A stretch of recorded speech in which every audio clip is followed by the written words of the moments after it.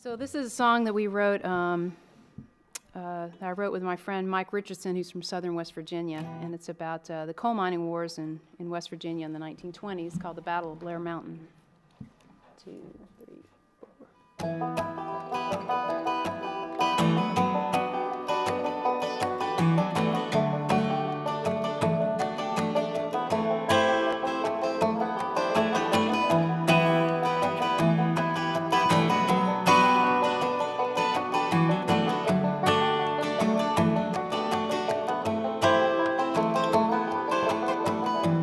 Find a vein, drain the black gold,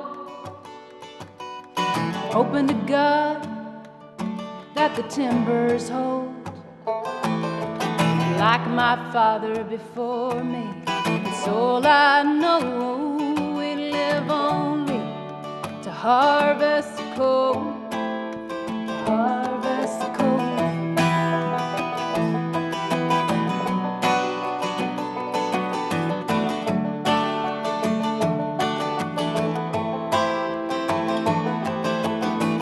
Mine owner's mercy, about as shallow as a grave. We're living in shanty towns, we ain't got no say. 14-hour shifts, such a meager wage. And Mother Jones can't help us now anyway, anyway. We'll take the roads, we'll take the trees by force. Oh, deliver us, Lord, from the gathering stores. Lay down your Bibles, take up your guns. Blair melted, here we come, oh, here we come.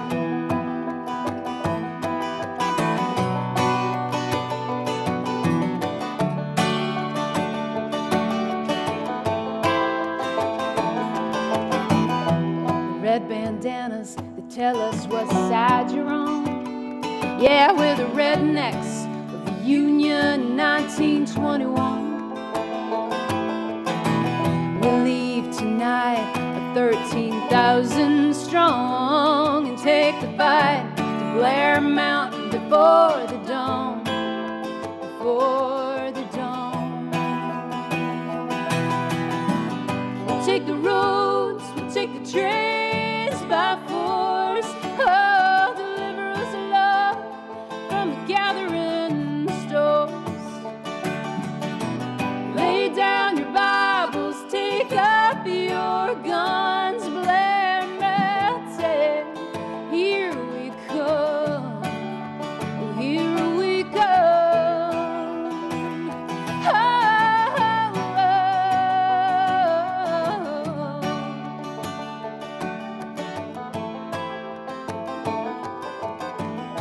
I fight for my father, still buried in the mine. I fight for my son, so he'll have a better life. We're soldiers of a great war, and it don't seem right to treat a man like a dog just to make a dime, just to make a dime. We'll take the roads, we'll take the trains by force. Oh, deliver us, Lord, from the gathering stores. Lay down your Bibles, take up your guns. Blair melted, here we come, oh, here we come.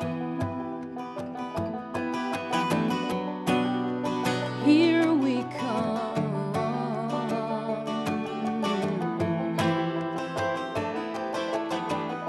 So find a vein, drain the black gold.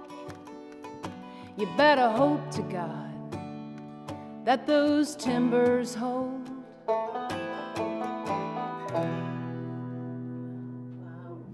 Yeah, wonderful, wonderful. Thank you.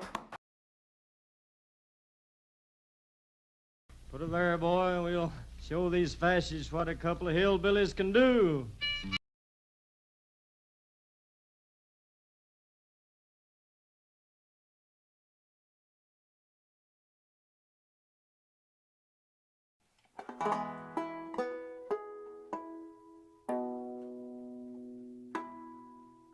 I'm gonna tell you, fascists, and you may be surprised, but the people of this world, well, we're getting organized. You're bound to lose, you fascists, bound to lose. Oh, you fascists, bound to lose. I said, all you fascists, bound to lose. Yes, sir, all you fascists, bound to lose. You're bound to lose. You fascists, bound to lose. You raise hatred, greed, and lies, and misogyny, you got to go. All you fascists and you Nazis, well, here's a thing or two you should know. You're bound to lose. Oh, you fascists are bound to lose. Saying, I don't care what women want, I'm gonna do it anyway.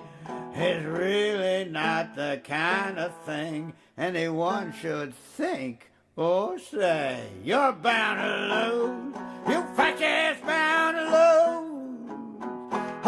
Oh, you fascists bound to lose.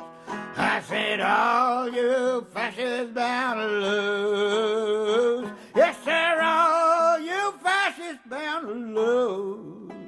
You're bound to lose. You fascists bound to lose. We people of every color, we're standing side by side.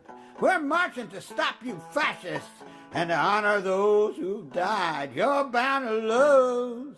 You fascists bound to lose. And we're going into this battle even though you've got your precious gun. And we'll end your lies and hatred by the time this battle's won. You're bound to lose. You fascists bound to lose. Oh, you fascists bound to lose.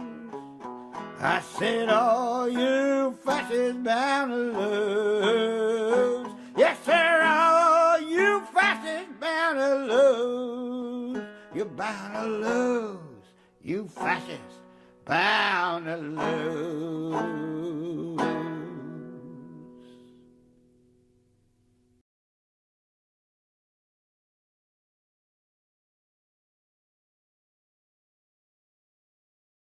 Hello, everybody. Hello.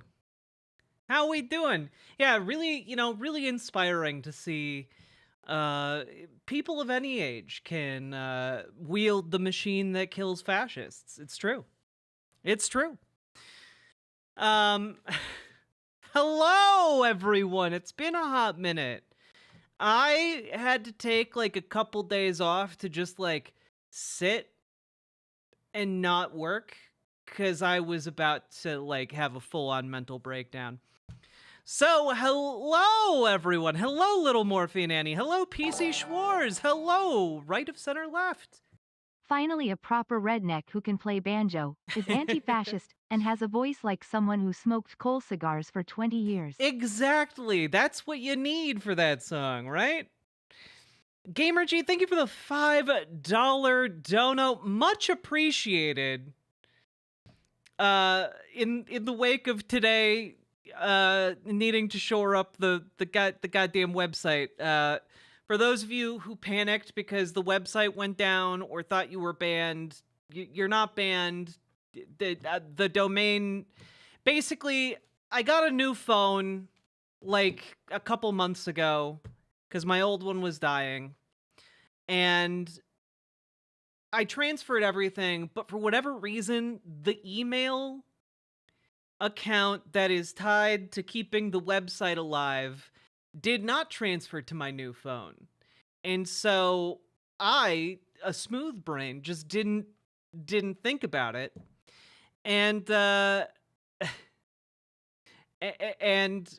basically I missed the slew of emails from the domain registrar basically saying, hey, it's gonna expire. You better do something about it.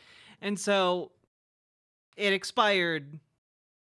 And that's my bad. I did fix it. And we should be good to go for like the next 4 years. So that's good. But sorry to, I know a lot of people really like hanging out in the offline chat. Sorry about that, folks. Sorry. Archangel, thank you for summoning the Dono Ghost. Jack, I summon the Dono Ghost. At least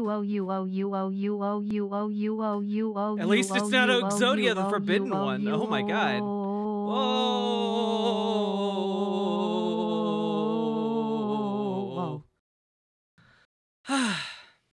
Thank you. Hello. How we all doing, folks? Hello, axolotls with cream. Finishing your Yule log. Oh, you finished your Yule log. Wait, it's a candle holder? Aren't you... Do you... Okay, maybe I don't know what a Yule log is. I assumed that was the log that you burned on Yule, but that might not be the case, I'm now realizing. Thank you for the $10 dono, Archangel, and yeah, much appreciated, especially because fixing the issue today was not fun for my bank account. You put candles on it. Huh. That sounds fun. Maybe I should do that. I ate stir-fry that I also stir-fried. Nice, King Kerplunk. Your hair is absolutely gorgeous. My secret is that I took care of it properly last night. Hello, Squayatola, thank you for the 100 biddies. How much was the 4-year registration? It was basically $240. It was not fun. In your webmaster era, okay, I can't really claim to be in my webmaster era when I literally phoned tech support, aka Paladin, because Paladin helped me to get the domain issues sorted out the first time. So I cannot claim to be master or mistress of much of anything. Apologies are not necessary. Salmon Moose! If you don't do the stream, you can't have any pudding. How can you have any pudding if you don't do the stream? Yet again, your movie references are going over my head. Unless you're just talking about pudding, in which case, I do really like pudding. How can we all have died at the same time?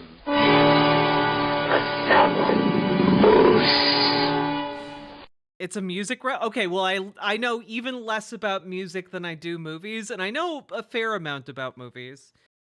It's from the... Okay, it's from The Wall. Okay, I've never seen The Wall. I'm sorry, guys. I'm sorry. Screaming at the Radio, thank you for the tier 1 sub, and for being subscribed for 10 months. My god. Jack needs to watch The Wall. Look, I have a finite amount of time, and I haven't even finished playing Metaphor yet. I think I'm at the end. I've thought I was at the end of Metaphor like 3 or 4 times now, and it keeps not being done. Though I did see the credits roll, and that was very funny.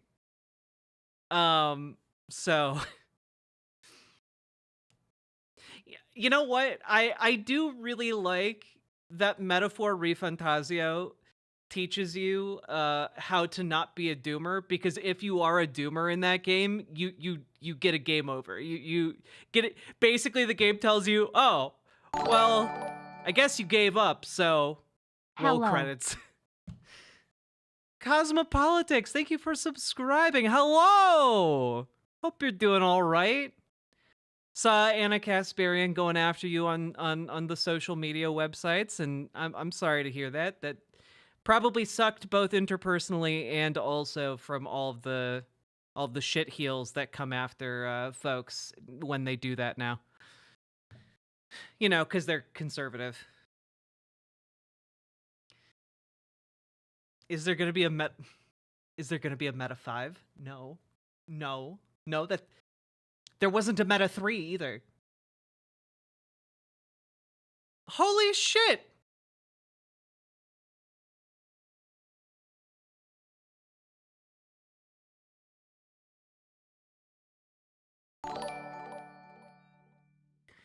That's a Guess lot of who's getting subs. a whole lot of All I Want for Christmas? BWEH. Number one, thank you for the incredibly generous 50 subs. And number two, I did take a long enough break from streaming that I forgot that I made that pledge to you at the beginning of December, and I am now really regretting, really fucking regretting my pledge to you guys.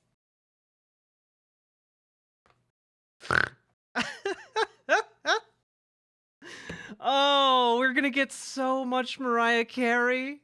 Do you want to tank? Do you want to fight? Do you want a class that'll instill fright? Take up some plate and keep the goblins in sight, because you want to make sure they eat this paladin smite! Fuck you, gods. If you want me to play your game of ethics, you can kiss my shiny plate mail. Alright, fine. Wait a minute, what the hell is that noise?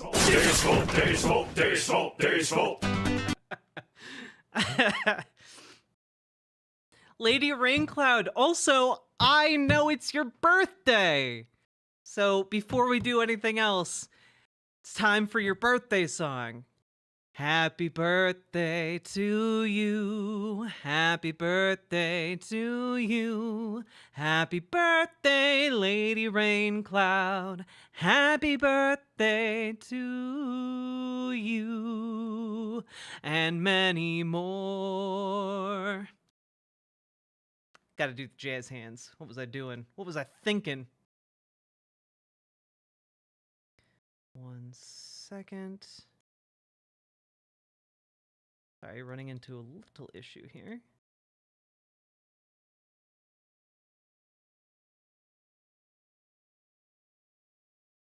There we go.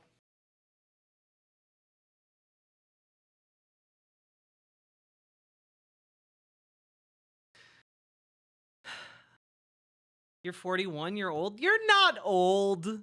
41 isn't old, you silly goose. Why does happy birthday kind of look melancholy? I don't think he looks melancholy. I think the birthday emote is like giving like a happy smile as he looks at like the birthday cake. That was always my interpretation.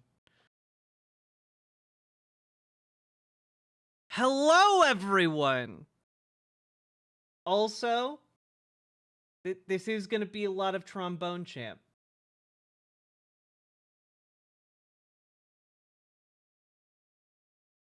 Where? Oh, there it is. Boop. All right. I promised you this. Let's get it done. We have 6 Trombone Champs to get through, folks.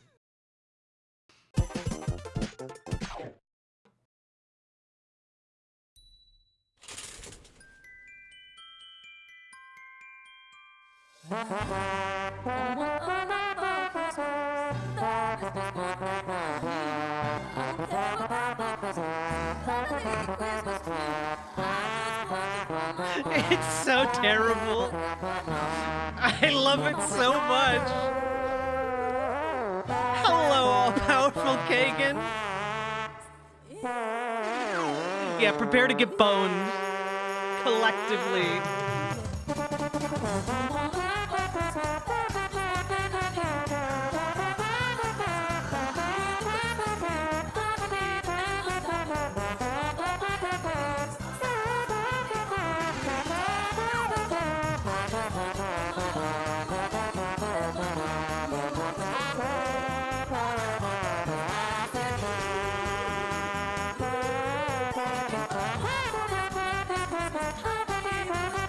Is this sped up?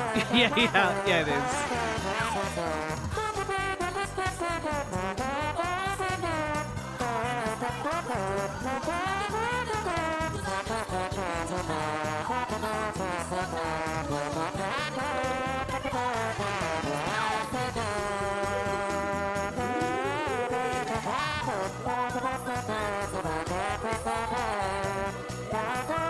Yeah, but your scientists were so preoccupied with whether or not they could, they just didn't think they should.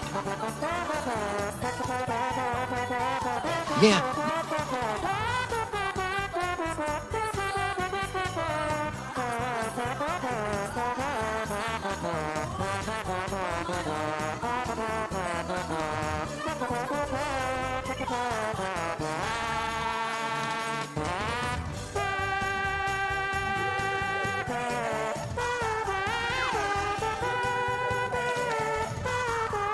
You clipped Vuvuzela mode off of the YouTube stream.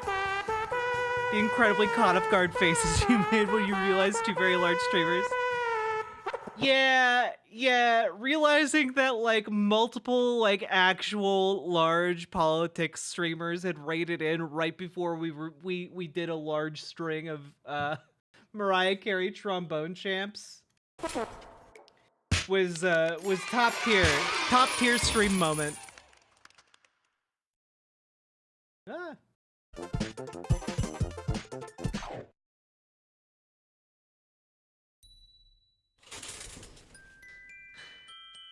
Having a meeting now for the comms director thing?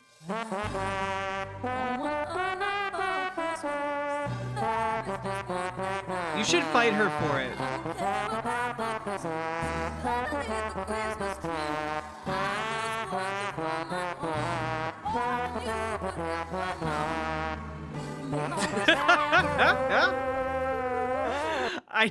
I don't get to watch live often, but I did not expect this. Look, sometimes people want informative political content. Other times they just need Mariah.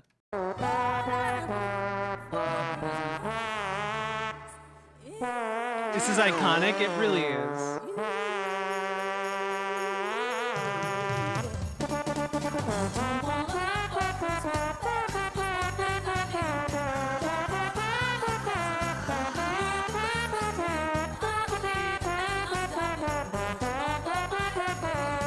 Oh, Paladin, you may. I've been lowering the speed each time. We're lowering the speed with each consecutive Trombone Champ.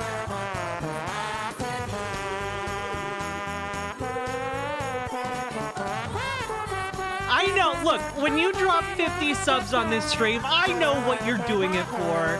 I know what the people want. I know what the people demand. They demand the pain. Come for the politics, stay for the trombone. Aw, very knifey duck, don't leave me.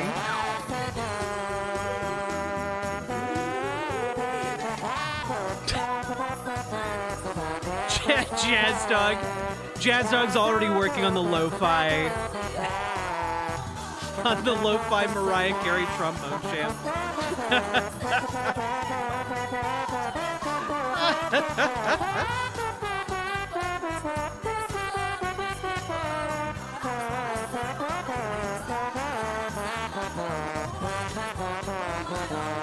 Send this to the trombone player in your life.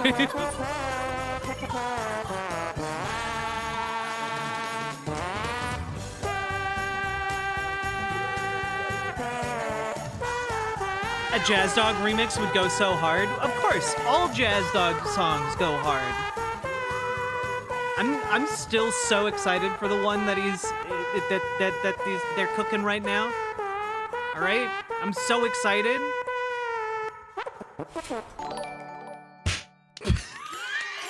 An extra playthrough so Jazz Dog is extra inspired. Oh God!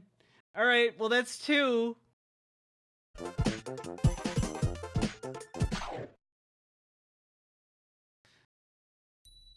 All right. Play number 3. Waiting for Holic Master. God damn it, Diego. Love you.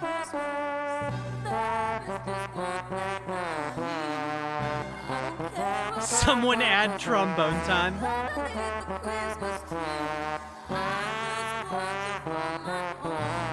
Oh man, we're almost at normal speed trombone champs.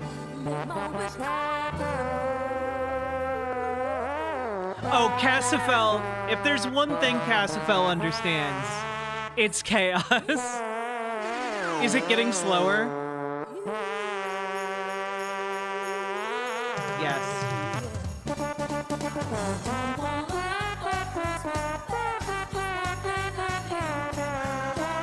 And the best part is, this is legally distinct enough for me to play on stream. It's a win-win.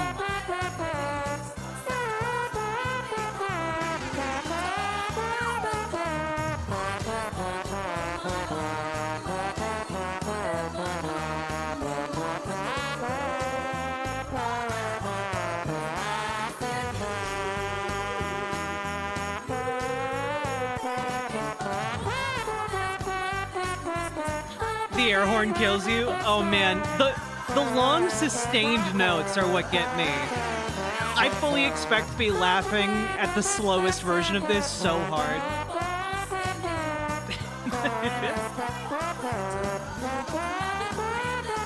Avant-garde yet merry. In keeping with the season, I love that you guys are like posting your reviews of each of these Trombone Champs.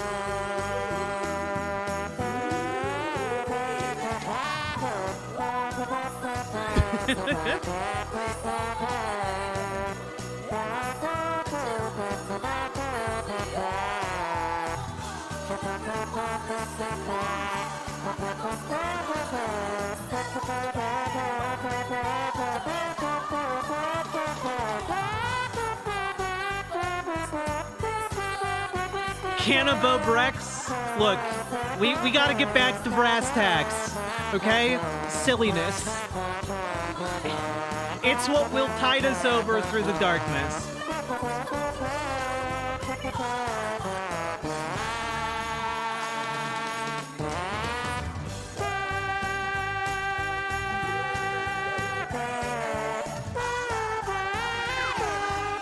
Who paid for this?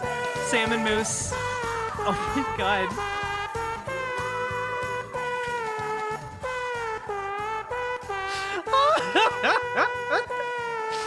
Oh no! More champ.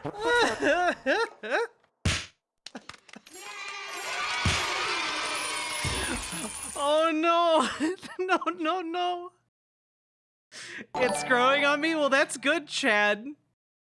I'm asking for a 7th and even slower tromboner after the 6th. Oh, is this enough? One-eyed heathen, that isn't enough. However, we currently have that was the 3rd one, right? That was bone number 3, all right?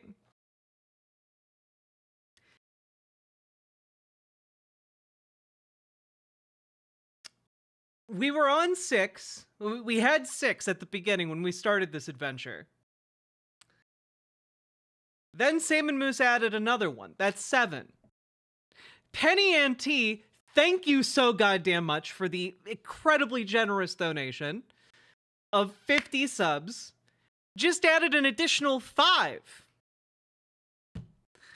And that additional 5 means we have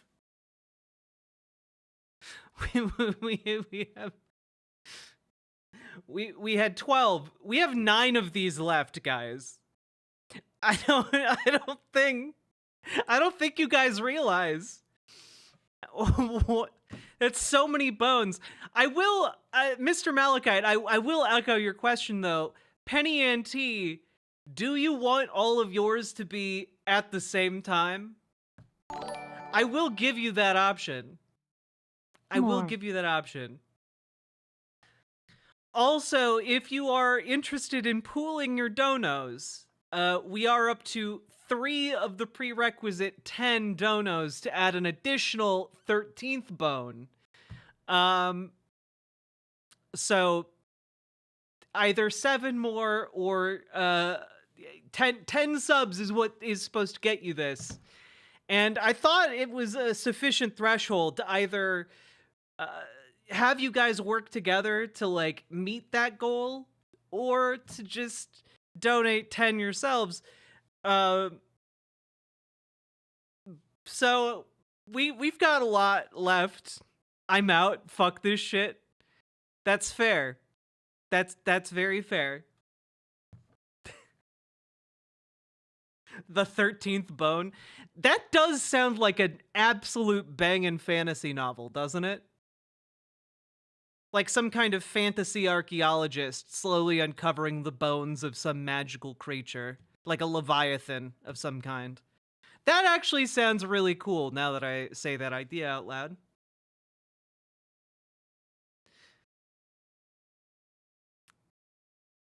Oh my god. Did we get an answer from Penny Ante? I don't see it in chat. Okay.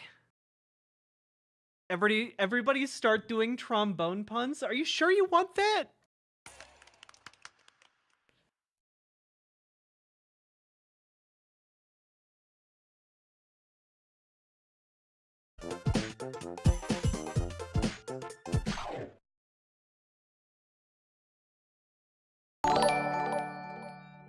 Postmodern Prometheus. Good evening, River Bait Dance. Good evening to you as well.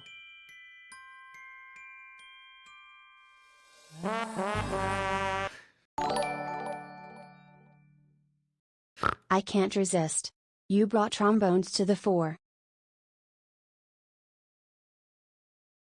That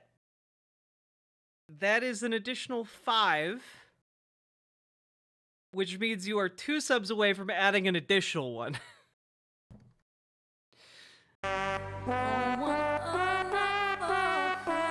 Oh my god. It's never gonna end. We might not get to politics today. That's a lie. We're gonna get to politics today.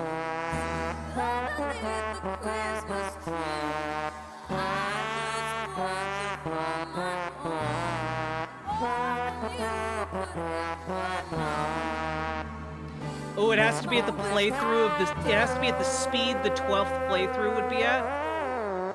Okay. Okay.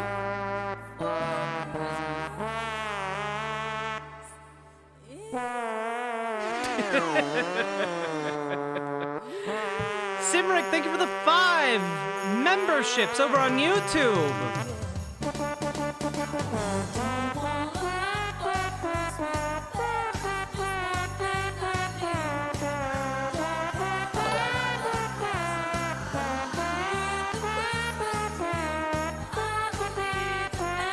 Please, God, no more.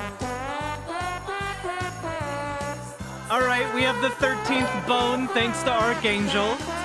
Thank you so goddamn much, guys. Chaos!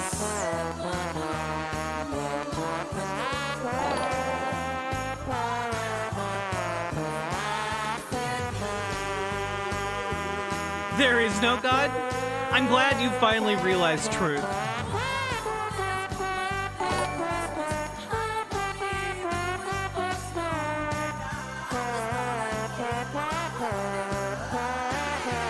I'm gonna watch horror instead of living it. Fair.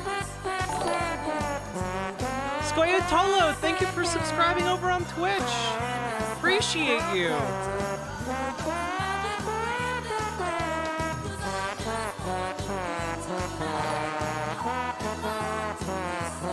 Rattle them bones.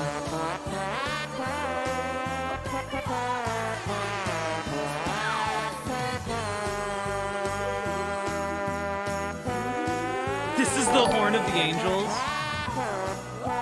And pink heart, orange heart, yellow heart, gray heart, green heart, blue heart, purple heart.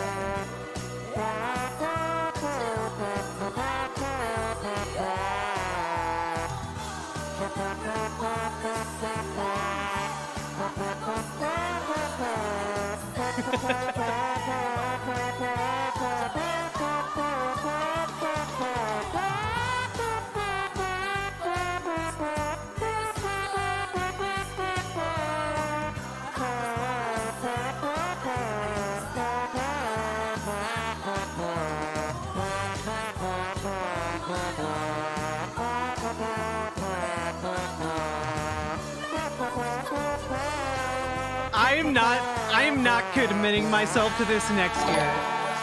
I am not doing it. Almost forgot to renew.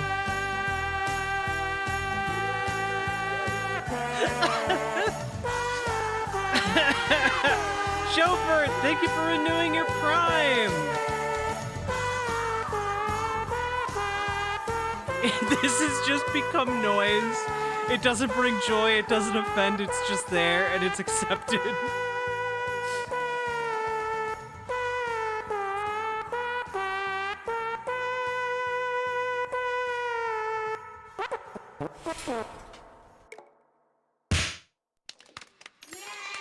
Okay, I'm seeing some people ask, what the hell is this? What's going on? I tuned in expecting politics about white supremacy and whatnot.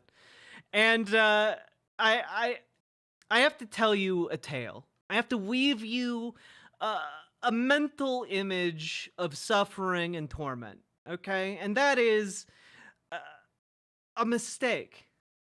You know, a foolish young girl began the month of December and said to the entire world, "Tee-hee, wouldn't it be funny if we played Trombone Champ for every 10 subs we get for this entire month?" Chat, I am your chaos god now. Wiggle before me. And then said that this was, in fact, her official covenant with chat. And I was that fool. I made this covenant, an unshakable agreement between myself and chat. And now I am reaping the wind. I'm reaping the maelstrom. The folly of my investment has become full-fledged. Salmon Moose, thank you for the additional 10 subs. I believe that's now 14 of these, if my math is correct. And we have finished 4, so there are 10 left. Yes, this is a tale of hubris written in blood and sorrow. All right, we're now at Irascended Kitten. Thank you for the $5 dono of solidarity. Oh God. Song of Trombones and Ice.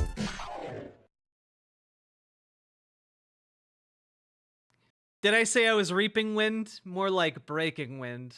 There we go. Nailed it.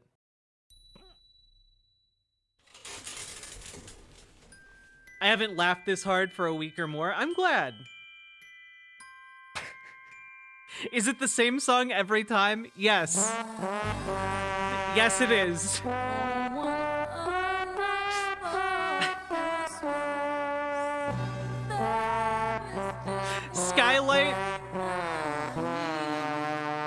Skylight, and to everyone disgruntled by this, I do apologize.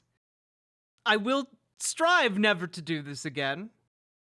But I can't promise that I won't be a silly little goose.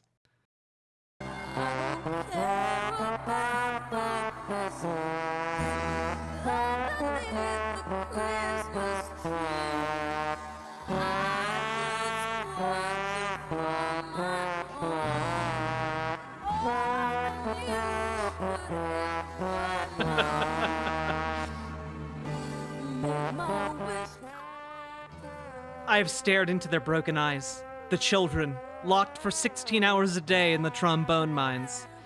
They burned out all their dreams years ago in a haze of flat trombone toots. Now they return to their cots in order to survive the next day, waiting for the blonde-haired angel of death to take them, wearing her red dress of pain.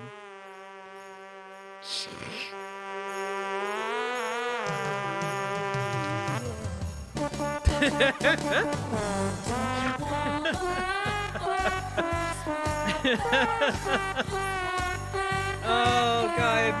We wait until you forget. It's true. You do.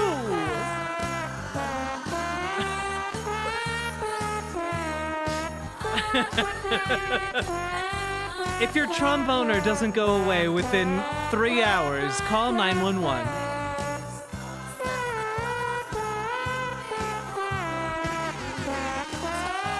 If I fail this paper, I'm blaming you.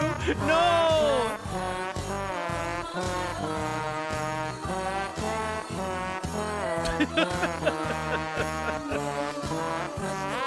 Oh, God.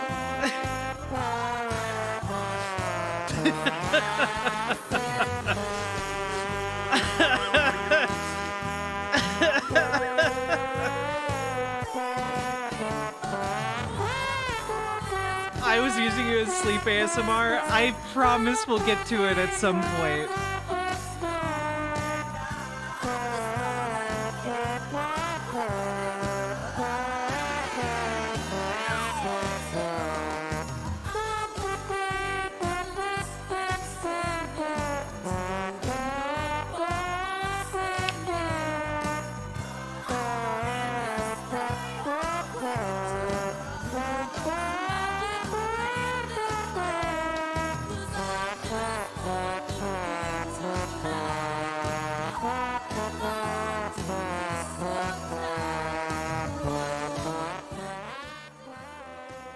Some people believe this city has a soul, but I've seen its true face. It's harsh and shallow, and mostly off-key. It's a haze of crass commercialism, of songs of praise, replaced with corporatist jingles, played by a broken brass ensemble.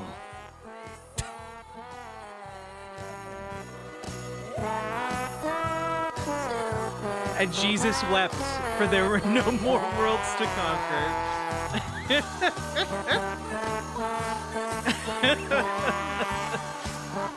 Oh, God.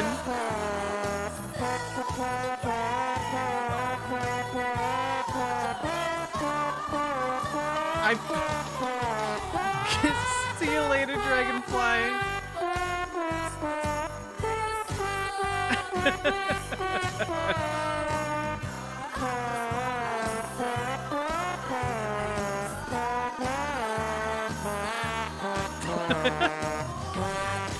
As bone sharpens bone, so does man sharpen man.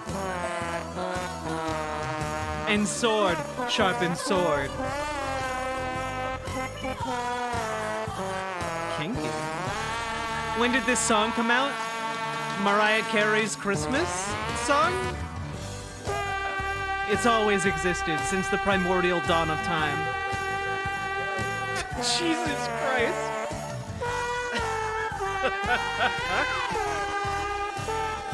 Beauty?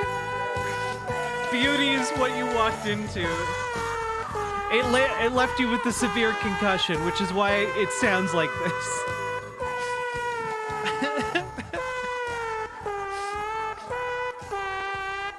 You know how in the Bible, like, biblical angels are, like, beyond comprehension? They're like these eldritch beings that man can only hope to, like, comprehend via analogy, right? I like to imagine that the sound that heralded their arrival went something like this.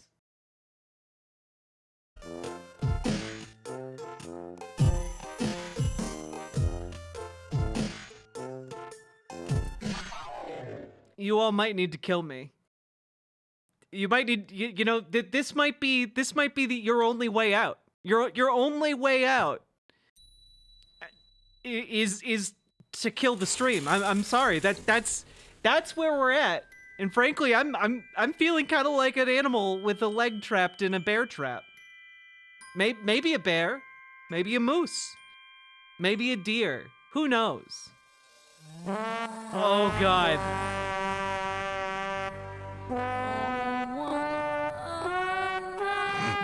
I played trombone. This is so bad, but I'm laughing so hard.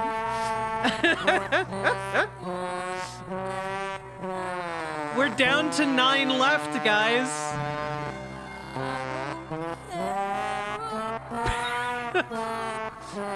Captain's log.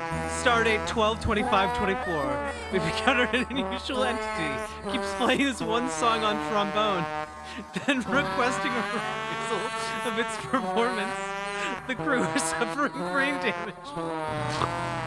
Commander Riker's loving it though, and repeatedly donates to the entity asking for more.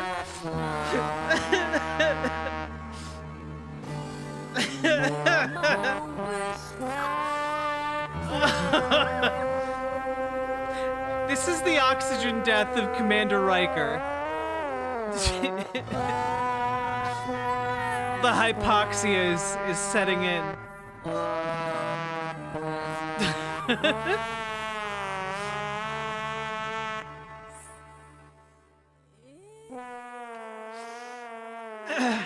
All societies are scavengers. We build our cities on the graves of the ancient dead, take the blood of fantastic beasts to fuel our trips to big box stores for shoes made out of animal hide. Our culture is all stolen, built on the trombones of our ancestors. Nothing is new. Nothing is original. Everything is a replay of a replay of a replay of a bad Mariah Carey song. Oh, God.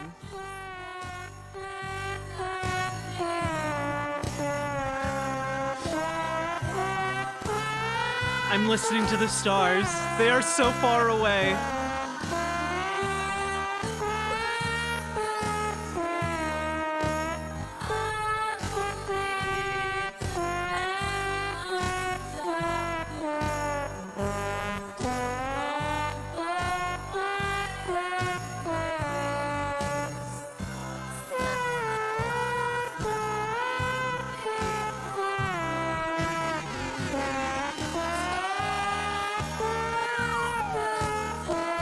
Okay, this is the point in like a horror movie where like an entity would like decapitate me. Right?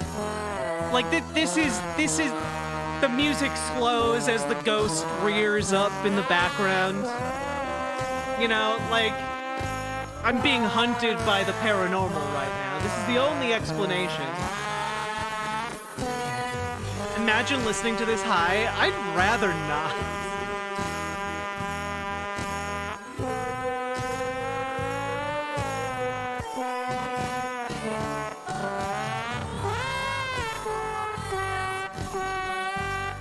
The ghost of Christmas. I think you're the final girl. Damn it! Is this all stream will be? Oh, KG Bogula.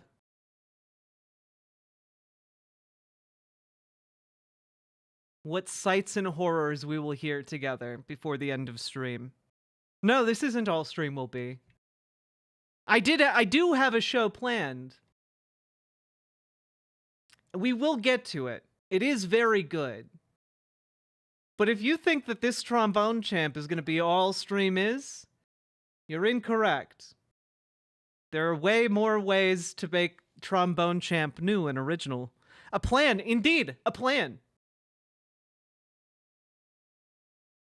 Yeah, this will only be 80% of stream. Entrama, you're in time! Yay, like old times, I get to punish you.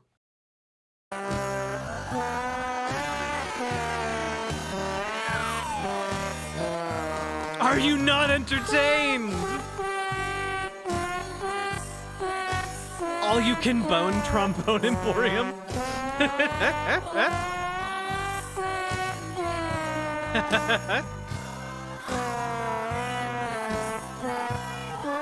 The trombone's call slows. I still do not understand, and yet I know. Only one thing is clear in this world, and as such, it is and such is it within me now. None can deny what is coming. There is only one. It casts a light.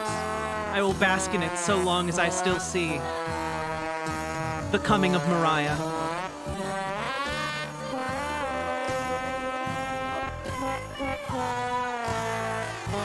Oh man.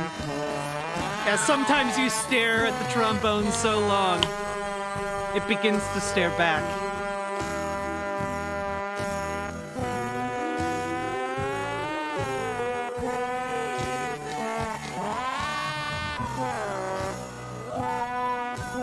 Oh my god.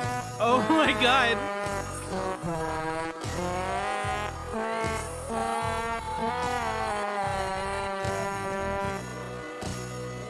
This is the song that Santa Claus hears when he goes on a bender.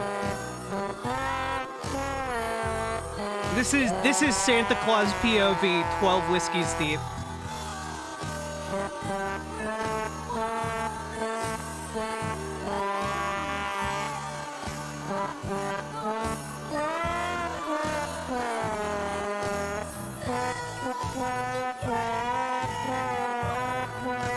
Wow, this is roughly what reality slowly fading away as I succumb to a phobic seizure sounds like. Looking for a way to explain this sound to others? I'm glad I could help you, Eris. Is this the last thing Santa heard after Tim Allen made him fall off the roof? Holy shit.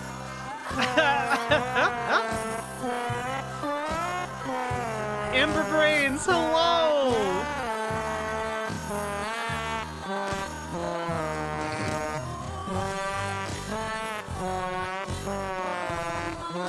That bear is gonna haunt you. Right here.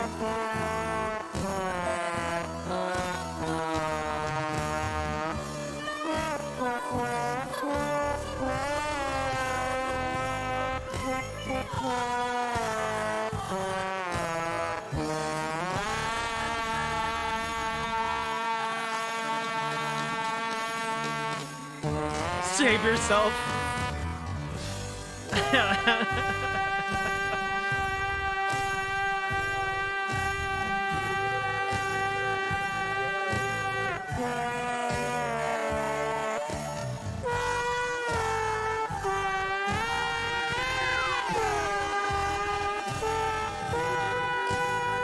This is the lullaby the Lord sang to Jesus Christ himself.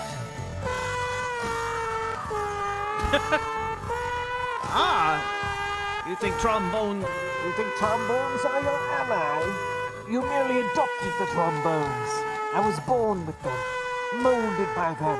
I experienced silence until I was already a man. By then it was nothing to me but deafening. How many are we on?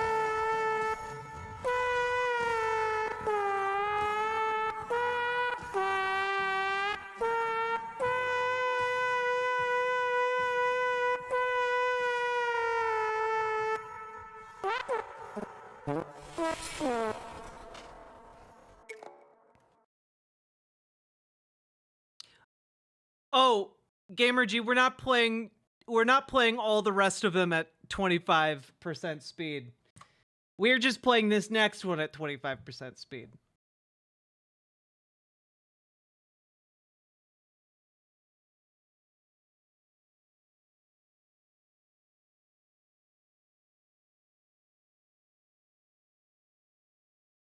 I just want to say, I'm really sorry. I regret my words and deeds. And I really, truly regret that I made this covenant with you, chat. But I'm a woman of my word. And I will see this through. Because I love and respect all of you. But, oh, Banana Brains, I am. We've been at this for an hour. I am sorry. I am not sorry enough to stop this. That is true. But know that this hurts me almost as much as it hurts you. Almost. I appreciate your commitment. That's why I keep coming back. That's right. I'm a woman of focus. Like John Wick. I'm focus. How many are left? Well, so far, we listened to 1.75, 1.5, 1.25, normal, 0.75, and 0.5. So that's 6 right there. I believe you had 13? No. Was it 13 or 14? 14. So you have 8 left. However, do not despair. I have a plan. I have a plan. Might not be a good plan, but I do have a plan that we will attempt after this one. This one's gonna hurt.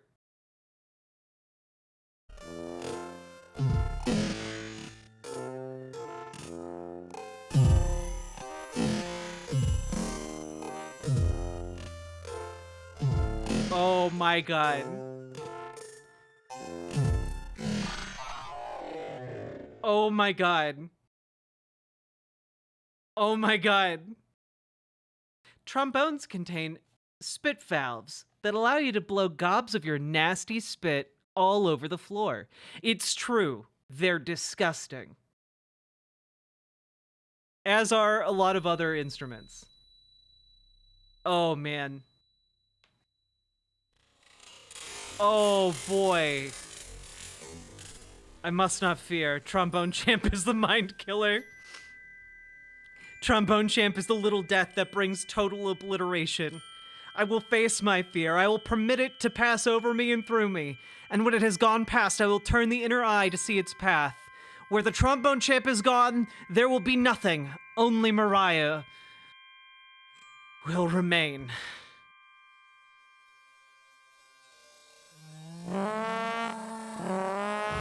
Is this the audio equivalent of passing a kidney stone? Oh my god.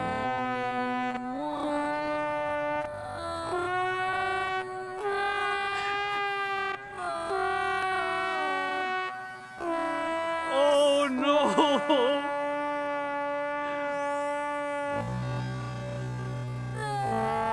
You know what? This machine also kills fascists, just in a very different way.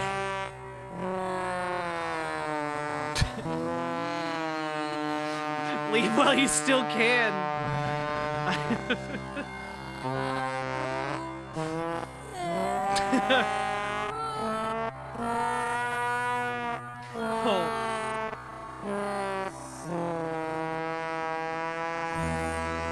Oh, God. This feels like a bit from a Deadpool movie. How's that regret building now? It's pretty high. We're less than a minute in. Fuck me. Oh my god.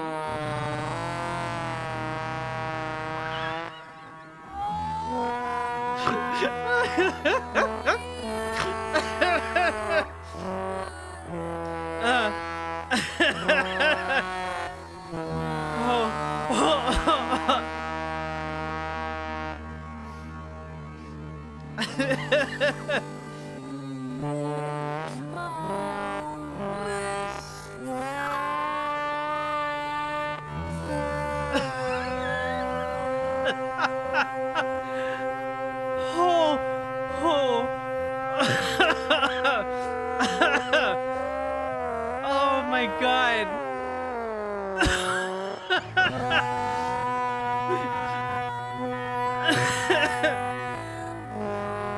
Yeah, this is a speaker being dropped into a black hole playing Mariah Carey.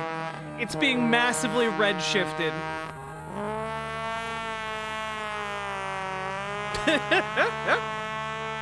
Oh, Akumi, I'm so sorry. I'm so sorry. So many people coming into chat and being so confused.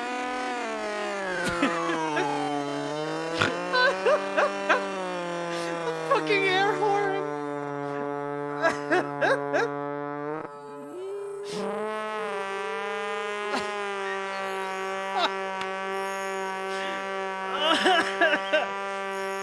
Oh. Oh, wooga.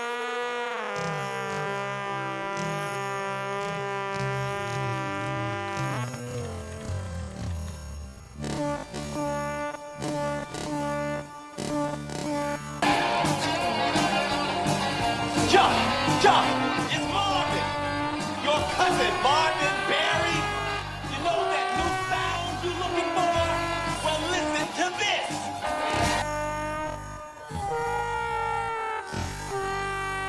Oh my goodness.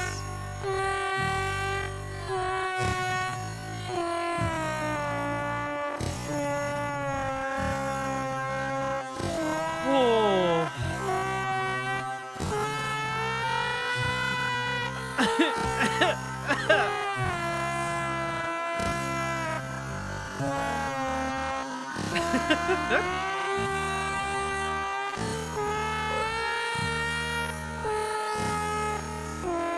You know that sound you've been looking for? Listen to this.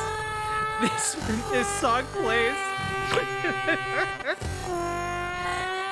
Oh my god.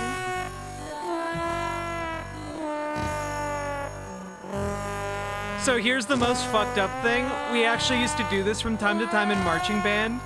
Why? Why would you do this?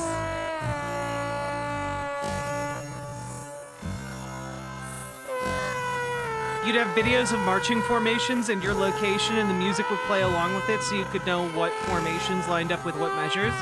Oh.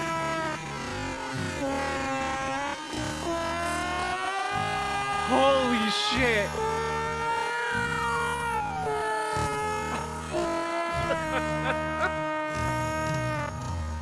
Oh my god. Just say that this is porn if someone comes in and asks.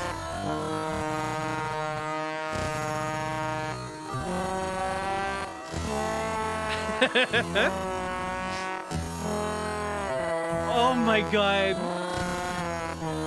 If you've ever wondered what the death of a musical instrument sounds like, this is it.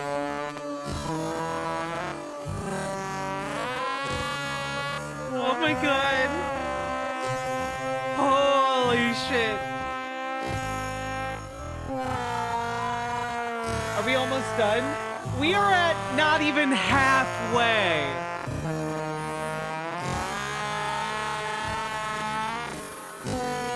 So this is what the death of democracy sounds like. What shattering applause. Hello, John Bainbridge. We're doing politics. The politics of music. You know how everyone talks about the day that music died? It's today. Today is the day it died. All of it. No more music exists.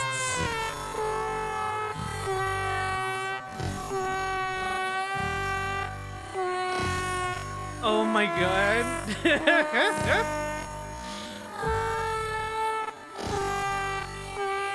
She's reenacting the Dems' 2024 election strategy. Honestly, yeah. You all like Mariah Carey, don't you? Well, here's the trombone version. You all like that? You'll vote for this, right?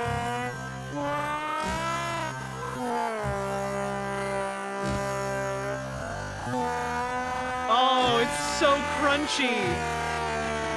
Oh, God. Oh, God. Trombone, go to the polls.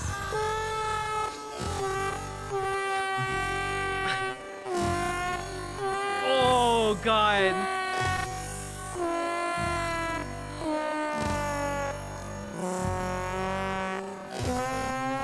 If we can get 50 more subs, will you pull the wham button?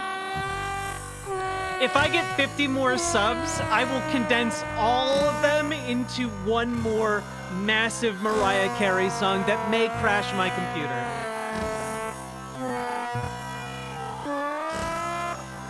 Holy shit. Oh my god.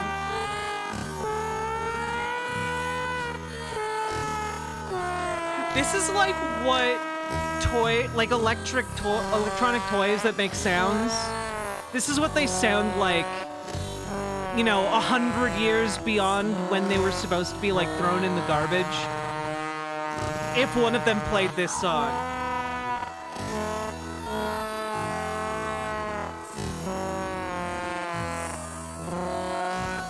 You didn't just fall out of a trombone tree. You are trapped in the context of all that has come before. Tickle Me Elmo is Jewish? What? Wait, is Elmo Jewish? That's adorable. I didn't know that. That's so cute.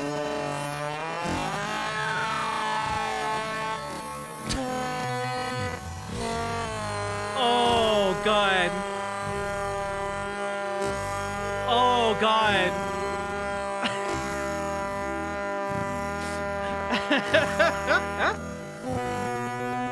Oh, God. Oh, God.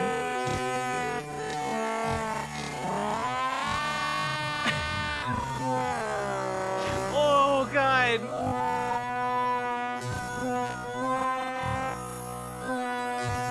Oh, God. What is happening? The end of music as a concept.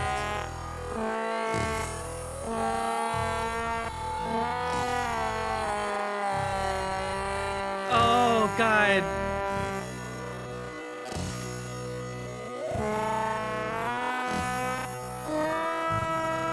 You laugh and recoil.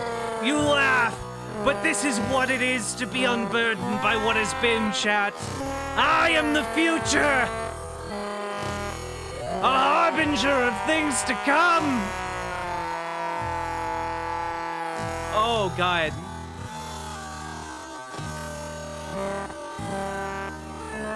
Hey, guys, you know the brown note? The note that makes you shit yourself?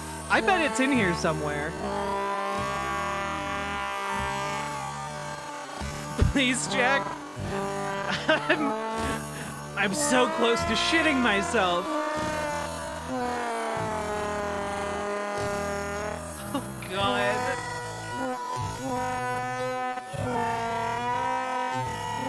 It's my birthday, Jack. Oh, God.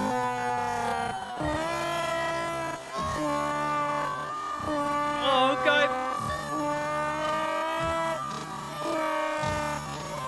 Oh, God.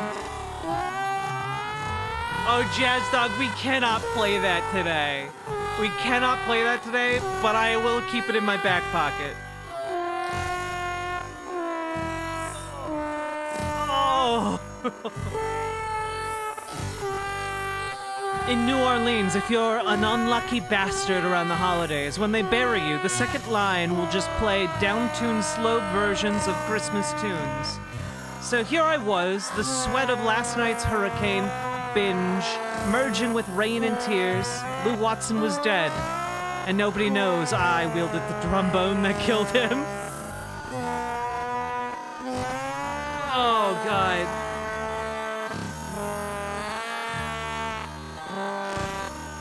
Oh, my God. Whew. Yeah, AI could could never make this. This is a human weapon for human victims.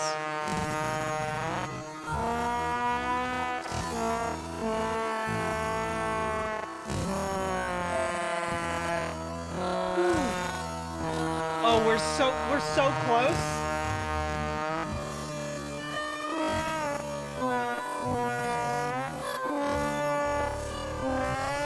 You know, there's a reason why Scrooge wasn't shown the ghost of Christmas trombone. Okay, there's a reason. And that reason is it would have killed him. A weapon to surpass Metal Gear.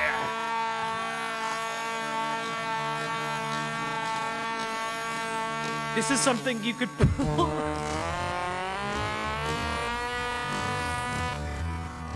Oh, God.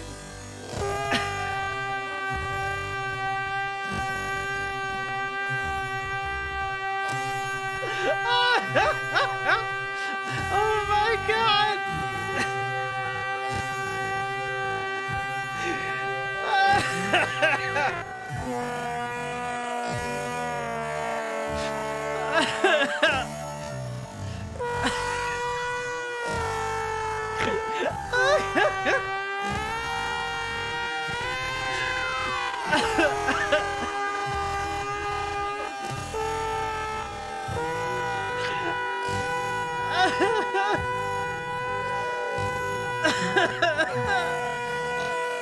Fuck.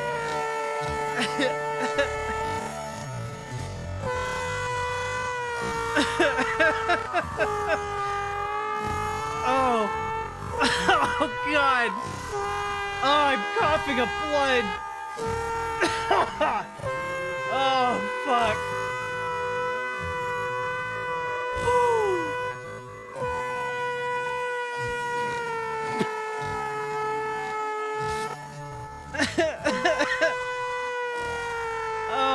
Oh, God.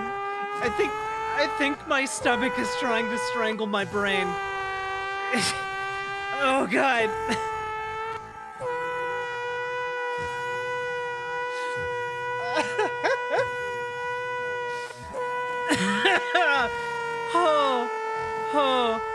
Oh, God. What speed is this? This is 25% speed. It is the lowest speed that YouTube permits you to replay things.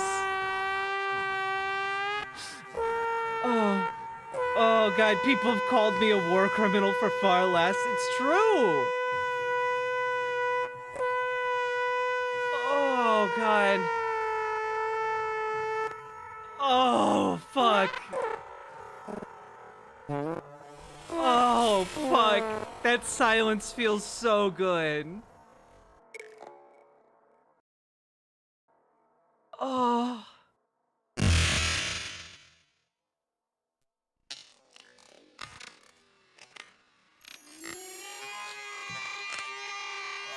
Oh, fuck.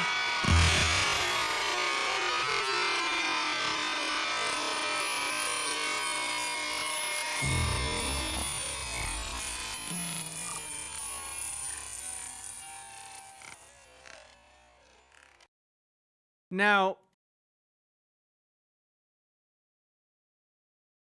that does bring us to, let's see, 1, 2, 3, 4, 5, 6, 7. We have 7 left. Yes, I would like to hear that same song again. Well, Stoudman, I have a solution because, well, we need to listen to that song one more time, but we have 7 more replays. How on earth are we gonna listen to this song 7 more times? It's already been over an hour of this song, and that's it. Well, I have a solution, chat. I have a solution for you. Okay? You guys ready? You guys ready for my brilliant plan? All right.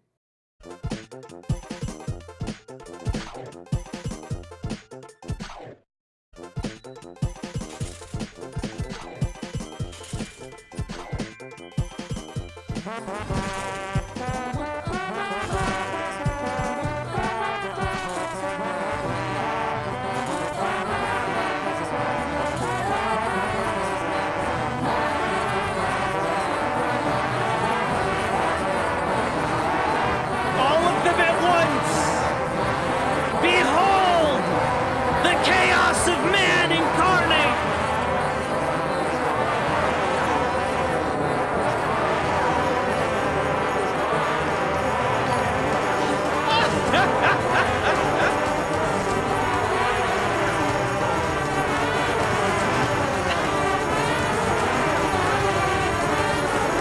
Oh my God! Rise!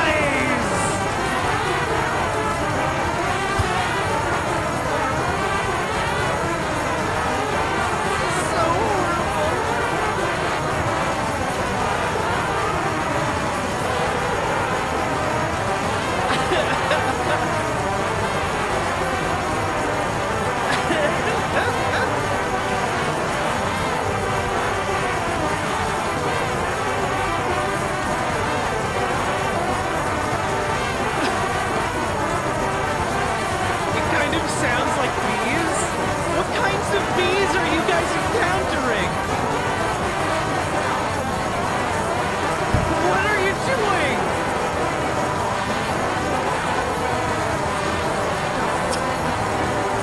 Yeah, this is what ADHD feels like.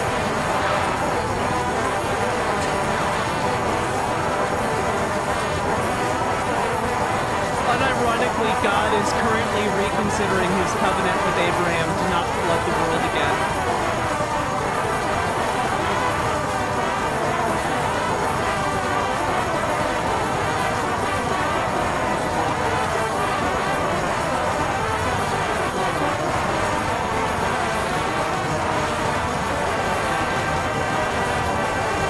They're so close. It's almost over.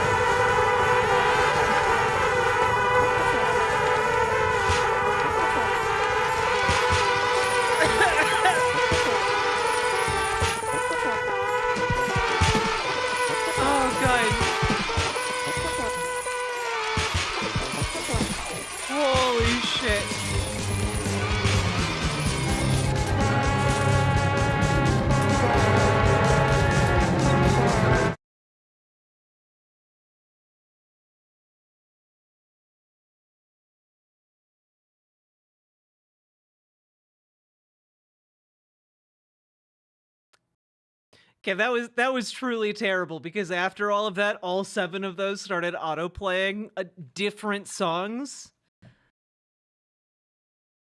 So I saved you from that. That was very awful. That was by far the worst part about all of this. Holy shit. There we go, guys. We did it. We did it. Chad, if we could survive this, we could survive fascism. It's true. 20 years from now, I feel this will be all I can remember. Honestly, you know, that was glory. That was the sound of God made manifest, okay? You know how they talk about just seeing God can kill you? Well, just hearing God does whatever it just happened to you. Who's ready for politics? It's true. Does this qualify as crimes against Chapmanity? Honestly, maybe.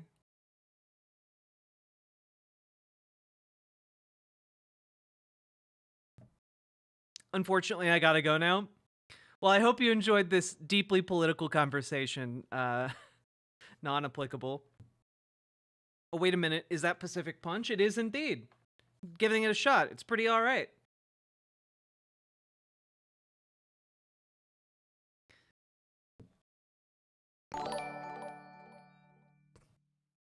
The funniest thing. Oh no. Oh no. Oh no, no, no, no, no.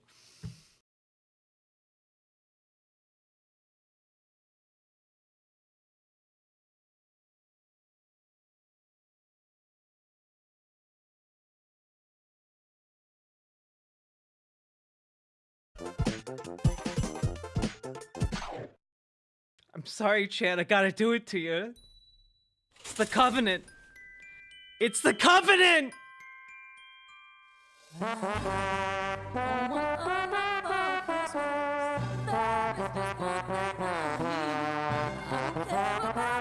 You'll be hearing from my therapist. I won't be hearing anything pretty soon after I deafen myself. We shall not be moved. We shall not be moved. We are now staring into the Ark of the Covenant. It's not me, hoi polloi. It's you guys.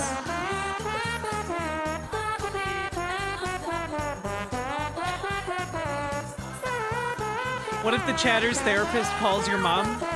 That therapist will have a hell of a time explaining what I've done.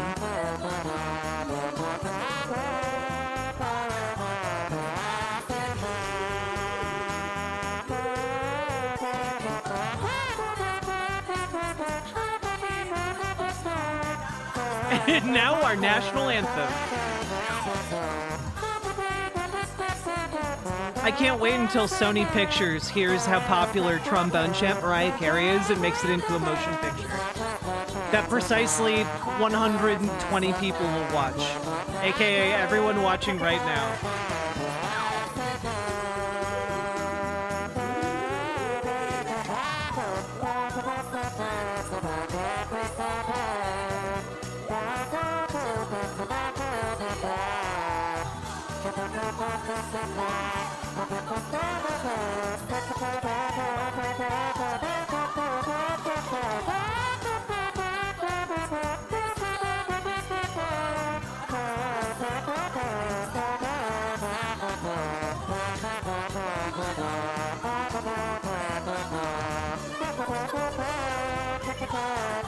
Was this really going on for an hour? Yes. I am a woman of my word.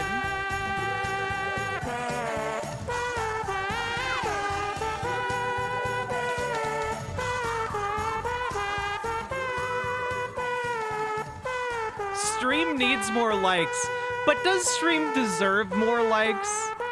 That's the real question you need to ask yourselves. Oh my god. That was 773 toots. That's a lot of toots. How much of this is left? Well, in theory, that should be it. In theory, that should be all the Trombone Champs. Awooga! But can I promise that will be all the Trombone Champs? I can't. I can't do it. A Trombone Champ could happen at any time. To any one of us. It could happen to you, or to you, or to you, or to you. Could happen to any one of us.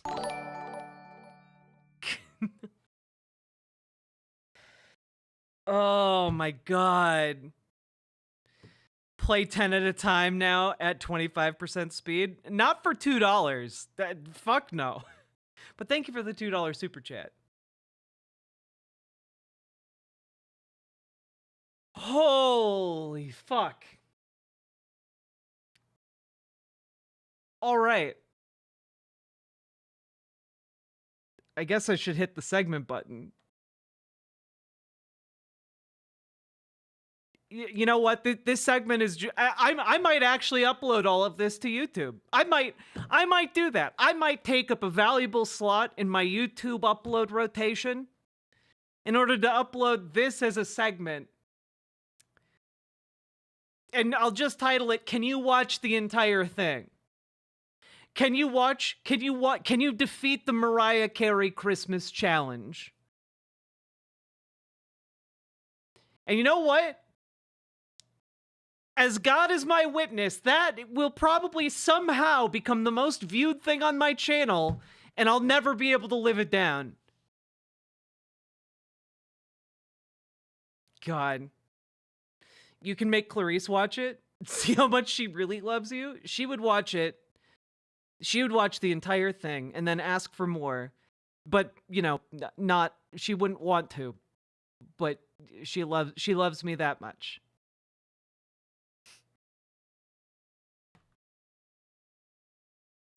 Trombone Champ Mariah Carey 1 hour challenge.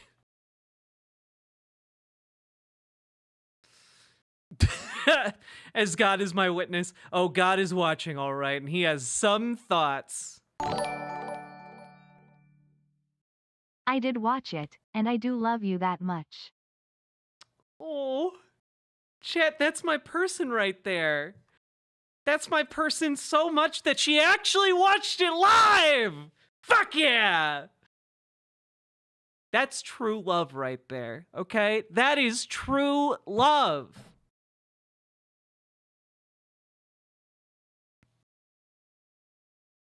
She suffered with us. Look, she's a hero of the proletariat, all right? Yeah, she can stay. Yeah, exactly. One of us. One of us. You should condense the entire song down into 15 seconds. We're ready for pain, a real comrade. Indeed, Punky Gal. Thank you for subscribing over on Twitch. Cute. We are so cute together, guys. You have no idea.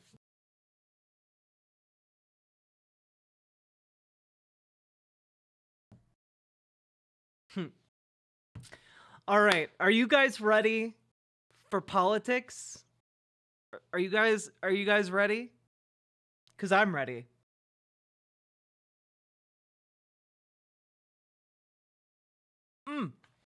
Also, big news, just personally. Okay? All of the pieces, all of the ducks are currently in a row. We are going to be starting construction on the new studio soon. All right? We got our guy who's gonna like help us construct it. We got the funding. We got all the bits together. I'm really excited. Soon I will only have one recording studio, and that will be very exciting.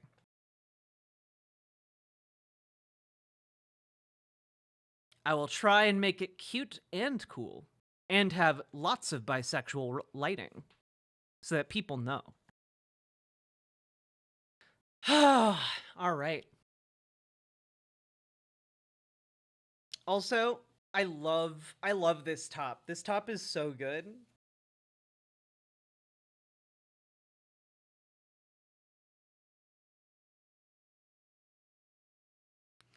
Have you heard about TYT losing 10,000 subs on YouTube? I've heard about it, but like, that's significant, but not a huge number for them. I'm more interested in like their hosts quitting. That's been interesting to see.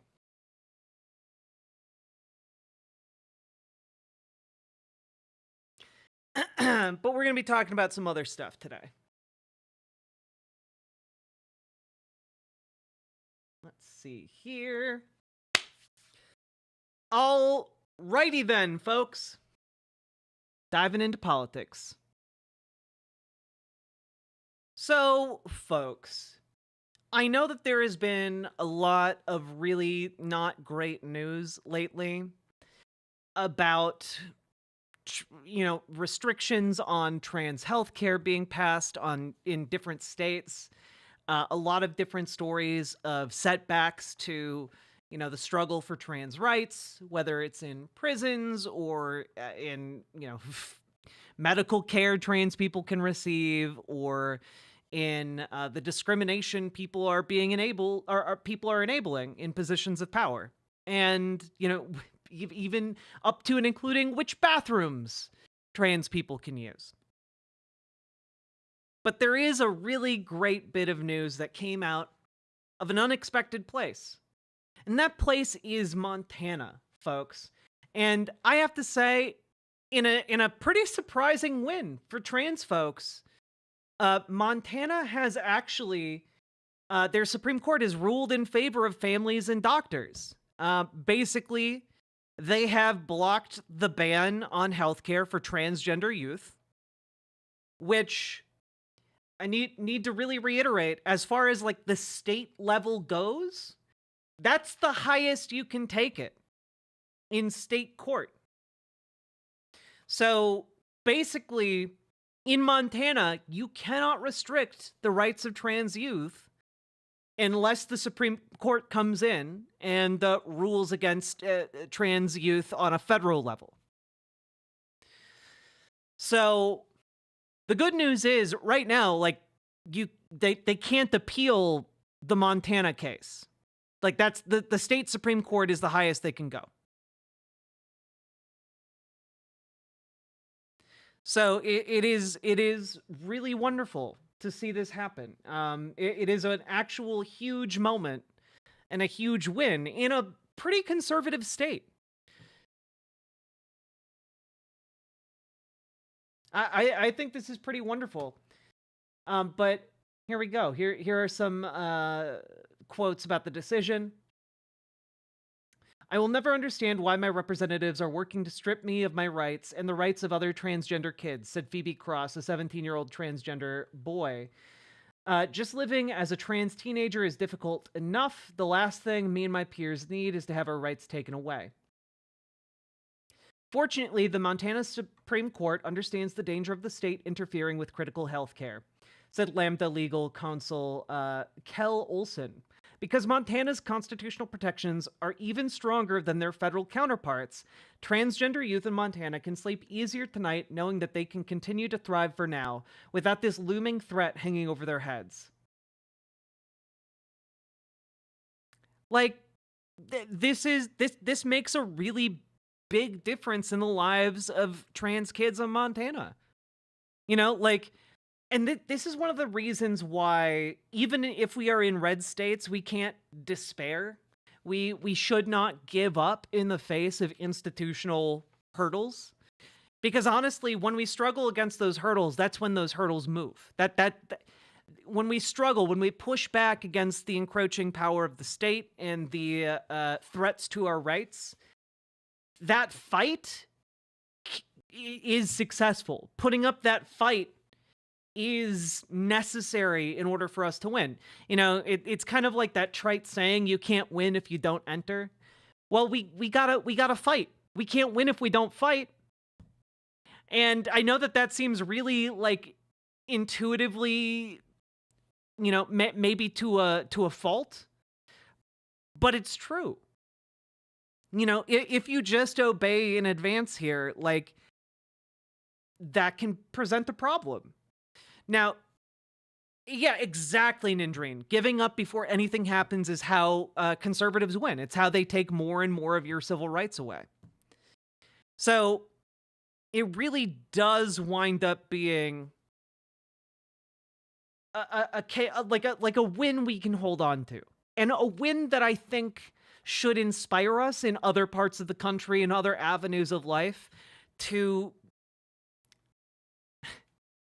fight, to get out there. And, you know, that fight can take a lot of different forms, whether it's protesting in the streets, feeding needy people in your community, or showing up to meetings at your local political party movements. You know, like, those things matter. That's how we get power, you know?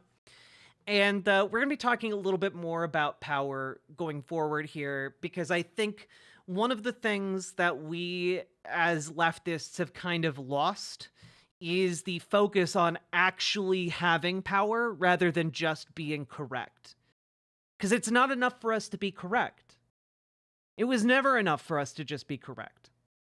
What we need is the power to enact correct decisions. So, luckily for us, the fight that was put up by, the heroes of civil rights in Montana won the day.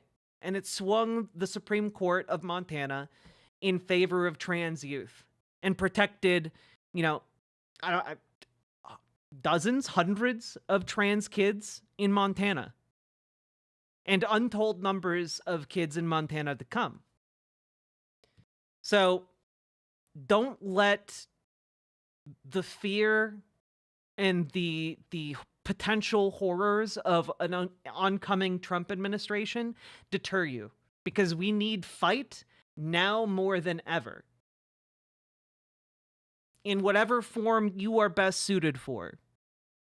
You know, and again, like, that fight can take many forms, whether it is cooking food, protesting, showing up to meetings, stepping up and taking that increased accountability and responsibility for our community members. So, let's get to work.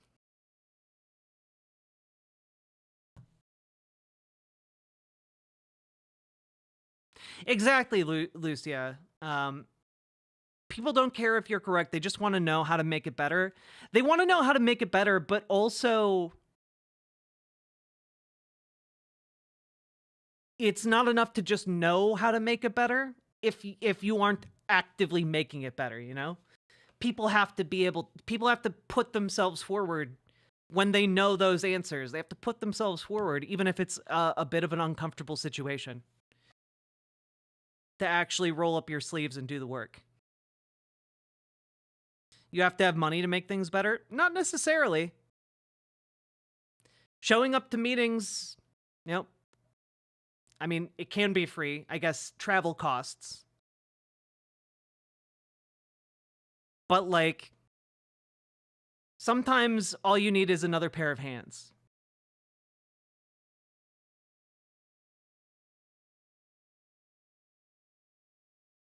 Showing up to meetings means that as an autistic, you could slap the freak down? Not necessarily. I mean, you have to show up to meetings and, like, respect the rules of the meeting. That can be hard, especially on issues that you care deeply about. But it's not, like, when I say, like, when you say you have to have money to make things better, you don't. That doesn't mean it's going to be easy.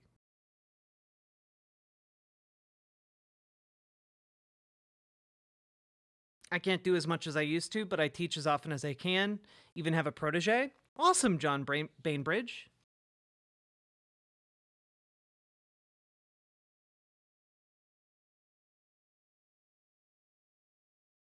Well, and that's the thing, right? I think we as leftists need to sit and talk a little bit. We have to talk a little bit about building power in the Democratic Party, right? because one of the things that I've been talking about is the need for people to show up to their Democratic meetings. And depending on where you live, depending on what state you live in, the Democratic Party takes different forms, right? So here in Minnesota, we have caucuses. So in order to actually get elected to become an internal member of the Democratic Party, you have to get elected at the local level caucuses, which can be very difficult if you don't have additional people coming out to those caucuses to vote for you, right? Which is why in a place like Minnesota, Twin Cities DSA is a huge deal, because it is basically the place where you can organize people to then go to the caucuses. That's kind of like one of the things we need to do. We need to have like these parallel groups in order to build leftist power in the Democratic Party.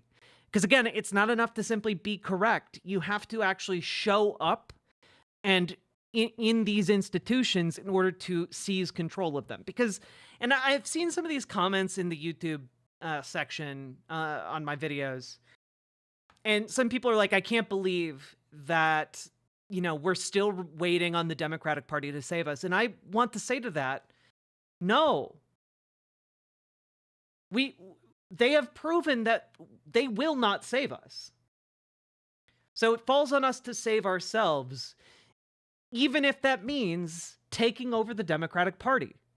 What I'm suggesting here is not waiting for the Dems to save us, but rather taking over the Democratic Party in order to save ourselves. And in order to do that, we need to join up with our local DSAs and go to the whatever Democratic meeting process is in your state. Whether it is a local meetings, whether it is your caucuses, whatever. We need people to show up to those.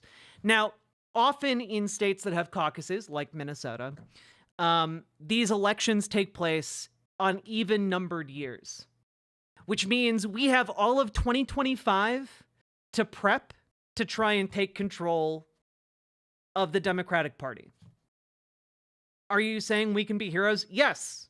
I'm saying that you can be heroes simply by going to meetings, which I know sounds really bizarre, but that's really what we're talking about. We're talking about going to meetings in order to seize control of bureaucratic institutions. Meetings are like the way these bureaucracies function, you know? Or we can just try building a third party already. The issue is we live in a two-party duopoly under first-past-the-post voting. So, like, that's not going to happen. A viable third party is not going to spring out of the ether, and it's also not going to be built by grassroots activists. Because, frankly, there aren't enough of us yet. There aren't enough people who are panicked about what's happening. There is no viable third-party path, which is why Bernie Sanders has historically worked within and with the Democratic Party, despite being an independent. The reason why I suggest organizing within the DSA is because the Democratic Party is an unreliable institution. However, it is a powerful institution. And as such, we need to take control of that power. It is the largest source of power and influence within striking distance of leftists, within, leftist circles. We need ranked choice voting. You need ranked choice voting, yes. But, and this is the thing I'm pointing out here, if you are going to organize to the point where you get ranked choice voting, you can also organize to take control over local and state level democratic institutions, right? This is what I'm proposing. You can do both. You can show up to two different meetings. And that's like what I'm trying to propose here is that you can do two things, but they're both going to take time. You can't organize to get ranked choice voting overnight. That is a long-term project. Similarly, we can't show up in 2 years and be like, oh, okay, time to take over the Democratic Party, because that's not going to fucking happen. And if we don't do it, then we're fucked. You know, like this is kind of where we're at. If we don't do it, no one is going to help us. If we don't take over the Democratic Party, they're not going to help us. They're going to sit back and watch as we get fucked.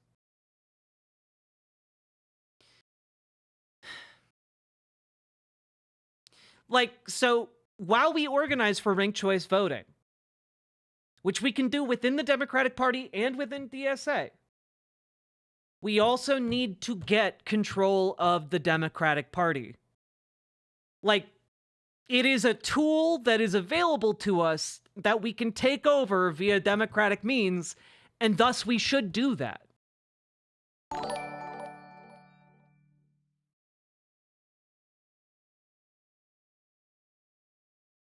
If we don't show up, we are conceding that the status quo is okay while corporate Dems drag us to hell with no opposition to their crappy ideas.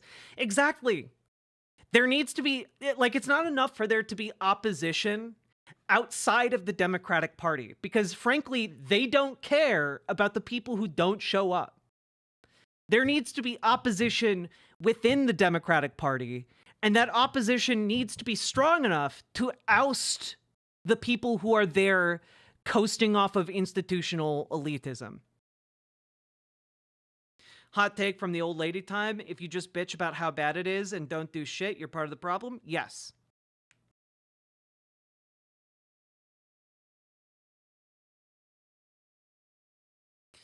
Everyone wants to be mad, but then do nothing about it but doom scroll? Yeah, exactly. Exactly. Jack, I'm hoping I can go back to college soon. I fully plan on using this to activate people. I listened to Boots talk about how he became communist, and it was, get in, loser, we're going to the beach, but we're going to support the unions along the way. I want to do the same. Get in, we're going for drinks, but we're going to all apply to the DSA first. Exactly. Exactly, Stardust Bun. You get it. Because also, organizing can be fucking fun. Dragonfly, in our community, helped craft state-level democratic policy for the better, in a more progressive leftist direction, by being involved with the state party. You do that by going to the meetings, by organizing within DSA. You get there by doing the things. What is DSA? DSA stands for Democratic Socialists of America, and it's basically a parallel institution, not institution, a parallel grassroots organization across America that enables leftists, socialists, progressives to organize outside of the Democratic Party and then influence Democratic Party politics. It's basically the most successful leftist organizing group in in the current American political climate.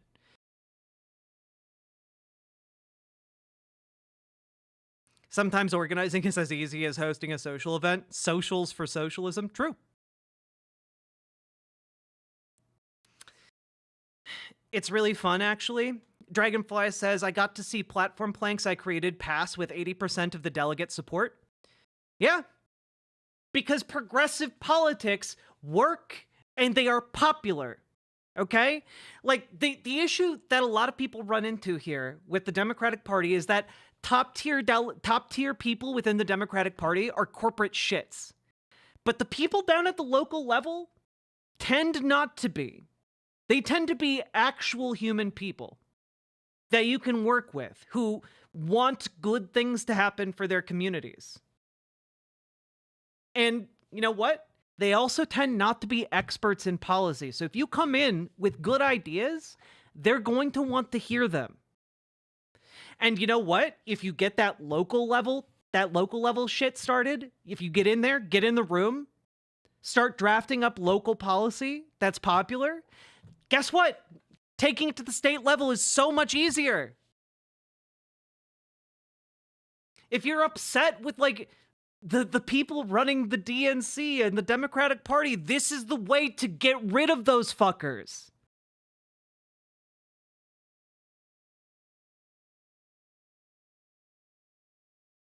Also, if you're a straight/bi dude, organization is a great place to naturally meet women.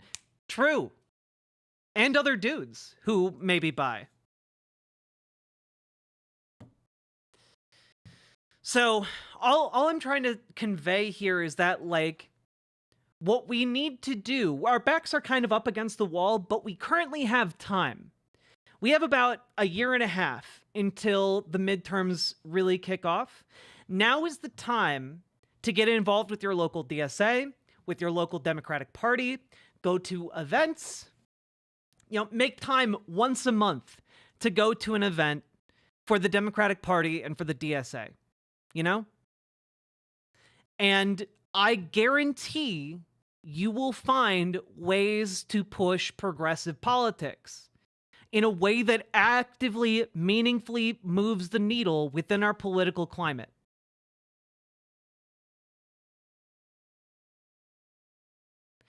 Because that's what we need to do.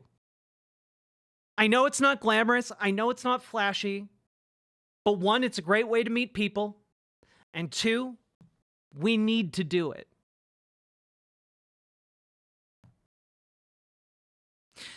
Okay, true, first true virgin, true. There are a few reptoids in the local level, but yeah, by and large, in any group of people, you're going to find, like, some shits. But a lot of folks at the local level are just local people who want the best for other people.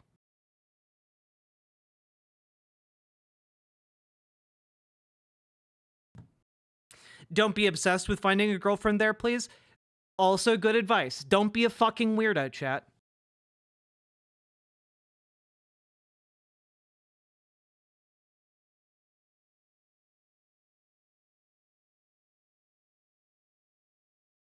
Organizing is literally showing up, talking to people about doing things to make a better future. It's not hard. You just need to touch grass. There's often hybrid meetings. True. Also, chat, if you need help, interfacing with your local Democratic Party, figuring out how to show up, how to meaningfully make a difference there, I encourage you to reach out to Dragonfly in our Discord. Dragonfly will help you figure out how to join your local Democratic Party, find their meetings, and get there, okay? Dragonfly is putting her expertise at your disposal, chat. So please take advantage of it. We have so many skilled and talented people in this community who have made their skills, talents, and knowledge available to you guys. All you need to do is join the Discord, riverboat.gg/Discord. And all you need to do, join that and reach out, talk to people, and see what you can do. So please consider it, because we need you now more than ever.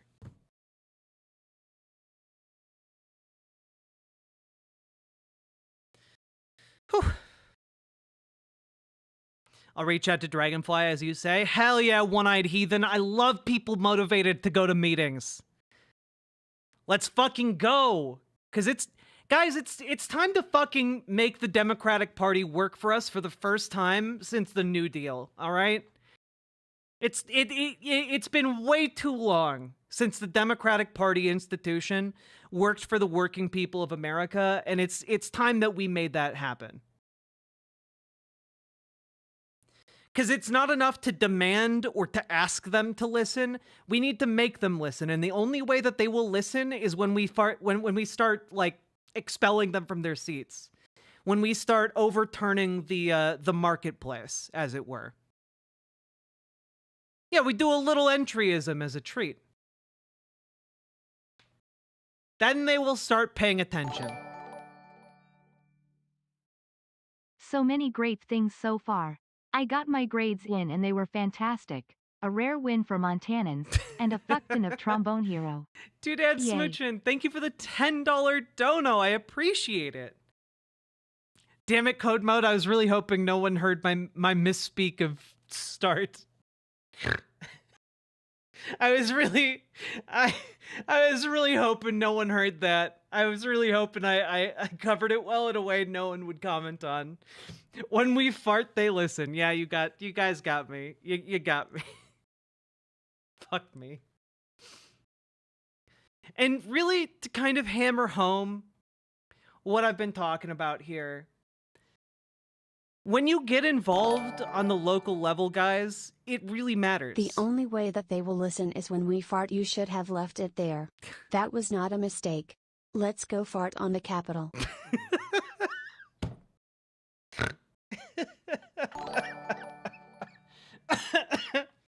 Go to meetings. Hi, I'm Sake Tanuki and I'm a Democrat. Hi, Sake Tanuki. Thank you for the 5 gifted tier 1 subs. When we fart, we win. Everyone, who's with me? Fart, fart, fart, fart. Mighty Ducks reference, anybody? Okay, all right. God tier sub message, honestly. All right. Guys, a perfect example of the kind of local power that I'm talking about is this story that came out a few days ago from Texas, okay? Basically, the Texas City Council of Odessa was discriminating against LGBTQ people. They were straight up old school being bigoted against like gay and trans people. And the city voted them out. The city voted them out. You can do things. You have power. You have agency in this system. What you need to do is just organize it together. That's what you need to do.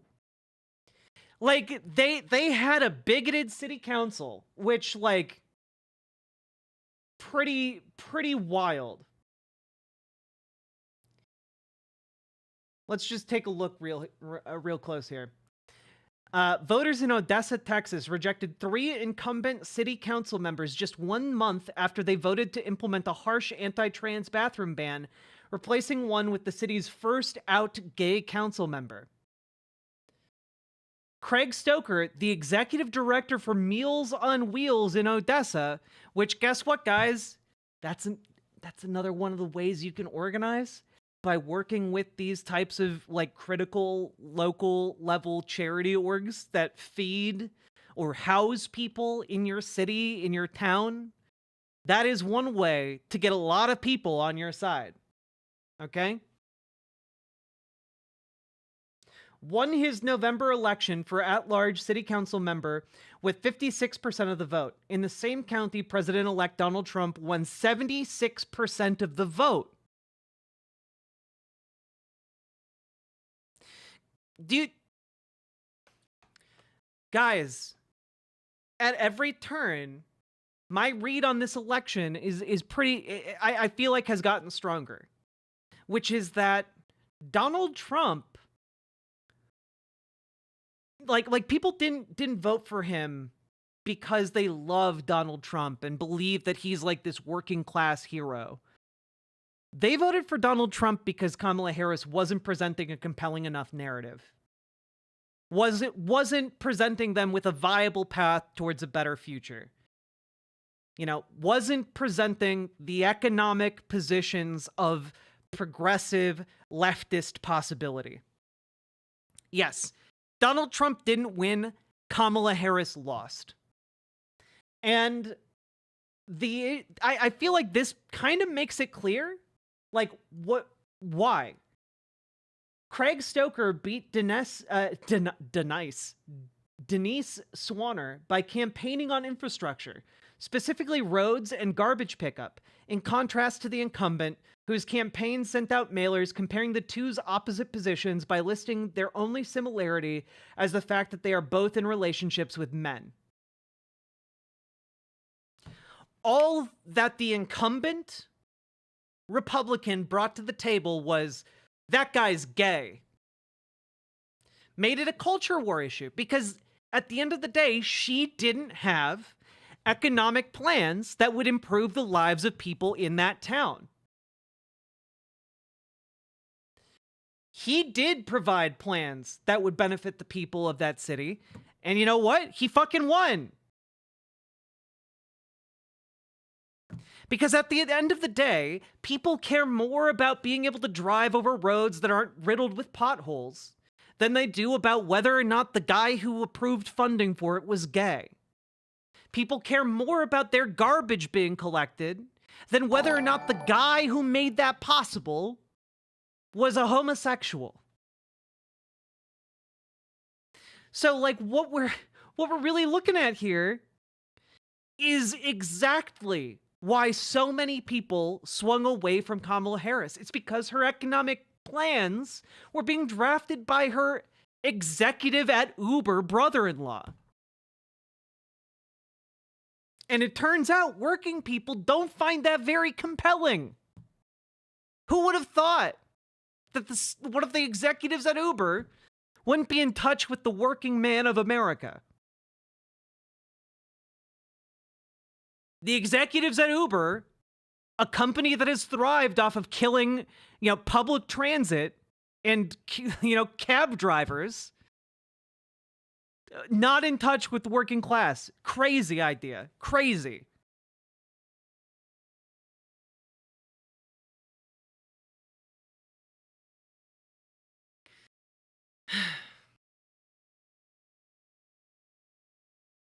So, I mean, like, it's pretty clear here. I understood the outcome was too important. If I could pull this off, what I would have the ability to do completely outweighed whatever they were slinging at me, Stoker told the Texas Tribune.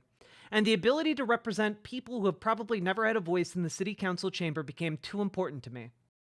The Odessa City Council banned transgender individuals from using bathrooms, locker rooms, changing areas, showers, and similar public facilities that align with their gender identity after a contentious open meeting in October. Those who violate the ban could be convicted of a Class C misdemeanor and receive a fine of up to $500, also giving legal standing to alleged victims to sue for damages up to $10,000 in civil court. Even the mayor of the town, Javier Joven, strongly supported the ban, stating that it was important to prioritize the safety and privacy of the majority. And the mayor lost his election, his re-election bid, to Cal Hendrick. And you're never going to guess what Cal Hendrick ran on. He ran on repairing the infrastructure. Wow! A thing that would benefit everyone in his community, that would immediately improve the lives and well-being and lived daily experience of each and every one of his constituents. No wonder he won. When someone is running on culture war issues, you don't run in their direction and try to be like the less transphobic, the less bigoted one, while still being bigoted. You don't get to do that. What works is reframing the conversation around what actual people live like.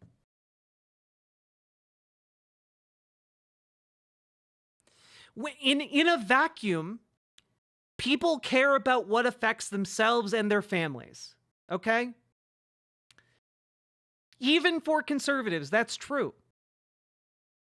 And so the issue here is conservatives have to drive over the same roads. They want good roads. They have to go to the same hospitals. They want good hospitals. They have to deal with the same healthcare system. They want better healthcare. They have to use the same wages. They want better wages. That's why economic issues every time will cut through the bullshit obfuscation of culture war issues. The reason Republicans continually manufacture new culture war issues is to distract from the mass scale robbery they are perpetrating against the American public every single time they come into power. You don't get billionaire fortunes multiplying 40 times over while minimum wages remain stagnant without a mass-scale corruption. And that is what we are looking at right now in the Republican Party and to a slightly lesser degree in the Democratic Party. That is why, out of necessity, leftists need to take over the Democratic Party. That is why, out of necessity, Democrats need to run on economic populism. It is the only thing that will win and will, over time, bring conservatives back into some modicum of reality. This is the time to organize and to get involved in your local politics, because guess what? In 2 years, when the midterms roll around, too late. Too late to build local power. The time for local power is now until the midterms. Now is the time to build that up. Zoe Zephyr, a trans legislator, won a seat in Montana, a deeply red state. And not only that, her colleagues, her Republican colleagues, weren't able to get the votes to ban her from using the restrooms in the Montana Capitol because other Republicans stood with her because she's an ally on issues that they need her for. Issues like infrastructure. Okay? This is an issue that cuts across political lines. People want better roads. People want better healthcare. People want better hospitals. People want better wages. And ultimately, that is what will win us the day.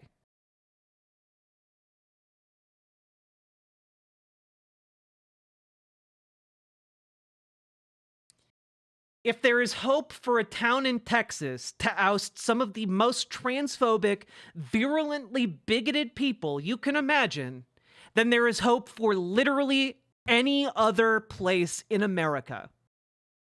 Now is not the time to give up. Now is the time to start looking into which groups to join, which DSA groups you want to get involved in, which meetings you want to go to, which democratic institutions you can become a part of in order to help us take control of the only viable political alternative at the moment to the Republican Party.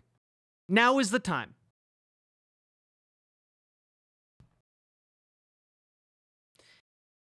Now is the time. 2 years from now, it's going to be too late. 4 years from now, way too late for us to affect a presidential election. Now is the time to get involved. So, if you can run for office, if you can go to monthly meetings, if you can go to like a monthly virtual meeting, now is the time to start spending your time in a limited but consistent way towards taking actual power. Because taking actual power, it's not flashy like in movies or in video games. It is a boring process. You go to a meeting. You listen to someone drone. It's not exactly the most fun thing in the world. But you know what? That's how you take control of bureaucratic institutions. So let's get to work.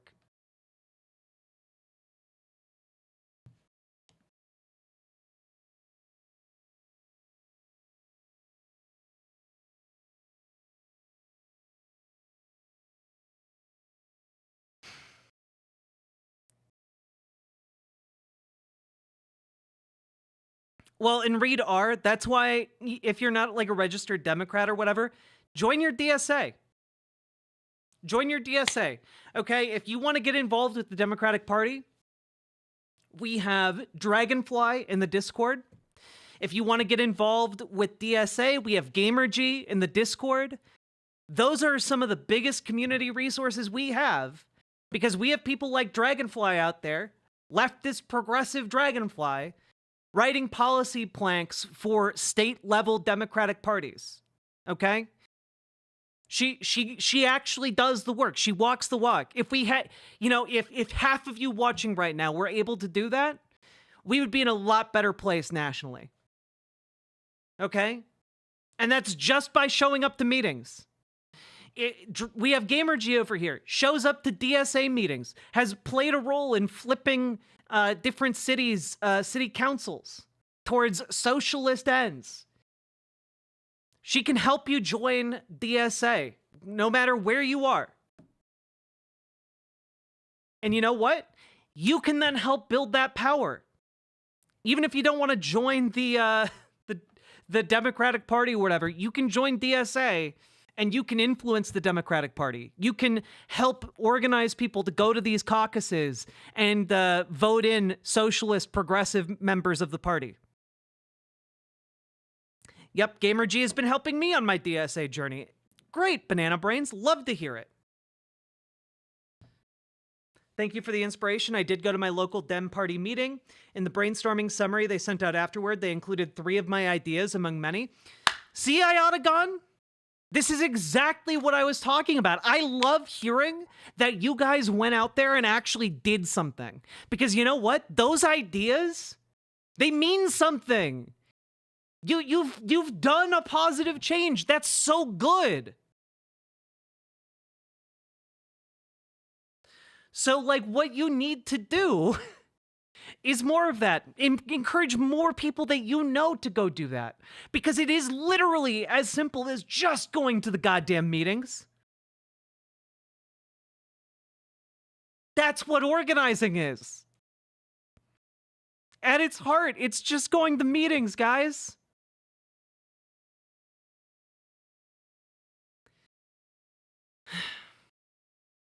So it's time to do the things we have talked about for years on this channel. Now is the time. And I know it doesn't feel like it. I know it feels like we just had our asses kicked and that we need time to lick our wounds, but we do not have time for that. We do not have the luxury to lick our wounds. We have to get out there and get to work. Because you know what? If we don't, Dems are just going to sit on their asses and lose again in 2 years during the midterms. And then they're going to sit on their asses and lose again in 4 years.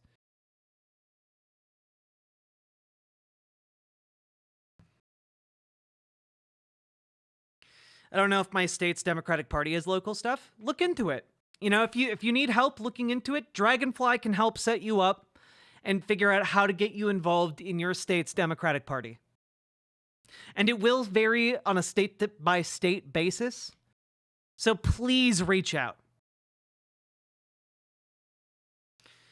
Smelanie writes, working with the Missouri ACLU was inspiring because in Missouri, we were able to actually get Missouri to be able to vote on abortion rights. It was a huge uphill battle, but it fucking worked. Exactly! Exactly!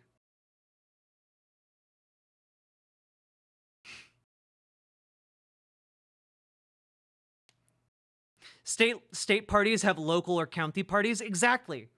And those local parties are where we need to win first. Look, it's like any kind of shonen anime, guys. You need to win the local race, and then you get powerful, okay? But then you enter the next tournament tier, and suddenly you're fighting your state level reps. But then you win, and then you get to the next level, and suddenly you're fighting the national party reps. And you know what? We gotta keep doing that until we're all the way at the top. No one is coming to save us but ourselves. So we have to pull ourselves up. I know it's going to be hard, and I know that the system is going to be rigged against us, and I know that things are going to be deeply and utterly unfair. I know. But we don't have better options.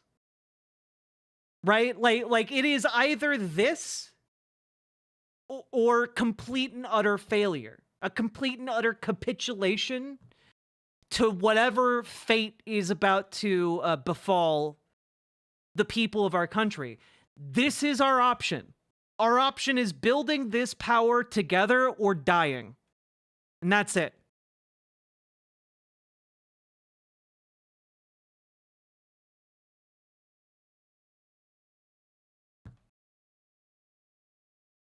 Screwed, I can't even beat the cerulean gem.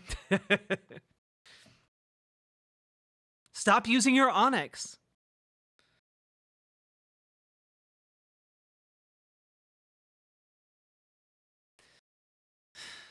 The disaster these next 4 years will be a golden opportunity for us. I mean, honestly, that is the silver lining here. the silver lining here is that Donald Trump is about to spread wide-scale misery and suffering, the likes of which this country hasn't seen in a very long time. And my hope is that that misery and suffering is going to wake up a lot of people to the fact that politics is not just team sports. Politics actually mean things. The rhetoric people use, the things they say they're going to do actually matter. It's not just like empty virtue signaling, but actual policy being implemented that will ruin or destroy millions of lives. So we need to take advantage of the moment and radicalize people to actual productive ends. The difficulty of the pewter gym without quad weakness is unexpected. Sake Tanuki, thank you for the 5 gifted tier 1 subs and the deep Pokemon lore joke. If Pikachu can shock Onyx, we can accomplish things. You know, that's fair.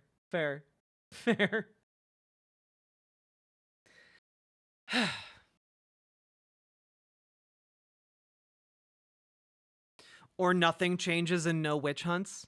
The idea that nothing ever changes is one born out of ignorance. I'm sorry. I have too much of an awareness of history to know that, like, that's not really an option. Stop whining, start organizing. True. With failure comes opportunity to actually offer real change, actual hope and change. Remember Obama in 2008 won 2 red states, and there was literally a hair away from winning Missouri by a margin of 0.14%. That's crazy.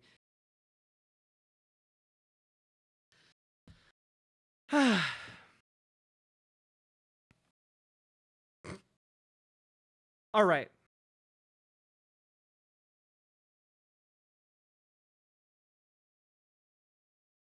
Name one thing that changes for you under Trump.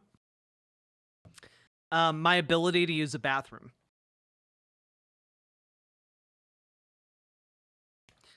My ability to join the military.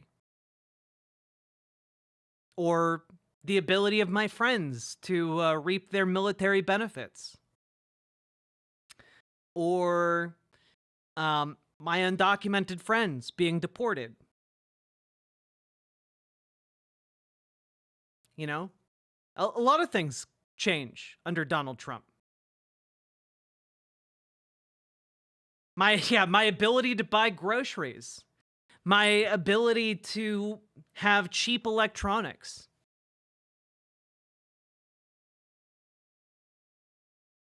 My ability to be paid a decent wage. Yeah, my ability to not be discriminated against for a job or housing or healthcare.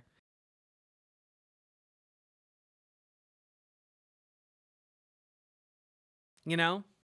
You're one of America's precious gays, Jack. You don't belong in the military.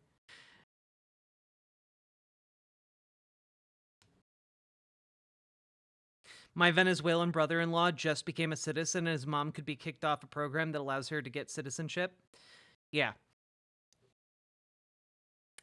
You know, I was gonna talk about this one later, but you know what? We'll bump it up a little bit in the rotation, huh? These are things you imagine, not facts. Dude ran on a platform of deporting 11 million undocumented immigrants. Unless you're just saying he's a liar and he's not going to do any of the things he said, which I don't believe that. I do believe he's a liar. I do think he's going to do things that immiserate Americans and enrich himself.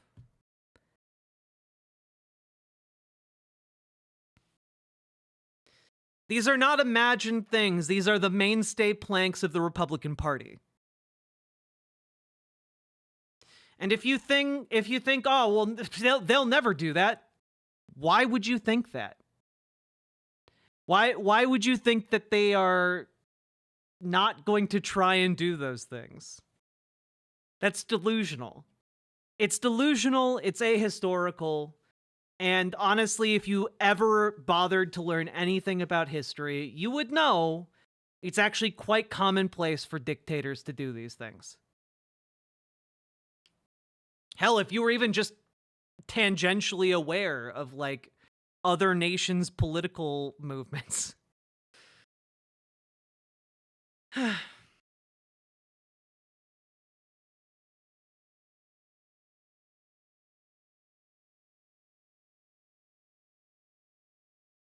Anyway.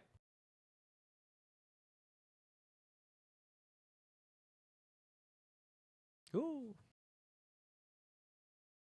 So, folks, as I'm known to do, sometimes peruse the New York Times. And while the New York Times is, a wretched hive of scum and villainy these days, occasionally it does manage to produce a piece of actual, like, journalism that has some potential degree of merit, right? In this case, there was a piece that ran yesterday titled "The Alienation of Jaime Cachua." Okay? And it is a fascinating read. Okay? In a nutshell, this is a story about an undocumented immigrant in Georgia named Jaime. All right? He came to America when he was less than a year old, and he's lived in Rome, Georgia his entire life. Because he was born in Mexico and came to America, he is an undocumented immigrant, right? And because of that, he has lived on pins and needles his entire life. Whenever he drives a car, he drives below the speed limit. He is here and he needs to constantly register with DACA because he's one of the dreamers. And as I was reading this, it is, I mean, it's fascinating, right? Like, it opens with this. His wife was spiraling into insomnia and his children were afraid to go to school. So Jaime Cachua sought out the person he trusted most in a crisis. He sat at his kitchen table in rural Georgia across from his father-in-law, Sky Atkins, the family patriarch. Jaime, or as we learn later, he pronounces his name as Jamie in order to avoid people looking too much into his documented status. 33, hadn't seen his own father since he was 10 months old, when he left Mexico in a car seat bound for the United States. It was Sky, 45 years old, who had stood by Jamie at his wedding, helped him move into his first house, and stayed at the hospital overnight when one of Jamie's children was sick with pneumonia. "We have to prepare for the worst-case scenario," Jamie told him. "There's a chance we could lose everything." "Isn't that a bit dramatic?" Sky asked. "How? Help me understand." Jamie muted the football game on TV and began to explain his new reality as an undocumented immigrant after the election of Donald Trump, who had won the presidency in part by promising to deport more than 11 million people living in the country illegally. Trump's aides were discussing plans to build detention camps and enlist the military to carry out mass deportations beginning on day one. Their local Georgia Congresswoman Marjorie Taylor Greene was saying she couldn't wait to see it happen. Jamie's best chance to become a legal U.S. resident was a new program for immigrants like himself, people who are married to U.S. citizens and had lived in the country for at least 10 years without committing any crimes. But just a few days earlier, that program had been struck down by a Trump-appointed federal judge. "There's nothing to stop them from rounding me up once he takes office," Jamie said. Sky had spent much of his adulthood preparing to protect his family in a crisis. He had learned survival tactics in the Army and had trained in hand-to-hand combat as a Georgia corrections officer. In the last few years, he had sensed the country becoming more polarized and volatile. He'd built up a small collection of firearms and a cache of emergency supplies. He'd been anticipating a moment when the government might rise up against his family, but this particular crisis was one he'd helped create. "I'm going to be straight with you," he told Jamie. "I voted for Trump. I believe in a lot of what he says." "I figured as much," Jamie said. "You and just about everyone else around here." It's about protecting our rights as a sovereign country, Sky said. We need to shut down the infiltration on the border. It's not about you. It is about me, Jamie said. That's the thing I don't understand.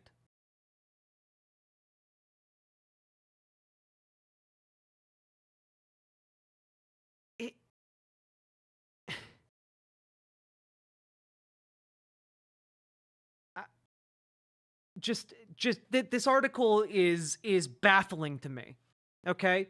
More than anger or even fear, what Jamie had experienced most in the last several weeks was a rising sense of disorientation about the people he loved and the place he considered home. He'd lived all but the first year of his life in Rome, a riverside town of 40,000 people in the foothills of the Appalachian Mountains. He was a customer service specialist at a local car dealership, a worship team volunteer at church, and the host of family barbecues in his neighborhood cul-de-sac. But lately, the trucks at his dealership were festooned with Trump flags. His church group meetings was discussing the sanctity of borders, and his neighborhood was lined with political signs, including one that read, "Start shipping off illegals now." More than 70% of the voters in surrounding Floyd County had chosen Trump and his mass deportations, including many of Jamie's friends and family members.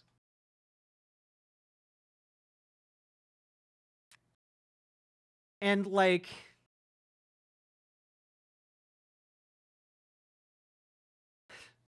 I mean, like, this is kind of what I meant earlier in stream today when I talked about how the suffering and immiseration of people is going to wake them up to the fact that this isn't team sports. And that this is like the ways that they think that Donald Trump and far-right politicians are going to like improve their lives are actually just going to completely destroy them. You know, like this guy was like the best man at his son-in-law's wedding. And he voted for a guy who's running on deporting his son-in-law, the wife of his daughter, or the husband of his daughter, right?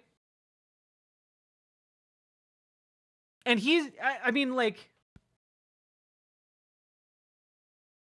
I've never felt like a foreigner until now, he told Sky. I'm not going to let anything happen that puts your family at risk, Sky said. It already did. Does the possible end of birthright citizenship and deportation of illegal immigrants mean the deportation of Canadian-born Rafael Cruz?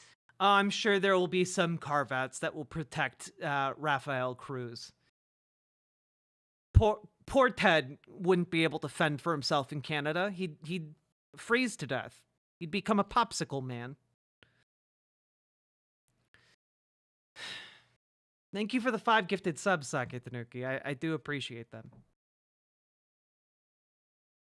But like, I'm not going to let anything happen that puts your family at risk, Sky said. It already did, Jamie said. And like, this is what I mean.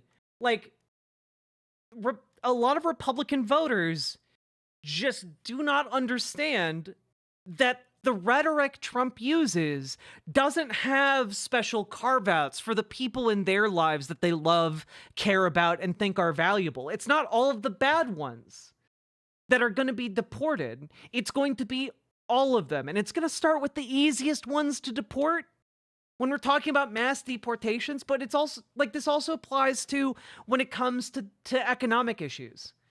You know, like, the people hit hardest by the tariffs aren't going to be, you know, the Chinese manufacturing moguls.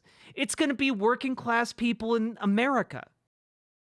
They don't understand that what they have voted for is their own destruction, their own immolation.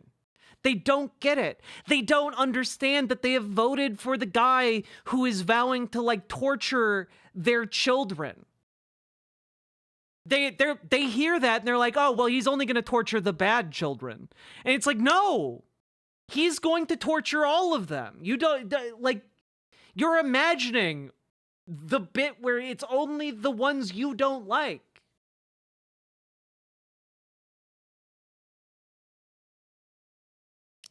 And so it becomes like this baffling puzzle to them.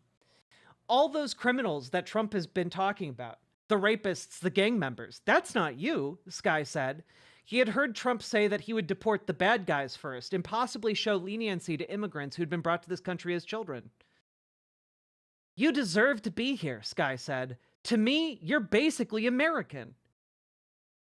But I'm not, Jamie said. Like, that's the thing, right? They're like, but I think you're American. You're a lovely family man. But that doesn't matter.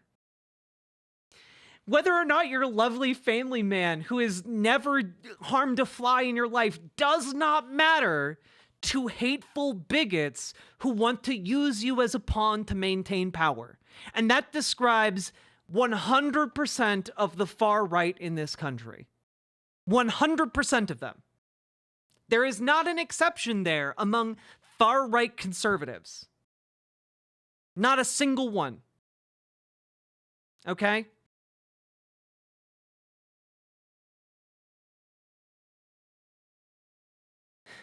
And the other part of this,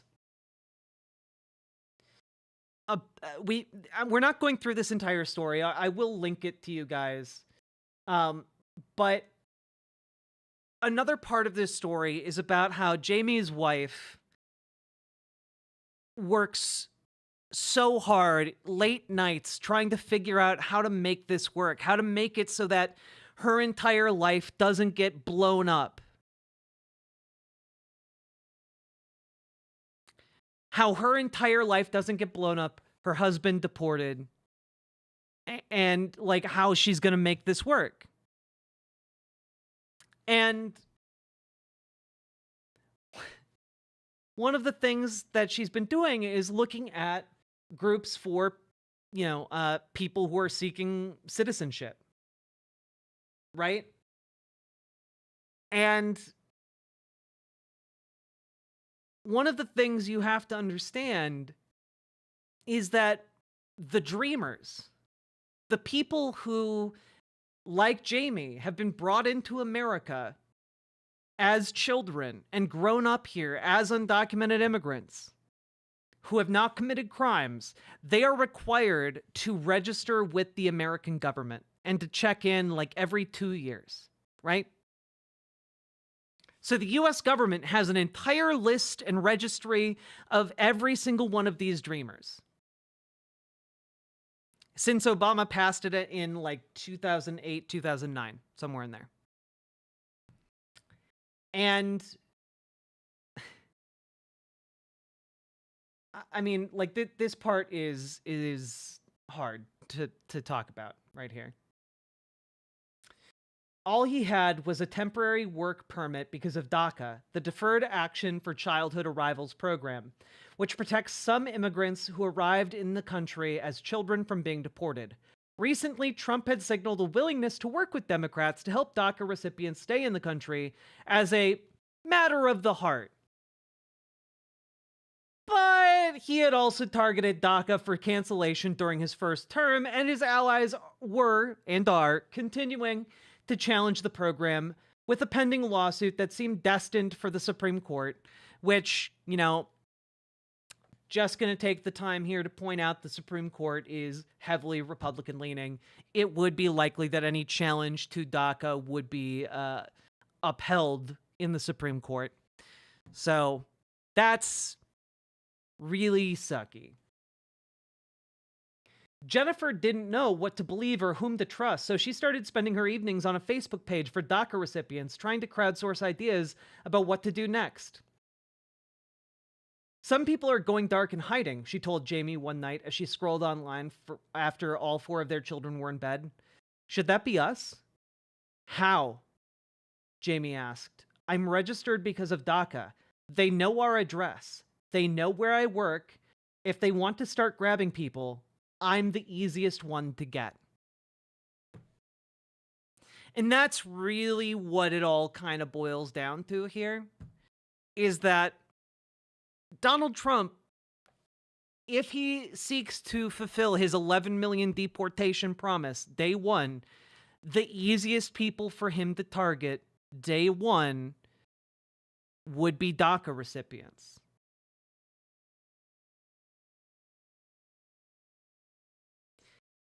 And this story is going to be widespread. You know, this happened during Trump's first term, too. You know, there were isolated cases of, undocumented, family men who were part of the community, paragons of the local area, getting deported. That's going to play out again on a much larger scale, especially if Donald Trump goes after DACA, which I feel in my bones is going to be something he does extraordinarily quickly. It would be the easiest way to deliver to his voters on the promise of starting this mass deportation. It'd be the easiest way for him to do that.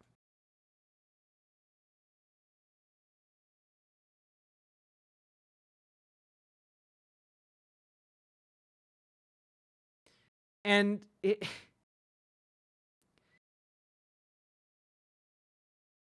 basically what this family winds up doing is collecting letters of support from the surrounding community. And to summarize the rest of this article, like they go to an immigration lawyer, and the immigration lawyer's like, look, I work below rate, but I can tell you that it's going to be like $10,000 for you to pursue like citizenship. Like, you're going to have to, quit your job. You're going to have to pay legal fees. You're going to have to then go out of the country, live in Mexico for possibly months or years while we sort this out in America. And then it's all of the legal paperwork and bureaucratic paperwork for the government that's going to take, hundreds, if not thousands more dollars. And it's like, most people in America don't have, a few $100s in case of emergency. They certainly don't have $10,000 laying around to get their citizenship status fixed. So, a lot of these people are going to suffer. They're going to suffer directly, but a lot of these communities are going to suffer indirectly. Your different communities in Colorado who were home to Venezuelan immigrants. They're going to start dying from lack of people being able to work. Those towns are going to start drying up economically. The Haitian immigrants that were revitalizing the manufacturing capacity, they're fleeing. They're trying to leave. They're getting out of town before Trump comes into power because they know they're one of the low-hanging fruits here. And when these towns across America start dying because they can't afford, basic goods and necessities because the tariffs have been passed, and they don't have the workers to maintain their factories, we're going to see a mass die-off of small towns across the country. It's going to be bad, and people are going to be suffering. Far more than they are now. This is going to be considered one of the good times. And we're going into this period knowing that it's going to be bad. All of you watching know that it's going to be bad. And there's not really much we can do to stop it entirely. We can, of course, provide support. We can attempt to feed people coming into our communities. We can attempt to help people who are trying to flee. We can attempt to create, kind of mutual aid infrastructure. That's what we've been doing in our community, for example. But the thing that we're going to need to do is that for all of the people who suffer economically, who suffer emotionally, who suffer in any, even physically, from what the Trump administration is about to implement, we need to make sure that when they are radicalized by the suffering that they face, They understand who is responsible for it and why they did it. And it's really simple. Okay? It's really simple. It is the conservative Republican Party and the wealthy billionaires and 100 millionaires of America who are reaping untold benefits. Elon Musk spent like $270 million on Donald Trump's campaign, and his net worth went up by $200 billion. Those are the people benefiting from our suffering. And we need to make sure that people know that that is where that is the origin of your suffering. That is why you and your family are immiserated. That's why you can't afford health care for your child. That's why your brother-in-law got deported. Okay? We need to make sure people understand that. And I think we need to make sure that individuals understand that fundamentally their enemy is the capitalist class. You don't need to frame it in the way of the capitalist class, but I think you need to frame it in ways like this. The enemy doesn't arrive by boat, he arrives by limousine. He doesn't come armed with guns, he comes armed with billions of dollars.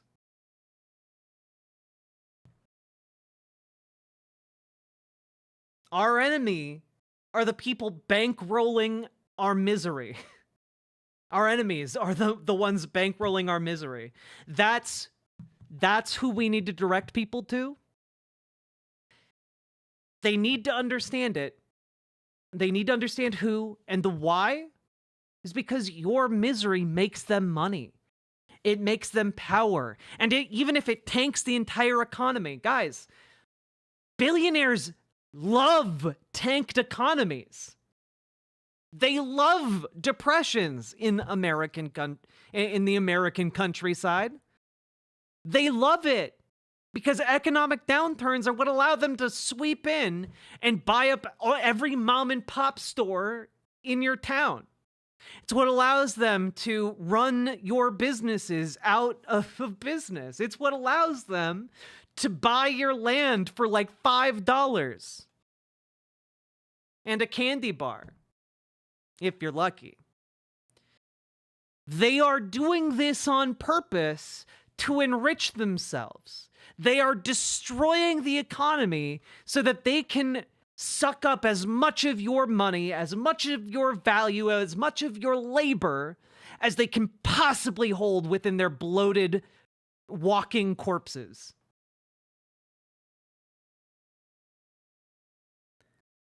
The rich are their enemies, too.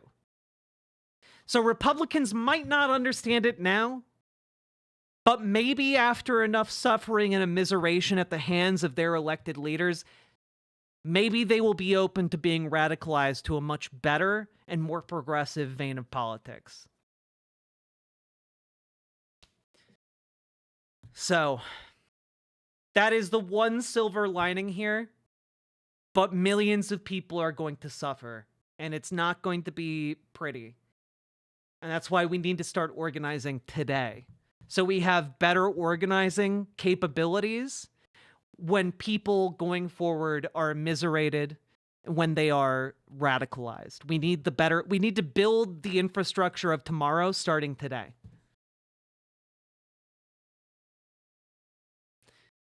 So I hope you'll join me in that. And what does that entail? It entails going to your local Democratic meetings, going to your local DSA meetings.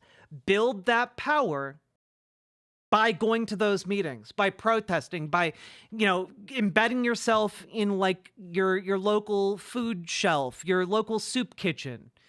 Go do stuff in your community to raise the readiness for what's about to hit us. We're in a bit of time here where the ocean has receded unexpectedly, and there is all that is in sight right now is land, but there is a tsunami coming, and we need to be prepared for it before we're caught unaware. So let's get to fucking work.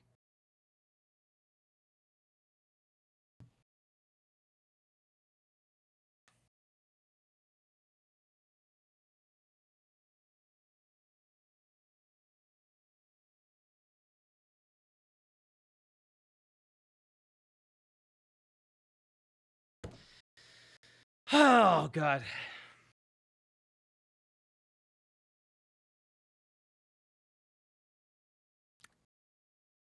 Also, Justin Freakin, thank you so much for the raid. Welcome, Raiders. Hello, Avalon of Babylon.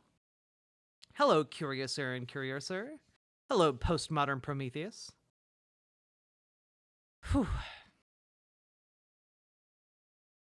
God just saw a rec for a convo between Brianna Wu and Taftage.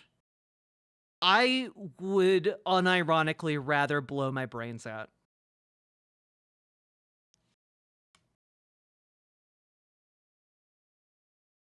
Taftage has always been an insufferable cunt, and so is Brianna Wu. Like, I can't imagine, like, the black hole of that.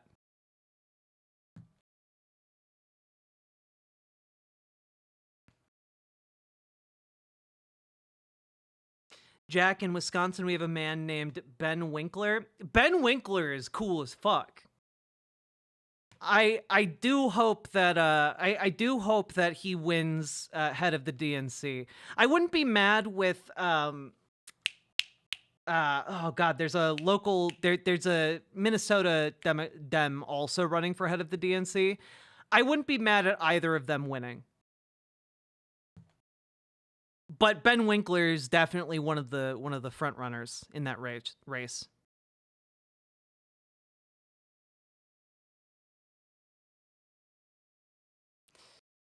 Whoa, not used to hearing that kind of language on this show?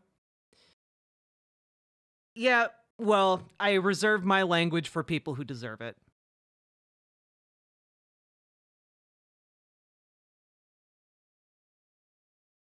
Let me put it this way. When you hear me call someone an insufferable cunt, it truly means that. I truly mean it. It's not a word or a phrase I deploy on a whim. It's a tactical phrase. Can we vote in that race? You know, I don't actually know how the DNC race works. Let's look that up real quick. How does the DNC election work? Oh.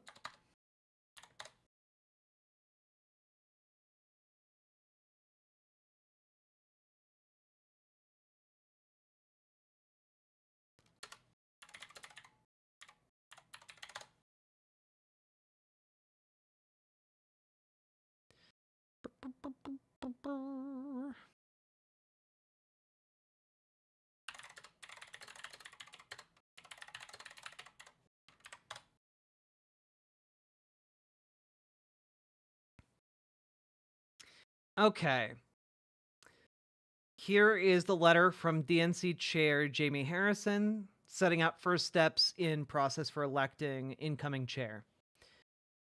Today, the chair of the Democratic National Committee, Jamie Harrison, laid out the first steps.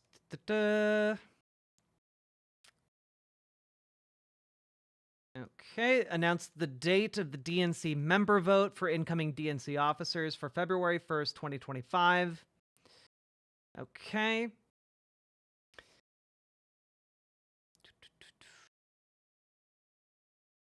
Electing the chair and DNC officers is one of the most important responsibilities. Yada, yada, yada. Okay. DNC Rules and Bylaws Committee will meet on December 12th to develop a process for the selection of our Democratic Party officers. Okay. So, let's see. Have they put that together yet? Four days ago. All right. So they did, found that. The rules of procedure recommended today ensure that the process for electing our new officers is fair and transparent.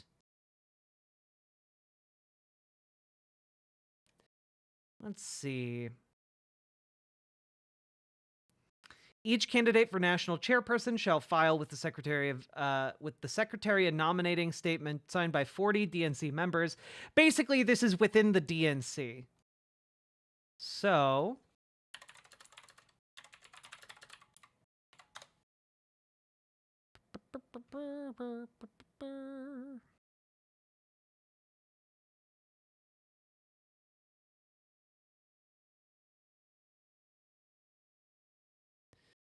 okay.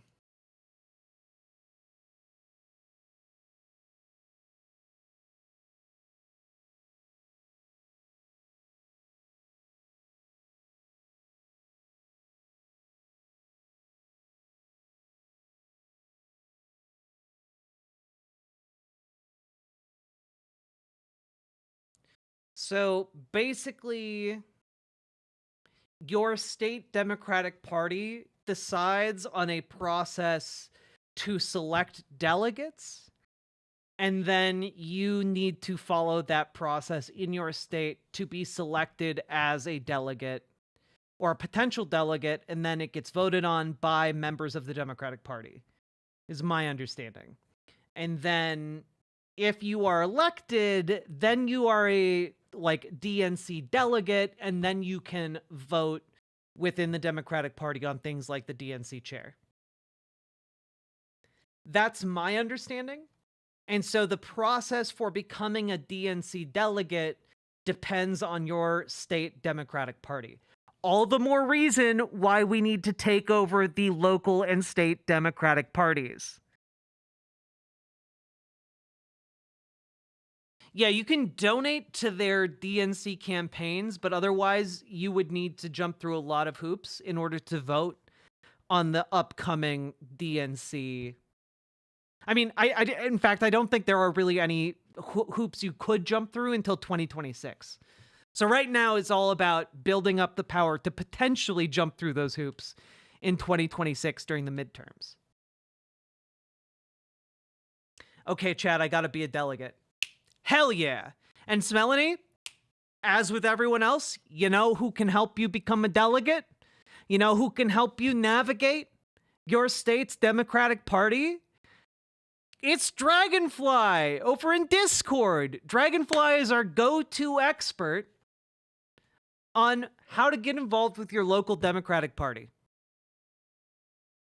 So if you want to help build power and build institutional power and get into these conversations and have a say, talk with Dragonfly. She'll have some good ideas on how to point you in the right direction.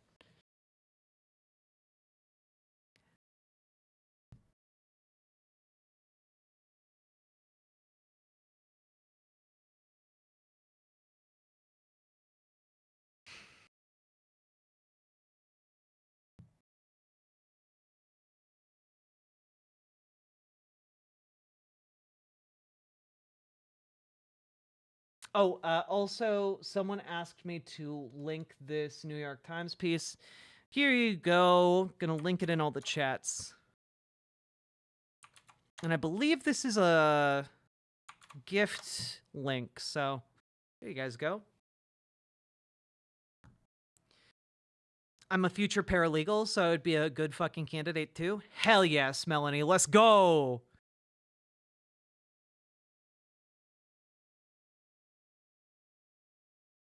See ya, Michael Reich. You have a good time playing piano.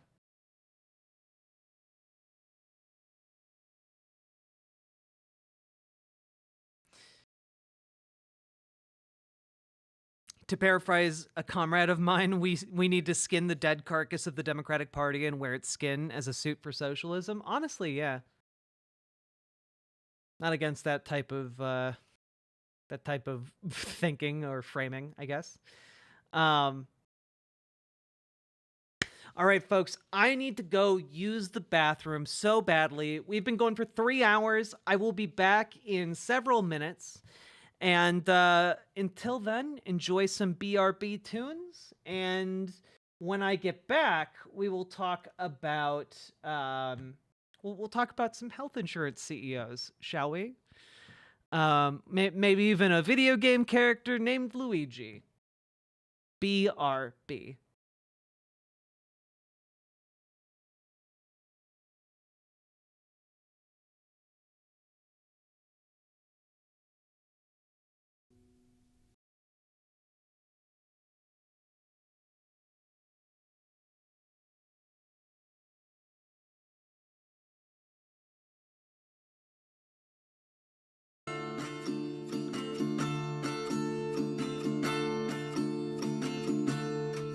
Oh, which side are you on? Which side are you on? Oh, which side are you on? Which side are you on?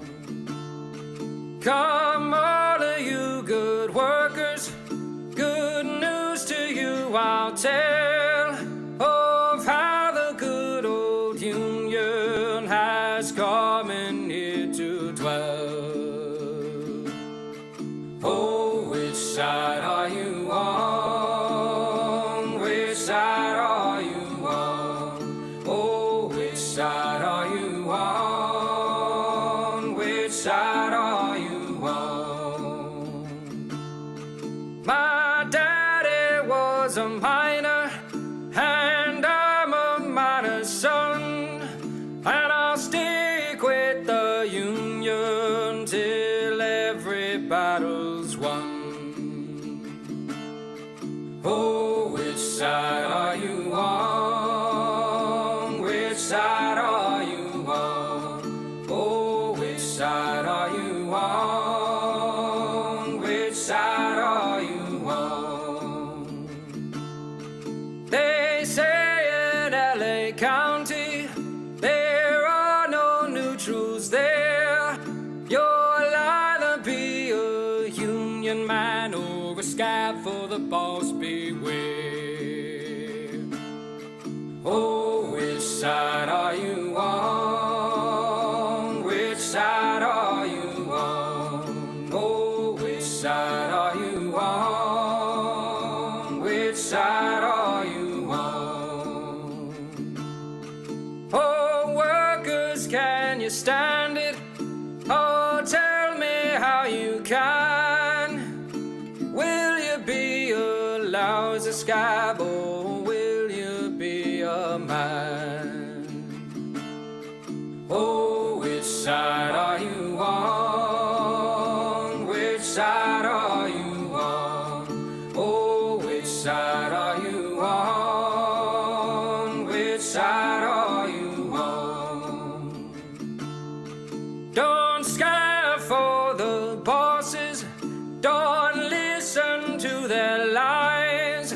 Us poor folks haven't got a chance unless we organize.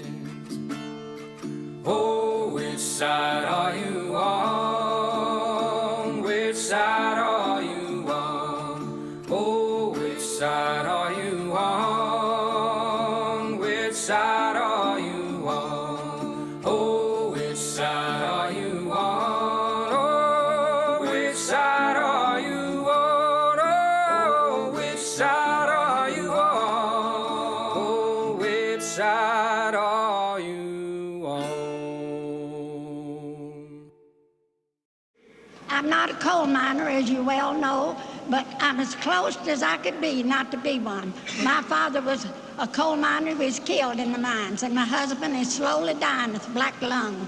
And my husband and me was in the strike in the 30s in bloody Harlan County, and I do mean it is bloody too. And they tell me, these miners say, we're going to stick it out unless Duke Power signs the contract till hell freezes over.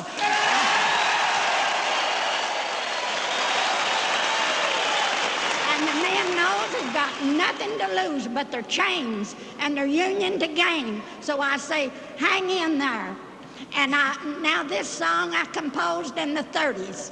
And as you know, I'm old, that's 40 years ago, and I can't sing very well. But You can ask the scabs and the gun thugs which side they're on, because they're workers too. Come all you poor workers, good news to you I'll tell, how the good old Union has come in here to dwell. Which side are you on? Which side are you on? If you go to Harlan County, there is no neutral there. You'll either be a Union man or a thug for D.H. Blair. Which side are you on? Which side are you on? When the Union's inspiration through the workers' blood shall run, there can be no power greater anywhere beneath the sun. Yet what force on earth is weaker than the feeble strength of one? But the Union makes us strong. Solidarity forever. Solidarity forever. Solidarity forever. For the Union makes us strong.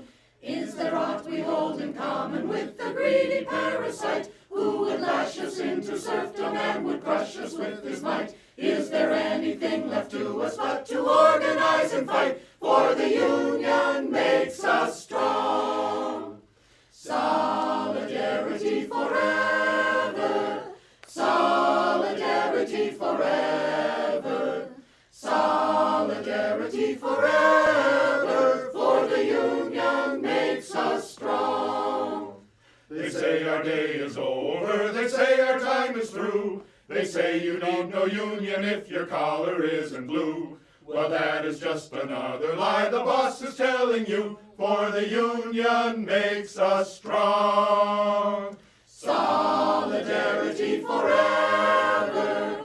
Solidarity forever. Solidarity forever. For the Union makes us strong. They divide us by our color, they divide us by our tongue. They divide us men and women, they divide us old and young. But they'll tremble at our voices when they hear these verses sung. For the Union makes us strong. Solidarity forever. Solidarity forever. Solidarity forever. For the Union makes us strong. They have taken untold millions that they never toiled to earn. But without our brain and muscle, not a single wheel can turn. We can break their haughty power, gain our freedom when we learn that the Union makes us strong. Solidarity forever. Solidarity forever. Solidarity forever. For the Union makes us strong. In our hands is placed a power greater than their hoarded gold, greater than the might of armies magnified 1,000-fold. We can bring to birth a new world from the ashes of the old, for the Union makes us strong. Solidarity forever. Solidarity forever. Solidarity forever. For the Union makes us strong. Solidarity forever. Solidarity forever. Solidarity forever. For the Union makes us strong. Fun stuff. I used to not like this song, but the lyrics are important.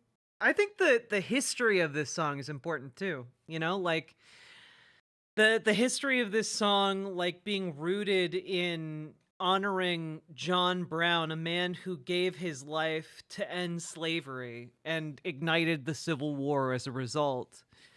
You know, And then that song in turn becoming the battle hymn of the Republic. You know, the song that shook the very foundations of Southern slavery until it came crashing down. And then that song being picked up by the labor movement of America. You know, I love it. I love it so much. You can sing? I can sing.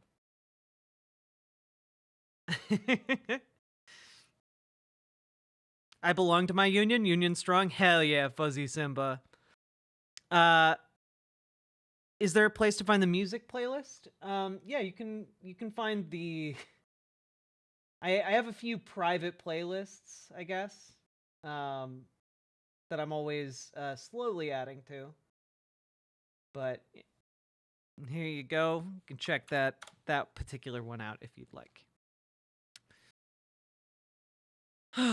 Destroyed my voice with smoking. I'm sorry to hear that, Eddie. But you know what? I bet you still have a decent singing voice. You know? I bet people would still love to hear you sing. Moses supposes his toes are roses, but Moses supposes erroneously. For Moses, he knows his toes aren't roses, but as Moses supposes his toes to be. Moses! Toes! It links to a playlist that does not exist? Okay, well, it is a private playlist, I guess. Yeah. Sorry. If you hear a song you'd like a specific link to, I can definitely throw it your way. Such a good movie. One of my favorite musicals of all time. There's just so much joy in it. Are you gonna dance for us too? Man, if I could dance, man, that'd be so cool. You could unlist it? I could, but then it would be on my YouTube account. And I don't know that I want my song playlists on the YouTube account to distract from the content. Could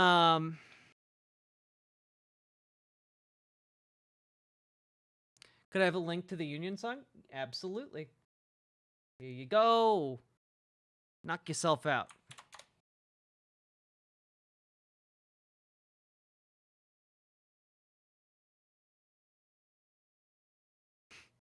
Condense if you want to. You can leave your chat behind. All right.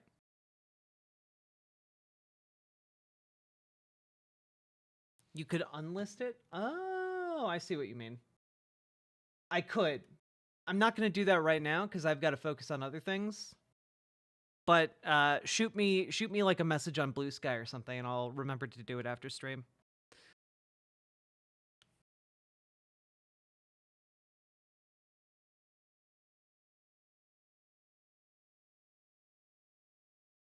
It's a good idea, though. Let's see here.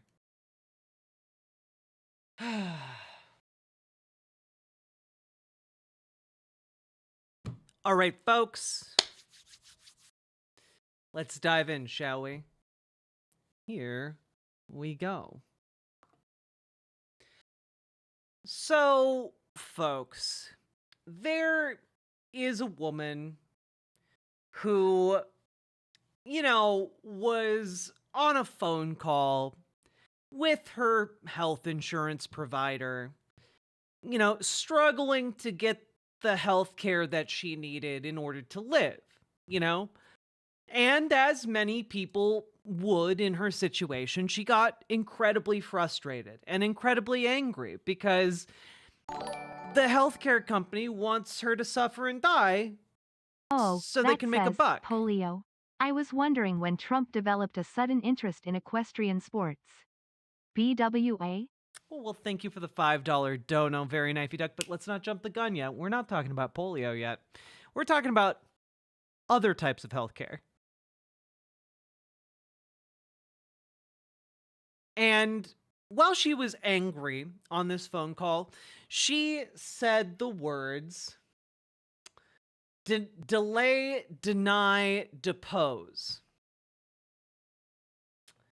And that in turn has had Brianna Boston, that is in fact her real name, arrested and charged with a threat to kill or injure or conduct a mass shooting or act of terrorism. And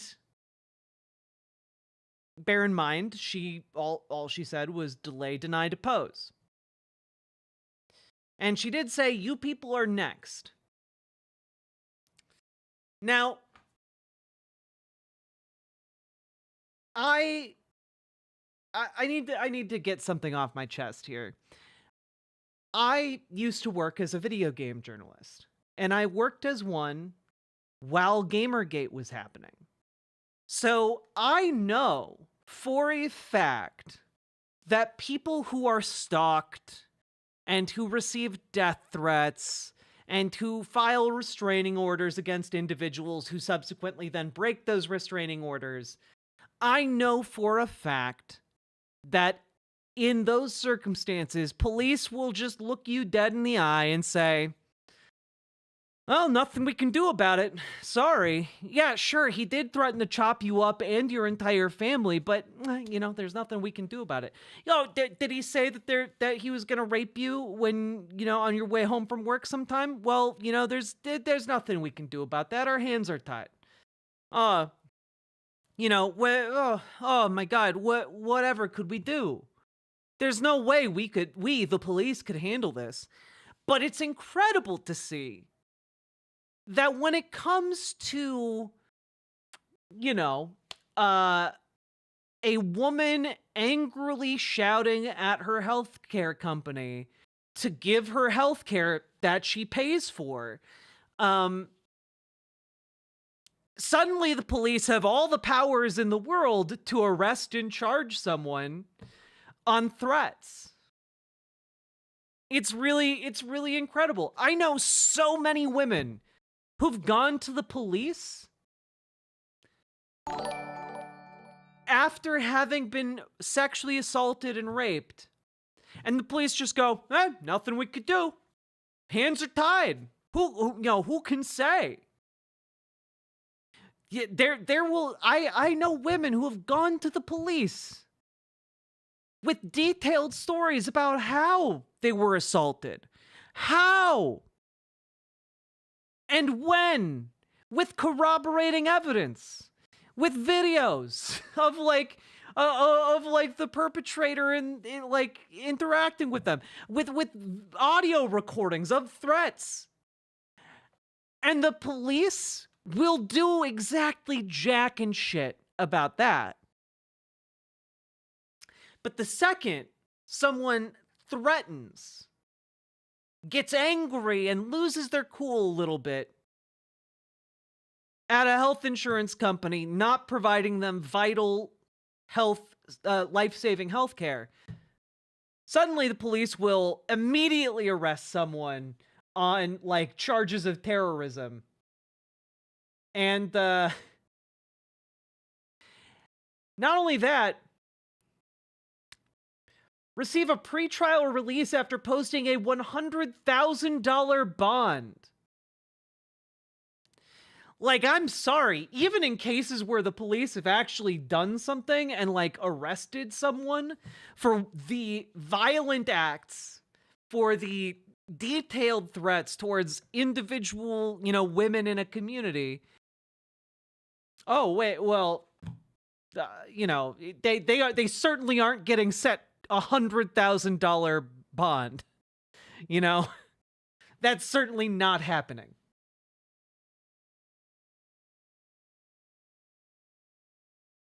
Now, here are the details according to the Ledger. Boston called the Blue Cross Blue Shield insurance company on December 10th to discuss 2 recent medical claims that have been denied. Near the end of the recorded call with the representative, Boston said, "Delay, deny, depose, you people are next."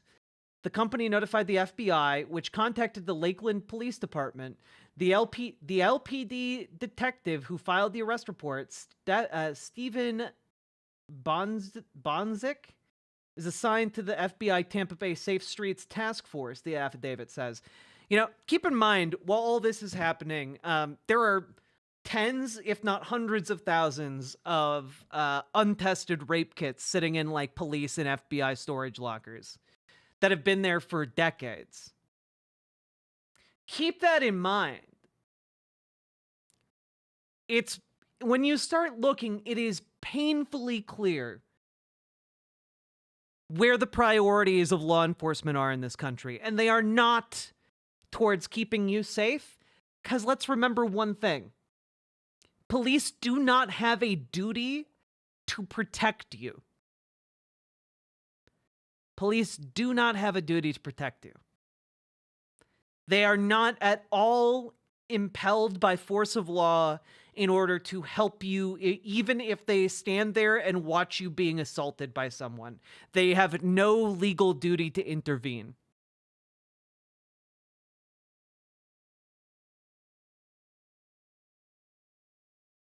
The detective interviewed Boston at her home in Lakeland the same day as the call. She acknowledged making the statement and apologized, according to the affidavit, saying she had learned of the phrase from news coverage of Thompson's shooting. Boston told the detective she did not own any firearms and was not a danger to anyone, the affidavit states. She further stated the healthcare companies played games and deserved karma from the world because they are evil. Which, you know what?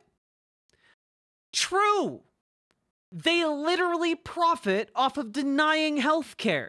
That is their entire business model. It's why they implemented an AI that denies 90% of claims.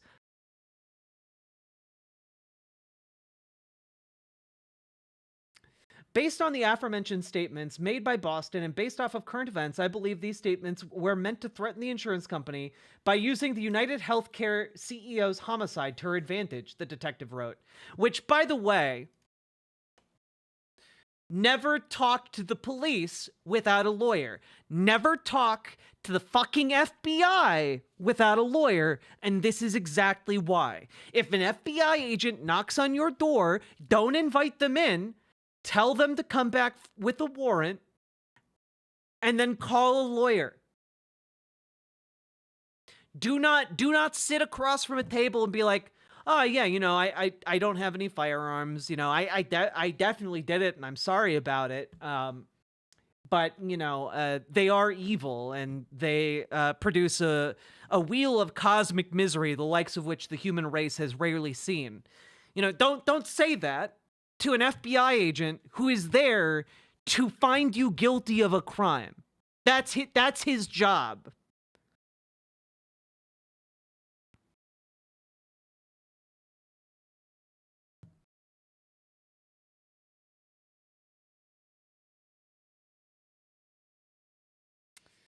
Boston paid $10,000 to secure the $100,000 bond payment. I wonder if they found the 3 men that stabbed 2 immigrants and killed one the same day the CEO perished? Seems like their energy is always elsewhere. Curious indeed, Lady Raincloud, because I don't think they did find that guy, those guys. I don't think they did, because, well, the closer we look at this, it seems like police may have different priorities than protecting the public. Gee, I wonder what they are. We'll get back to that.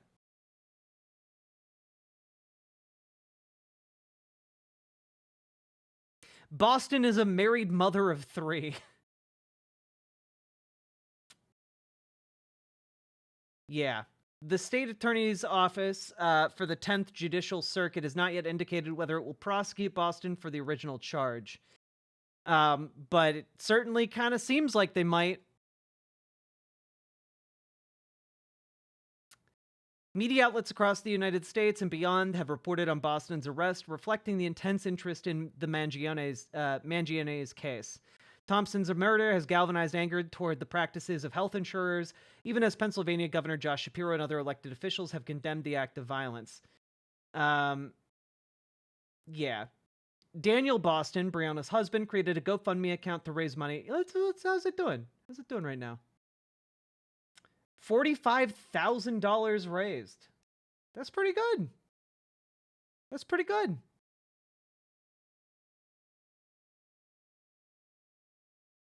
Oh, and its initial goal was $45,000. So it actually hit its initial goal. The goal has now been up to 65, but 45 is pretty good. Let's see.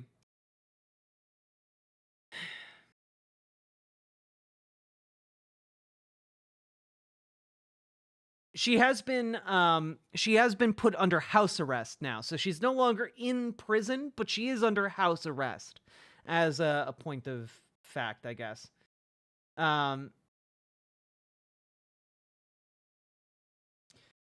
Some donors contributed comments on the account page. Almost 2 years ago, when I had cancer, my insurance refused a test meant to assess the severity and spread of it because, quote, your condition is not bad enough yet, unquote.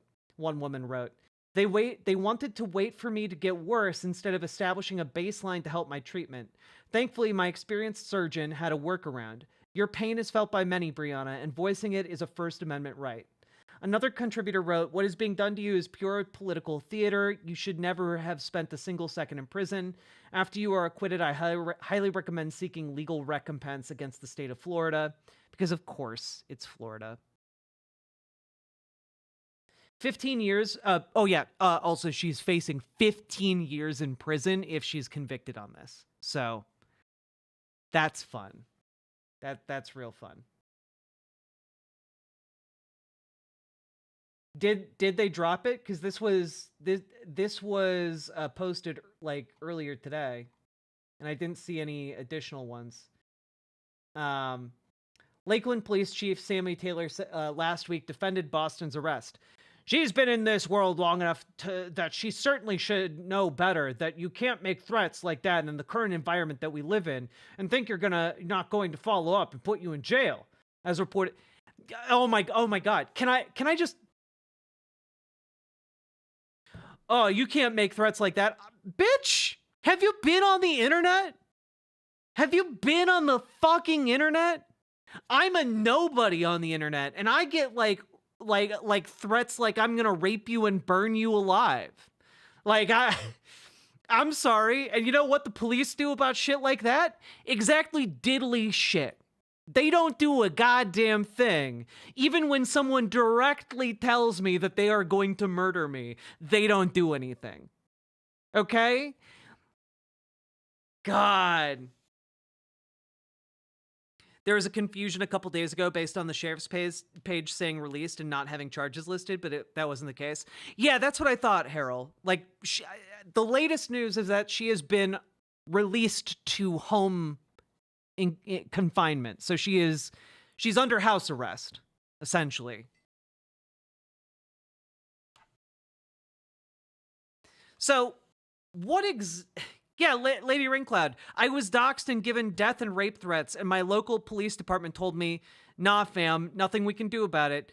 They just put me on a list because I was afraid of being swatted again, and the list is, we're calling you when we come to tell you we're coming, but we're coming anyway. Yeah, fun stuff. Thanks, police. Now,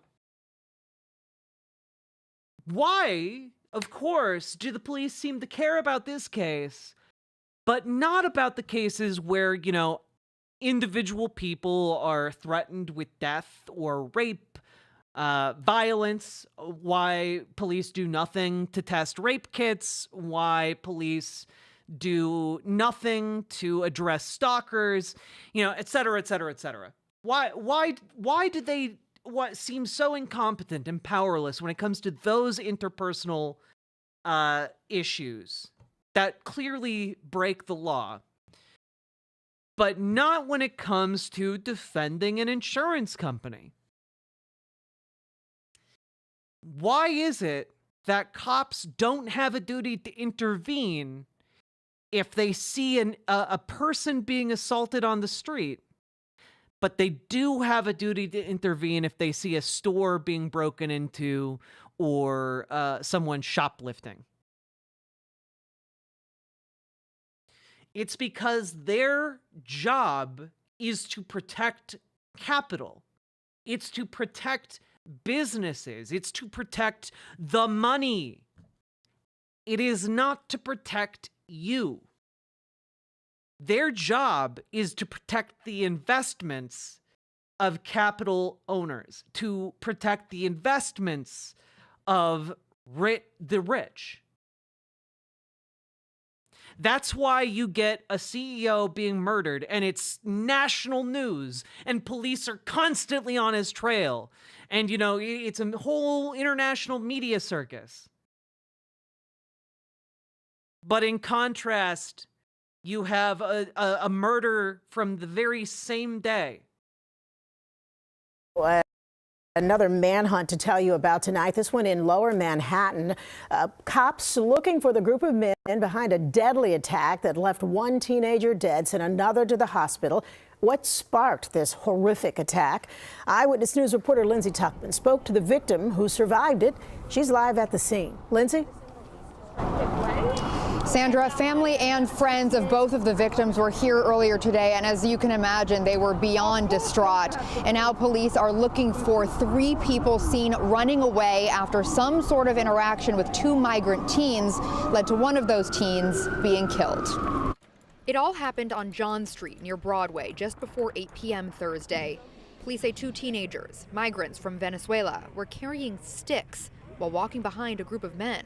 Those men turned around and confronted the teens and asked if they spoke English. The NYPD says after they said no, they were attacked. 17-year-old Jeremy Colino was stabbed in the chest and killed. His friend, 18-year-old Alan Magalles Bayo, was stabbed in the left arm. He didn't want to show his face on camera. I was with my friend yesterday. A group of people show up like a gang, and they pull out a knife towards me and my friend. A knife was recovered at the scene, and surveillance video shows 3 people running down John Street moments after the stabbing. Officials say Jeremy Colino lived at the migrant shelter at the Roosevelt Hotel in Midtown and had no prior history with the police department. His friend, who lives at a shelter at the Stewart Hotel, says he didn't know Jeremy for a long time, but in the time he's known him, that's my brother, he says. Mayor Adams, meantime, said on 1010 Wins that this murder could be considered a hate crime if the investigation does indeed conclude that the victims were stabbed for not speaking English. If someone is harmed because of that is a hate crime, and they will be treated accordingly. Yeah, you know, if they get caught. Which, as far as I know, they haven't been. And as far as I know, this has been basically the extent of the coverage. That happened the same day CEO Brian Thompson was murdered. And cops seem to have infinite resources for that, but none for this. That's because police are not there to protect you. They're there to protect power and wealth. And if you have neither, they are not there to help you. Never talk to the police without a lawyer.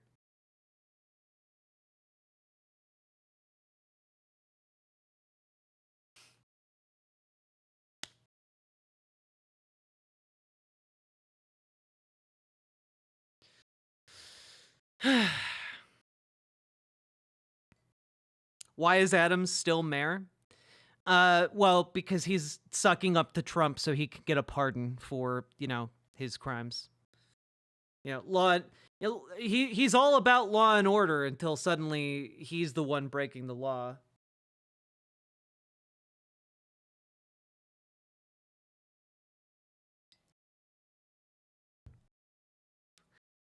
Look at us knocking out segments like a bouse.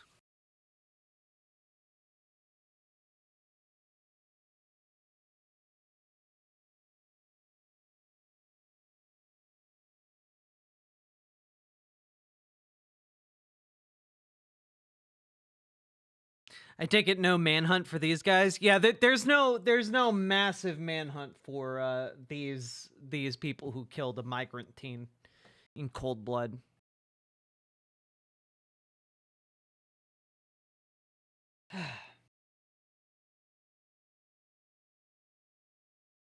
All right.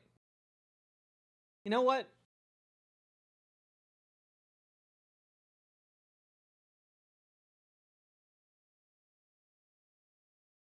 let's do...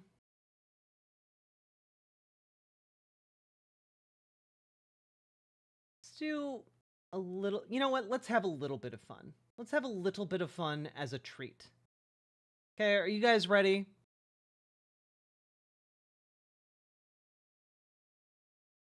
I don't even know if this will be a full segment. In fact, I don't intend it to be. But just letting you guys know. Apparently, Mike Lindell, that's right, Mike Pillow, took a $1.6 million loan from payday lenders at 409% interest. Dude! He took a $1.6 million loan that has to be paid back with like $6.4 million in interest?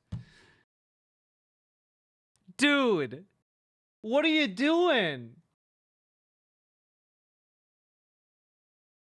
My Pillow and Mike Lindell say in a lawsuit they were deceived by a corporate payday lender. And it's like, dog, you took a loan from a payday lender. Of course you were deceived. That's how they work. Dude was literally driving by a payday loan office and was just like, huh, that seems like a pretty good deal. And then went in and got conned. Are you kidding me? Lindell says he doesn't have any money, and at least 3 My Pillow loans have ended up in court. Dude. Oh, it's true. That'd be like 6.5 million plus the additional 1.6 million. So yeah, that is like $8.1 million in total he has to pay back. Oh my God. Mike Lindell, owner of MyPillow, says his company was duped into borrowing 1.6... I had to take $1.6 million, Judge. You don't understand. They had me at the end of a gun. The latest sign of financial distress for the far-right pillow salesman. Jesus Christ. Lindell, MyPillow, and 18 other corporate entities claim Cobalt Funding Solutions and another company involved in the loan, Streamline Advance, engaged in racketeering by extending a high-interest merchant cash advance, essentially a payday loan for businesses. But it's payday lending is legal. It's a shitty business, but it's legal. But are they alleging it's only illegal when you do it to wealthy people? Honestly, I kind of prefer it when they do it to wealthy people, because this is funny.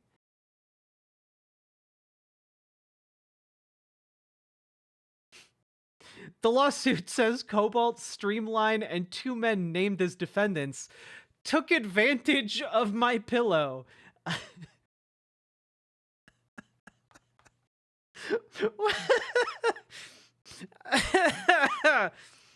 Oh, God.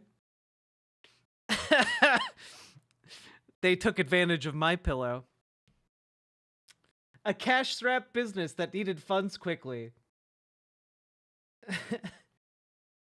Oh, God. It's at least the third case filed in recent months involving MyPillow and merchant cash advances.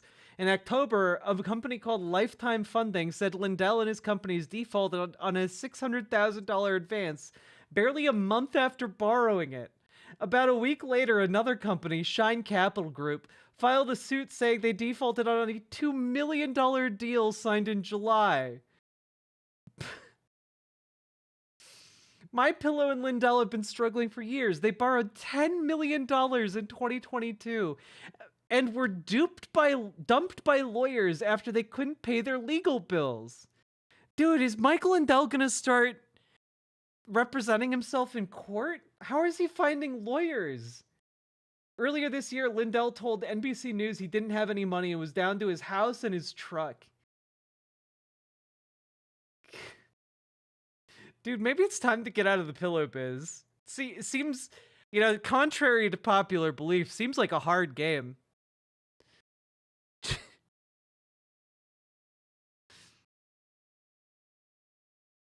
Can we watch the trial for content? If so, absolutely, GamerG. If you find me like video of this trial, I would love it. I would love it so much if we get to watch Michael Lindell attempt to navigate the legal system on his own. That would be so fun. I don't know, guys. I think after the third time you've been duped by business payday loans, maybe it's not the predatory monetary system taking advantage of you. Maybe it's something else entirely. just throwing it out there. God. Just realized this is off.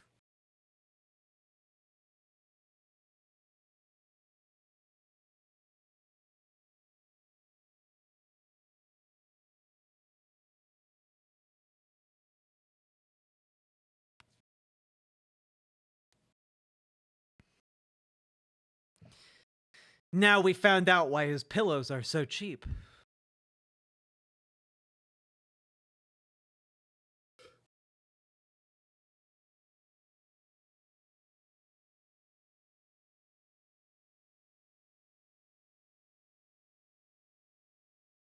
Water is so good. You look cute today? Thank you. I went on a little date with my partner before stream. A little date with my partner to a store called Michael's, and it was very cute. We picked out some Christmas decorations. Yeah, water does hit different when you're thirsty. It's like the best thing. Your body just goes, yummy, yummy. I would like some more of that, please. Hey, they are Joe. I used to work at Michael's. Hell yeah.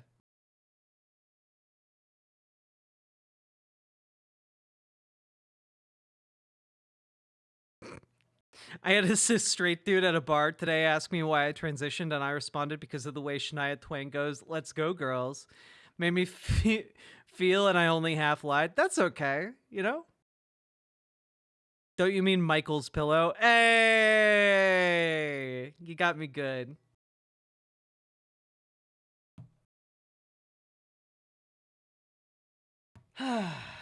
All right.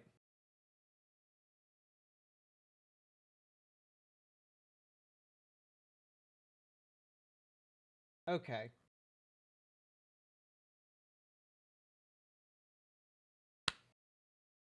So, folks, it's time for us to go over maybe, you know, I'm going to press the segment button before I keep talking. How about that?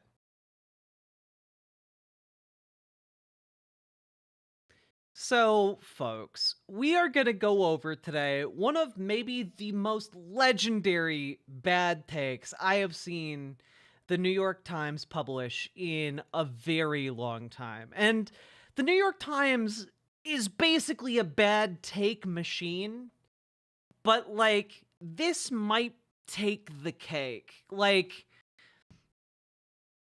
it is rare for me to see a take so bad where I'm like, you know, who told anyone that this was a good idea? You know, how did this even come to be? And of course, I'm talking about the New York Times guest essay in the opinion section titled United Health Group CEO, the healthcare system is flawed. Let's fix it. And of course, this is the new United Health Group CEO, Andrew Whitty, the same guy who just a few days ago talked about how, you know, the privilege of his position is protecting people from unnecessary care. That's one of the great grand missions of private health insurance. They aren't making a buck by denying you necessary medical care. They're making a buck by denying you unnecessary medical care that you really don't need. You don't need that early cancer diagnosis. You don't need that.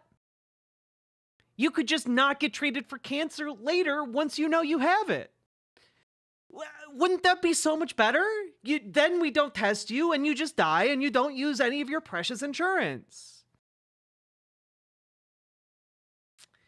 So I'm very curious to see, what does Andrew Unnecessary Care Whitty have to say about the broken healthcare system that I'm sure he himself and United Health Group had absolutely no hand in ruining for everyone else.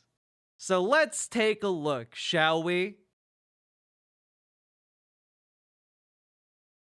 All right.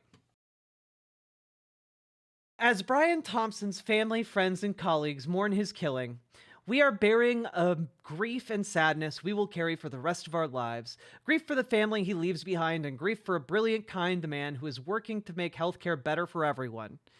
And I just have to say, incredible to say that when Brian Thompson was known as a man who kept cutting the number of people covered by United Health Group year over year.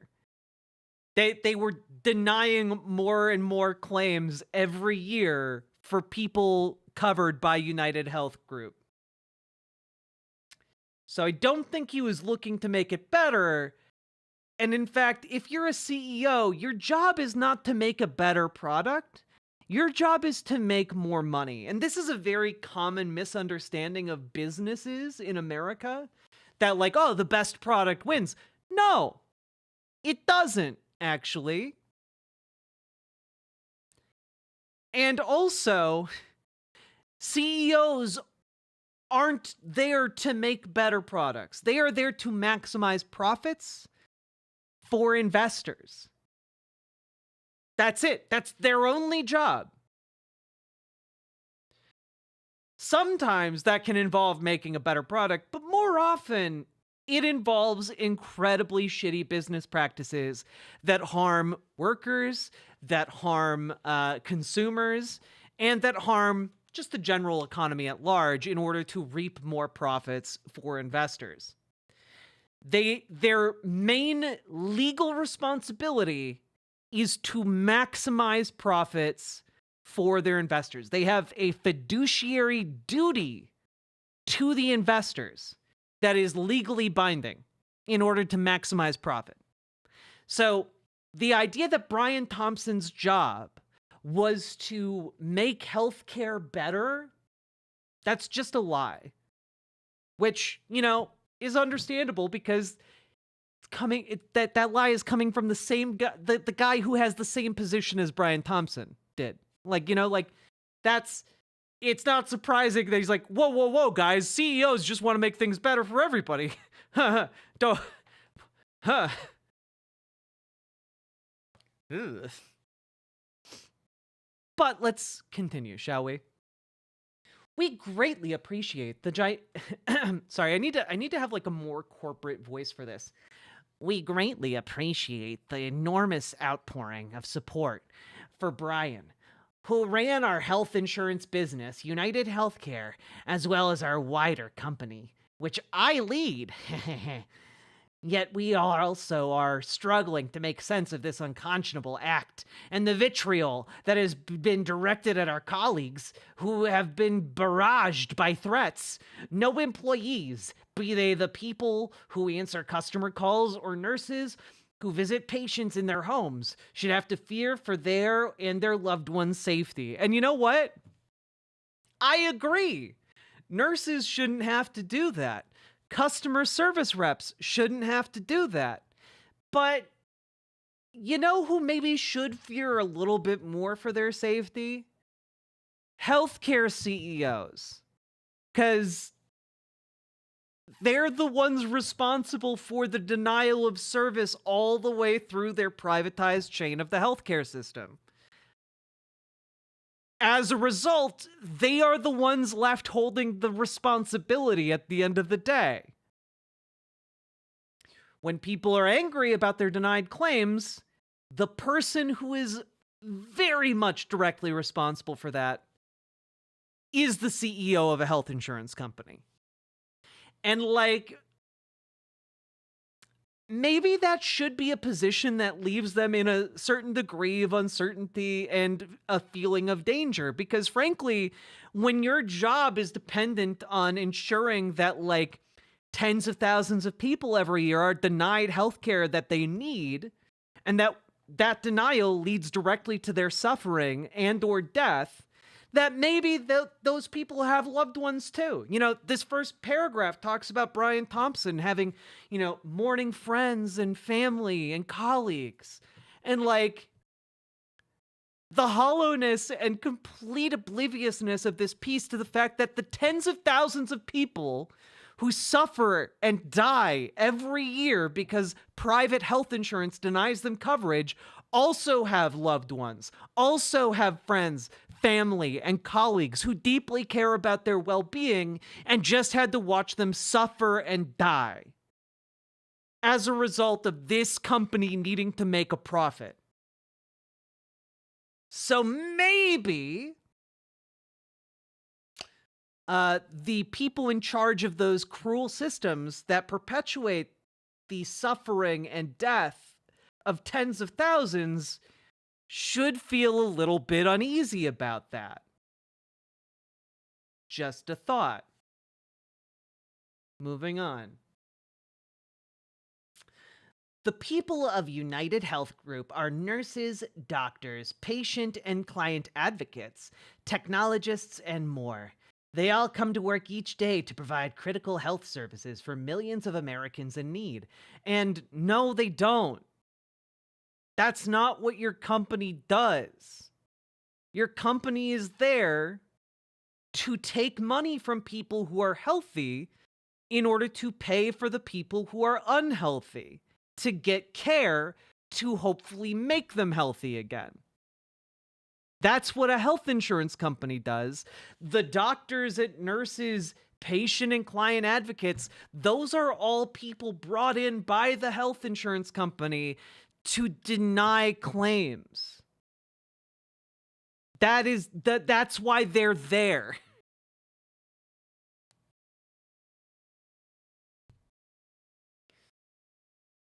We know the health insurance system, the health system does not work as well as it should, and we understand people's frustrations with it.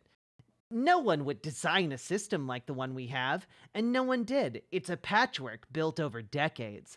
Our mission is to help it work better. We are willing to partner with anyone, as we always have. Healthcare providers, employers, patients, pharmaceutical companies, governments, and others to find ways to deliver high-quality care and lower costs.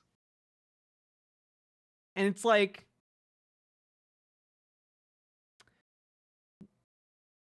we could have had we could have a single-payer healthcare system in America. We could do away with this wild, shitty patchwork that he's describing here. We could get rid of your private company that profits off of that patchwork and institute one single-payer system that would cover everybody and be cheaper,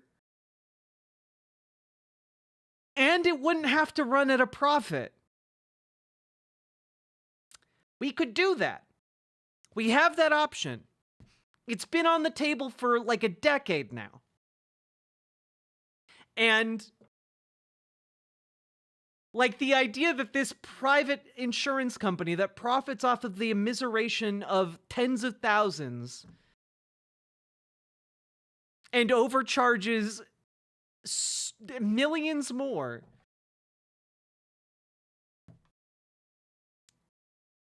is, oh, we want to work with anyone. If you wanted to work with anyone to actually, and your priority was actually improving healthcare, you would advocate for a single payer system.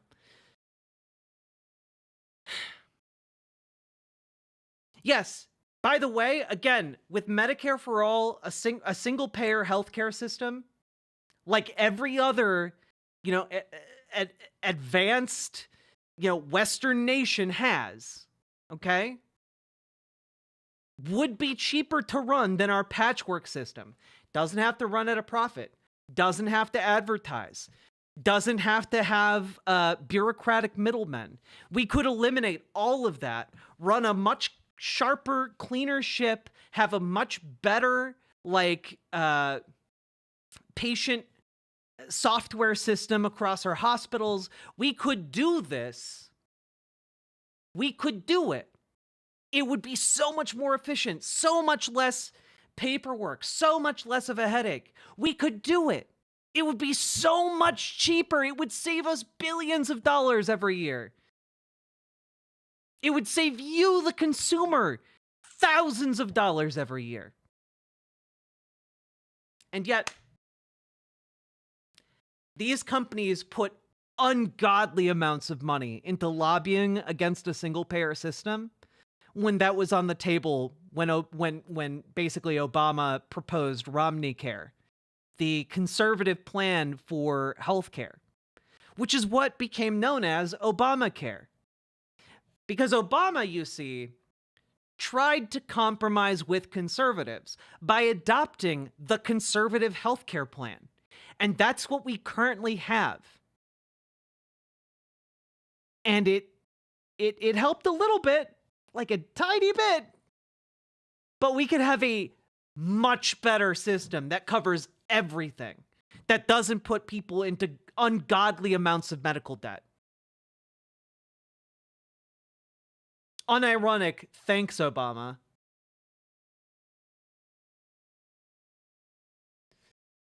Clearly, we are not there yet. We understand and share the desire to build a healthcare system that works better for everyone. That's the purpose of our organization. And no, it's not. The purpose of a private health insurance company is to make money. That is the purpose of every privately run business in America. It's to make money. That is what a business does. It is not providing a public service at cost. You are not a charity. You are a private business run for profit. The lies in this are infuriating. Healthcare is both an intensely personal and very complicated, and the reasons behind coverage decisions are not well understood. We share some of the responsibility for that. Together with employers, governments, and others who pay for care, we need to improve how we explain what insurance covers and how decisions are made. Behind each decision lies a comprehensive and continually updated body of clinical evidence focused on achieving the best health outcomes and ensuring patient safety. Except that, here's the trick here. That's not what's behind every healthcare decision that a private insurance company makes. Because all of their decisions are guided not by patient care or quality of life, but by making a profit. ProPublica has actually been doing fantastic reporting on this, on how health insurance companies put pressure on the doctors inside their companies to deny claims. The fewer claims you deny, the higher the likelihood, or the more claims you pass through, the fewer claims you deny, the more likely you are to be fired. Because your job, if you were a doctor hired by one of these insurance companies, is to deny claims. Your job is to come up with a plausible enough reason to deny a patient claim. That is your job as a doctor within a private insurance company. Okay? ProPublica did a really great piece on this. I recommend you check it out. I don't remember what it's called, but if you look for it, you will find it. And it is infuriating to see them try and claim this, when literally every step that they put into their company is designed to lower costs for them, even if it means denying patient care that is necessary. Because keep in mind, the people who are best situated to decide patient care are the patient and their doctor, not the secret second doctor that works behind the scenes and is under corporate pressure by their private insurance employer to deny claims. That's not part of the equation here. It's the patient and their doctor. So it really gets under my skin to even read these words.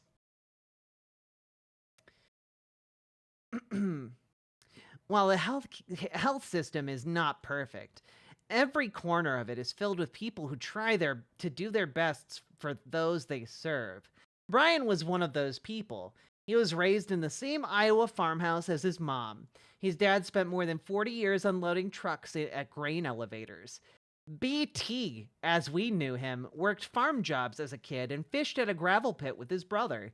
He never forgot where he came from because it was the needs of people who lived in places like Jewell, Iowa, that he considered first in finding ways to improve care. And no, it's not. No, I'm sorry. If you wanted to improve care, being the CEO of a healthcare company is not the job you take. That job is predating on the people of Jewell, Iowa. The goal of your job as a CEO is not to help the people of Jewell, Iowa. It's to fleece them. One of the good things that came out of this is the rising conversation among the public about how shady and predatory health insurance companies are. Yeah, I agree so much, Thistles Fries, and thank you for the $5 super chat. But like, this is like a corporate puppet. Just trying to convince you that corporations aren't evil. They actually add a lot of value to society. Ignore the trillions of dollars in profits. Look, they just want to make your life better. And don't think too hard about where all that profit came from. Haha. It's definitely not from every single paycheck working people in America take in. It's definitely not that. Haha, it's definitely not from, denying those same working people the care they need in order to live. Haha. It's some other secret problem. Haha. That's what this is. It is a creepy, skin crawling attempt to I'm going to be honest here. It is creepy, it is skin crawling, and on a human level, they are using the death of this man to cynically try and make health insurance companies that are run for profit seem like innocent, victims in all of this, instead of what they actually are, which is machines created to make profit at the expense of the suffering and death of working people.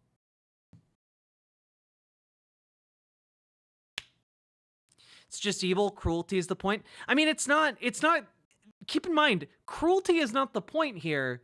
The point is making money. Cruelty is just the necessary byproduct of them making that money.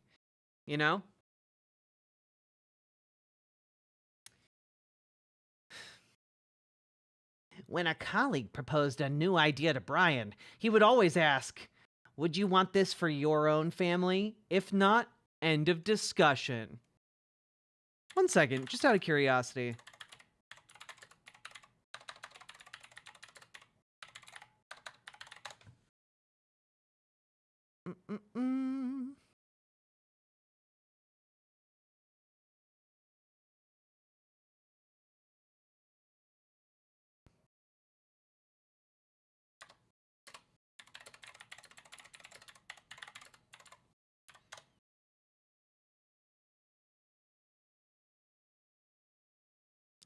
Let me just see real quick.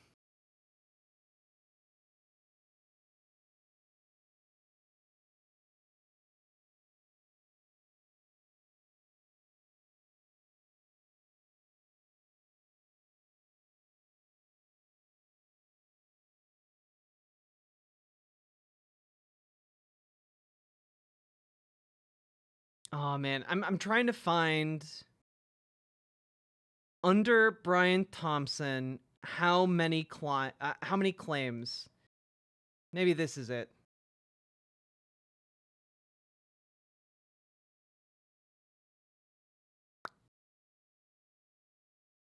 Ugh, disgusting.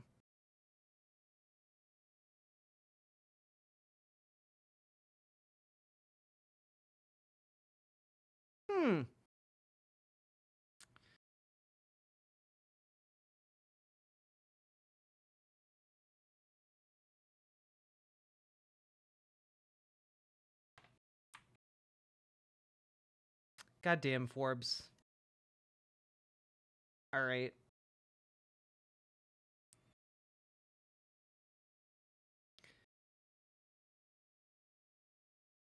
I really want to know how it went up. Under CEO Brian Thompson's leadership, United Healthcare had one of the highest claim denial rates among major insurers. In 2023, UHC denied approximately 33% of in-network claims, the highest rate among major insurers. Meaning that Brian Thompson wasn't maximizing care for anybody. He was actively maximizing the amount of denials that health insurers that his healthcare company was issuing. He was one of the worst actors in an already rotten system. Also, welcome, Raiders. Hello, Carbon says. Welcome, welcome, welcome, folks. Make yourselves cozy. But, you know, Brian was never content with the status quo.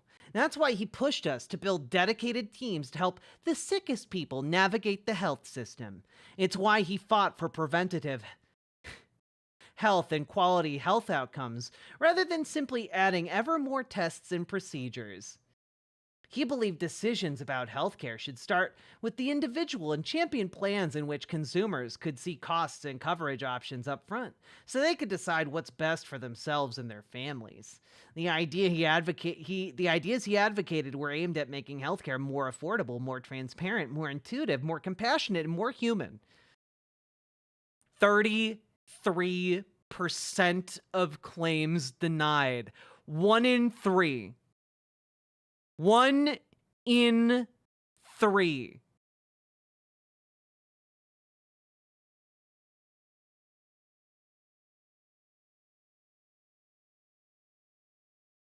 Yeah, making billions of dollars in profit. That's Brian's legacy, one that we will be carrying forward by continuing our work to make health systems work better for everyone. Oh, wow. Great, Andrew Denial Witty. Are you going to deny, 40% of claims? Gonna work your way all the way up to 50% in your effort to make things better? And then at the end of this, Andrew Witty is the chief executive officer for United Health Group, the parent company of the United Healthcare Insurance business. And I do have to say, that this does not seem like it would improve the system. Like, this entire op-ed is basically, look, our system is a patchwork of plans and terrible things.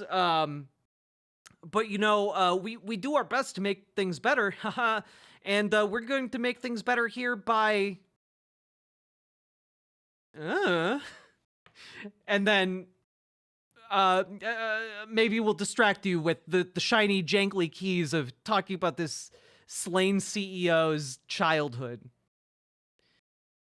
In 2021, Thompson was criticized in an open letter from the American Hospital Association due to a United Healthcare plan to start denying payment for what it deemed as non-critical visits to hospital emergency rooms. Yeah, this guy was definitely there for the working people of Iowa.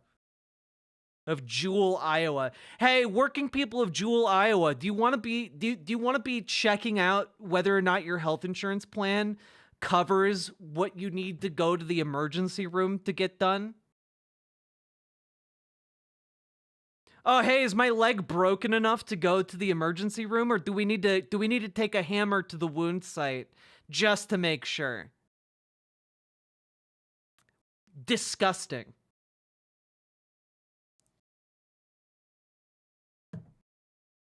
Just want you to know, okay? If you have stumbled across this video and you're as disgusted and as angry as I am, and you understand how badly the health insurance system screws you and your family over, okay?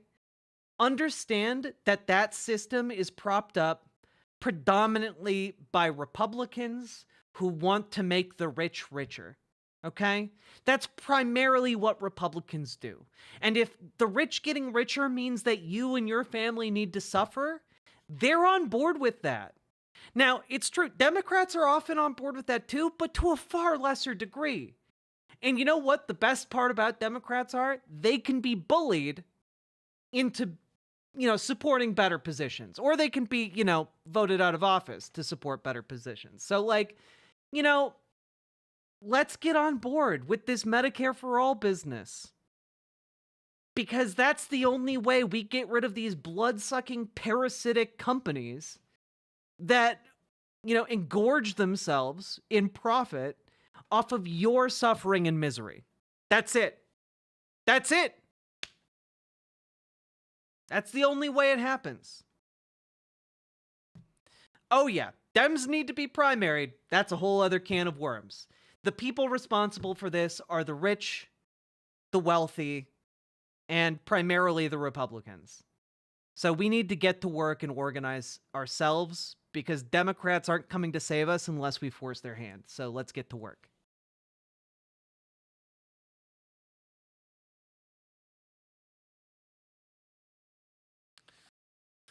There we go. We need to eat the rich. Pelosi just torpedoed AOC. Well, we don't know that yet. AOC did take a major blow to getting her Senate steering committee seat. But that vote hasn't happened yet.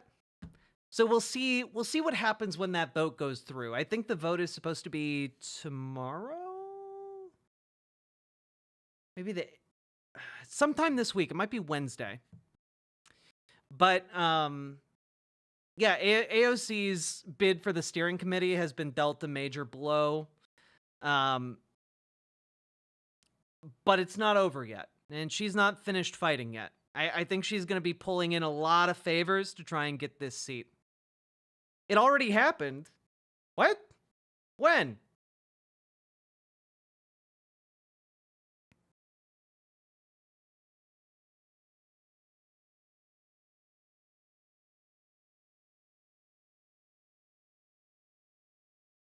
Yeah, no, it hasn't already happened, Super Jet Guy. Senate Oversight Committee, my bad. Guys, stop throwing disinfo at me.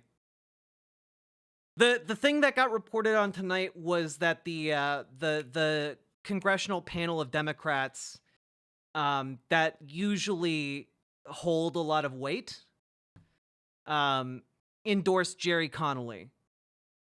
Oh, I'm not talking about you, Lady Ringcloud. I'm talking about you, Super Jet Guy, if I need to name names. But yeah, the steering committee endorsed Jerry Connolly over AOC. Yeah, that's the steering committee endorsement. That's not the vote for the House Oversight Committee. Those are two different things. I misspoke earlier. Oh, very knifey duck. It's okay. I think some people just need to. The committee names are all very confusing, and honestly, I get them mixed up. I don't blame anyone else for getting them mixed up too. There's still time to do this, people. It's true, Nerodia coming through. Folks, if you want to help AOC, a progressive, ascend to one of the highest echelons of power in the House Democrat ranks, it's time for you to write an email to your representative to support AOC. Okay? It is actually really important. Like, if you want to do something and you feel kind of powerless right now, one of the ways to take some of your power back is to email your rep. Email and call your rep. Send an email, call your rep. When is the vote? I believe the vote...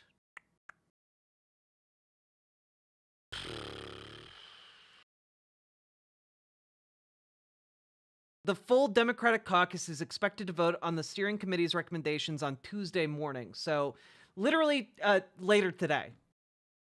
I would very much recommend you email or call your Democratic representative. Email them now and call them first thing in the morning. Okay?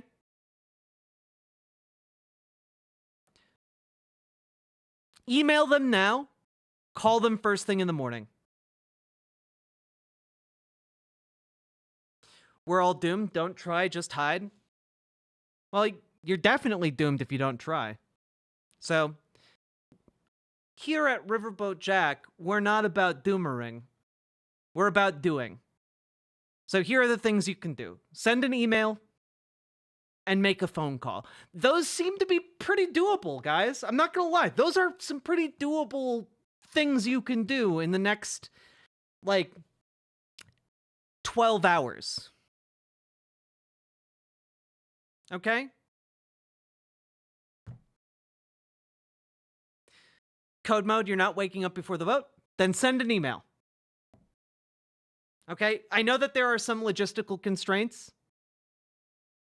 But if all you can do is send an email, send an email. If all you can do is phone call, then phone call.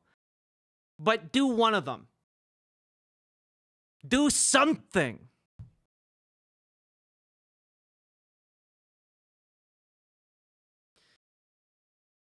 Actually, I'm setting my alarm. Fuck yeah, code mode. Let's go. Be short, polite, to the point. They're going to be getting a lot of phone calls. And the more phone calls they get, the more they're going to be pressured to vote for AOC. So let's go. Okay? I mean, guys, how many people are watching right now? How many people are watching this stream? Can I call someone in a different state? Yes. They might be less receptive, but you can technically do that. All right? Let's see. 218 people in YouTube. We got about 300 people watching right now. Okay? 300 phone calls can go a long way in Washington. Okay? That's a lot of phones that people have to answer, folks. 300 emails, 300 phone calls. Let's go.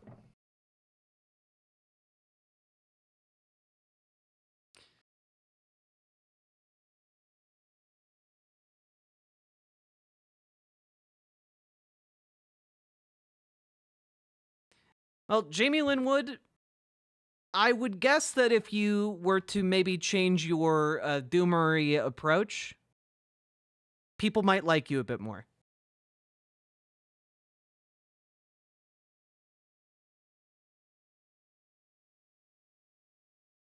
Like, I don't know, like, going into a place, shitting your pants and being like, oh man, everyone's treating me like I shit my pants. Like, yeah.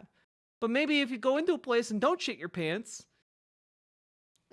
you can just be with other people. You know? Like, it's not that people hate you, it's just your attitude is bad. And you have control over your attitude, or at the very least what you say.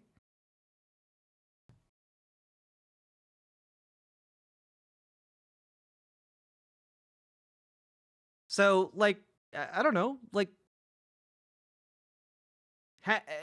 take the radical act of having a little bit of hope and standing up for yourself.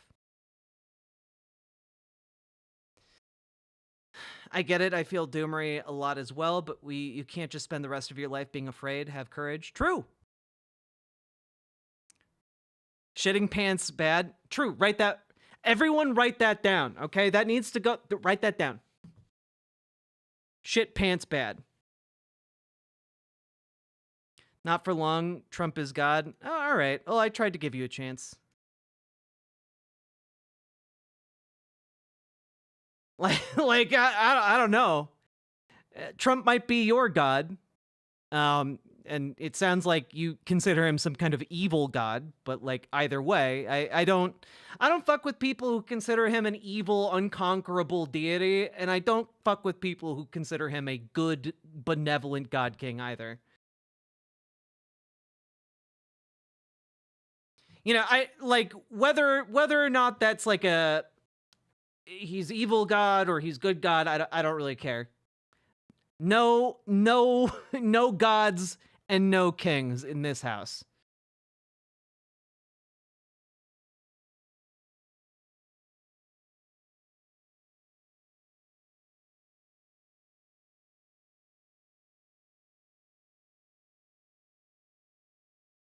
He's a demon, but defeatable. True. No gods, no masters, no kings. True.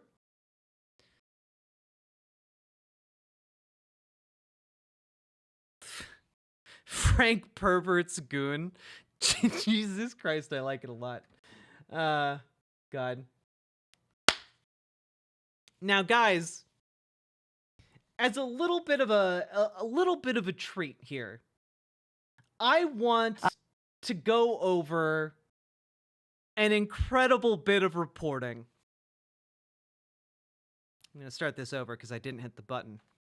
Now, guys, I want to go over an incredible bit of reporting here that really is...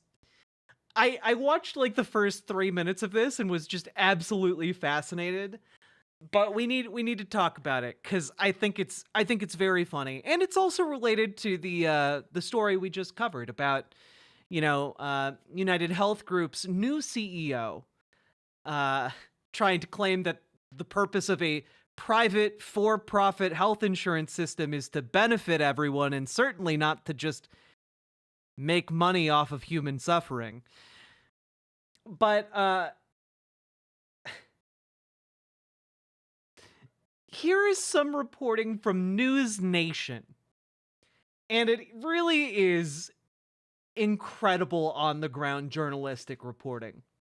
Let's take a look. That's News Nation's correspondent Alex Capriello standing by to do the big report for us tonight. So some interesting interaction you had with the inmates from over the chain link. Tell me about it, Alex. Yeah, pretty unbelievable moment. And Ashley, I can tell you at this very moment, I can look over my left shoulder up at the top of this prison wall, see through a window, and see that your face is right there. They're watching Banfield at this exact moment as they promised they would. All right, so let's backtrack a little bit, okay? So earlier today, I was reporting outside this prison wall. So, oh my gosh, I'm not sure if you just heard that, Ashley. That was them screaming. I just waved. Alex, I just waved, and that was the... Can you hear that? Hi, guys. Say hello to Alex Capriello. They said, we got you, Alex. Ashley says hello. I can't believe this. There they are. I can't tell if you can hear this. Oh, we can hear it. There you go. Hi, guys. Look up at that window. Let me yell them a question. Alex, hold on. Let me yell a question. Guys, if you can hear me clearly, okay. Do you guys have any sights on Luigi Mangione? Just yell yes or no.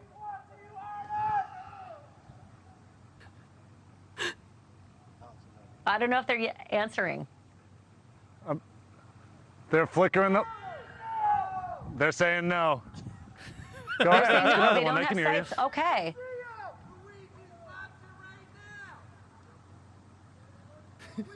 You'll have to... Luigi's watching right now! Translate, Alex. All right, so earlier today I was reporting outside these prison walls when all of a sudden I heard my name, and I couldn't tell if they were, you know, catcalling me or heckling me or even saying my name whatsoever. And so I started reporting on Luigi. I couldn't tell if they were bullying me or not, so... You know, of course I started recording just in case the people in prison were, you know, making fun of me for my various inadequacies that I'm very self-conscious about. Mangione's prison conditions as I was finding them out. And as soon as the live shot was over, that's when I turned around and they said, the conditions suck. And so that was my confirmation. Oh my gosh, they're watching News Nation at that very moment. I pulled out my camera, I recorded, and here's more of that interaction. Take a look from earlier today. Luigi's conditions suck! Free Luigi!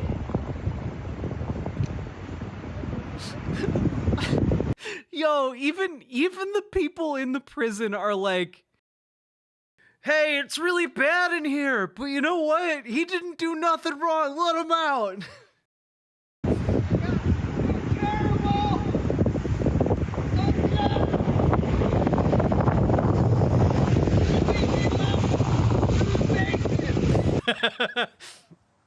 Ashley, they're going nuts in there right now watching this video on playback. This was just from a few hours ago, and here they are, 10 o'clock as promised. They said earlier today, tell Ashley Banfield that Luigi is watching at 10 o'clock. I mean, obviously, you know, that's just a hard roast at this point because they're not near Luigi in any way, as confirmed by the Department of Corrections earlier today. But at the same time, they've picked a trusted news source.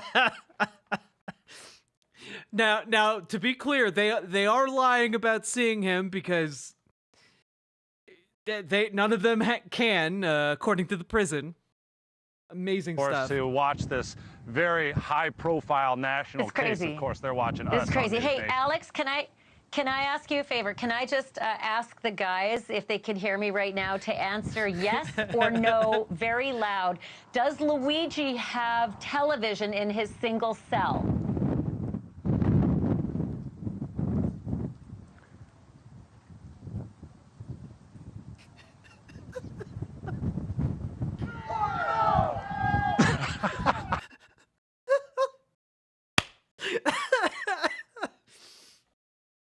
It's so good. It's so good.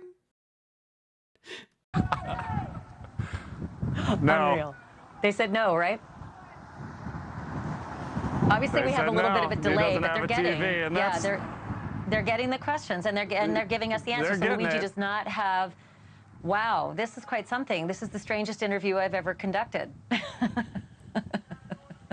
Me too, Ashley. You know, according to the Department of Corrections, he's got his own solitary cell. It's not solitary confinement, but he's by himself. It's not dorm style. I'm not sure exactly what those guys got going on in terms of a living situation. It sounds like they're all clustered together. But as far as Luigi's accommodations, he's by himself. He's got a bed. He's got a chair. He's got a toilet, a sink. Again, he's not with the rest of these guys, but he's not in solitary confinement. Okay, so I'm going to read out the menu, and then I'm going to ask the guys if it was any good, the dinner tonight. So the breakfast was fruit, grits, bread, eggs, and coffee. He had the choice. The lunch was porcupine meatballs, potatoes, bread, and fruit. And tonight... What? I'm sorry. What? What was for lunch?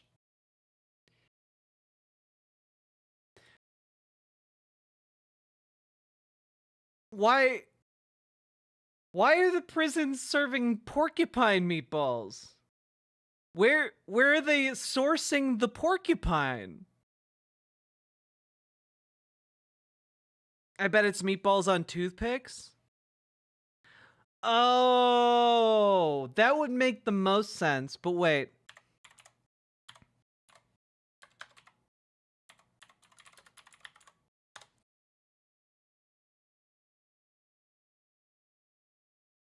Okay. Porcupine meatballs are a casserole dish. So, like...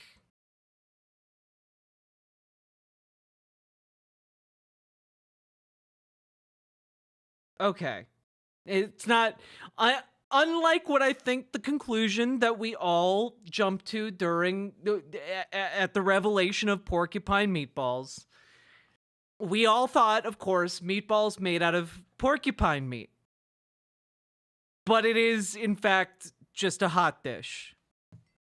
And honestly, it does look very tasty. So I might try and make this myself and report back. Not, in fact, made out of porcupine, made out of beef. Is porcupine meat tasty? You know, porcupine meat tasty? Let's see. You know, I have to imagine.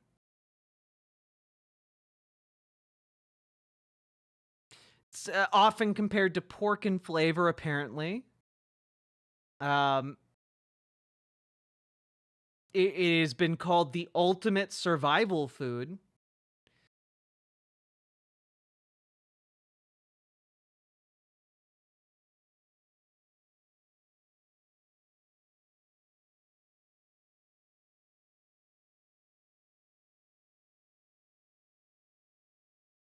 Wait, what? Man, this is such a weird rabbit hole to go down. How do you eat a porcupine? Very carefully. And inflating it helps.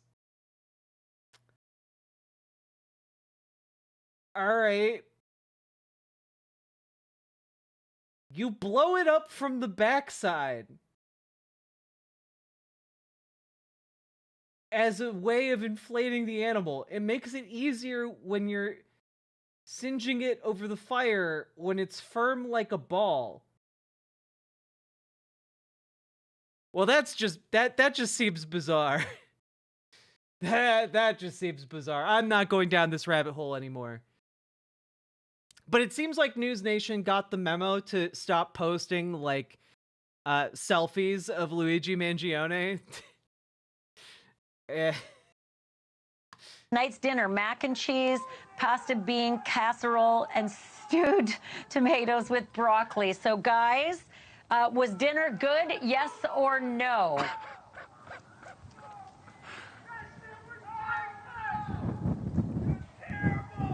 What terrible, are they saying?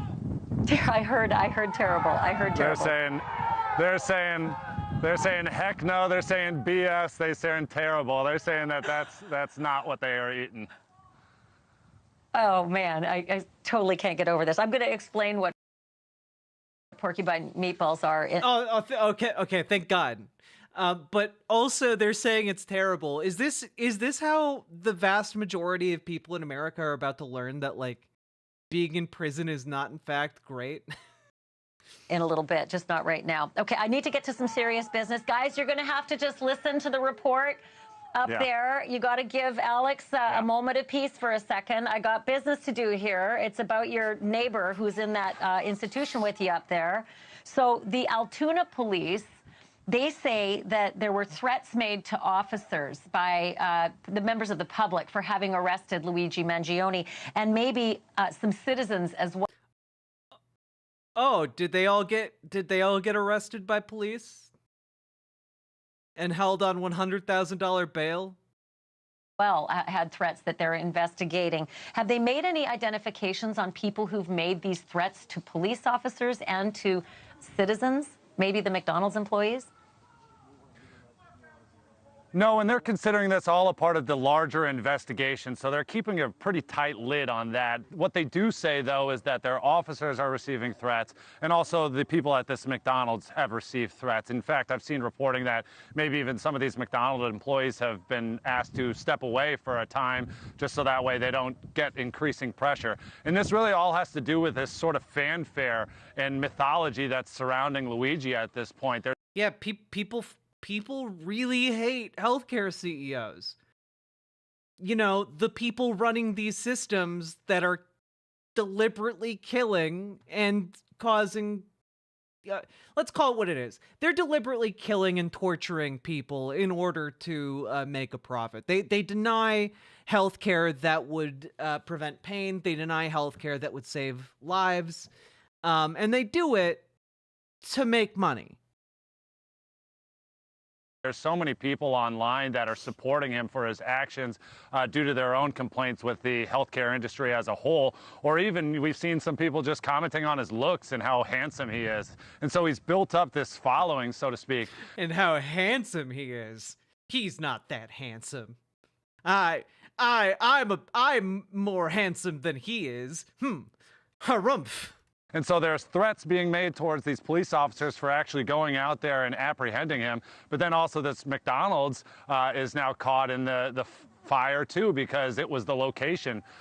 Well, Sarah Shock, I would be less mad if the McDonald's worker actually made that bag, but they actually didn't make any money off of it, as far as I have heard. Apparently they called it in via the wrong tip line. And so, like, they aren't getting the payout. So they made no money and turned this guy in. That he was caught. So much so that it's also received just incredible negative feedback and reviews online. I've seen it plummet. 1-star reviews for this one specific McDonald's in Altoona, Pennsylvania. People saying that it's got rats and just doing whatever they can to sort of support Luigi and you know, bash everyone else that got in the way. Yeah, okay. Other question here about some wanted posters that have shown up all around New York City, putting other CEOs' faces up, other healthcare executives' faces up, saying that, you know, these guys are wanted too, and then putting the big red X over Brian Thompson's.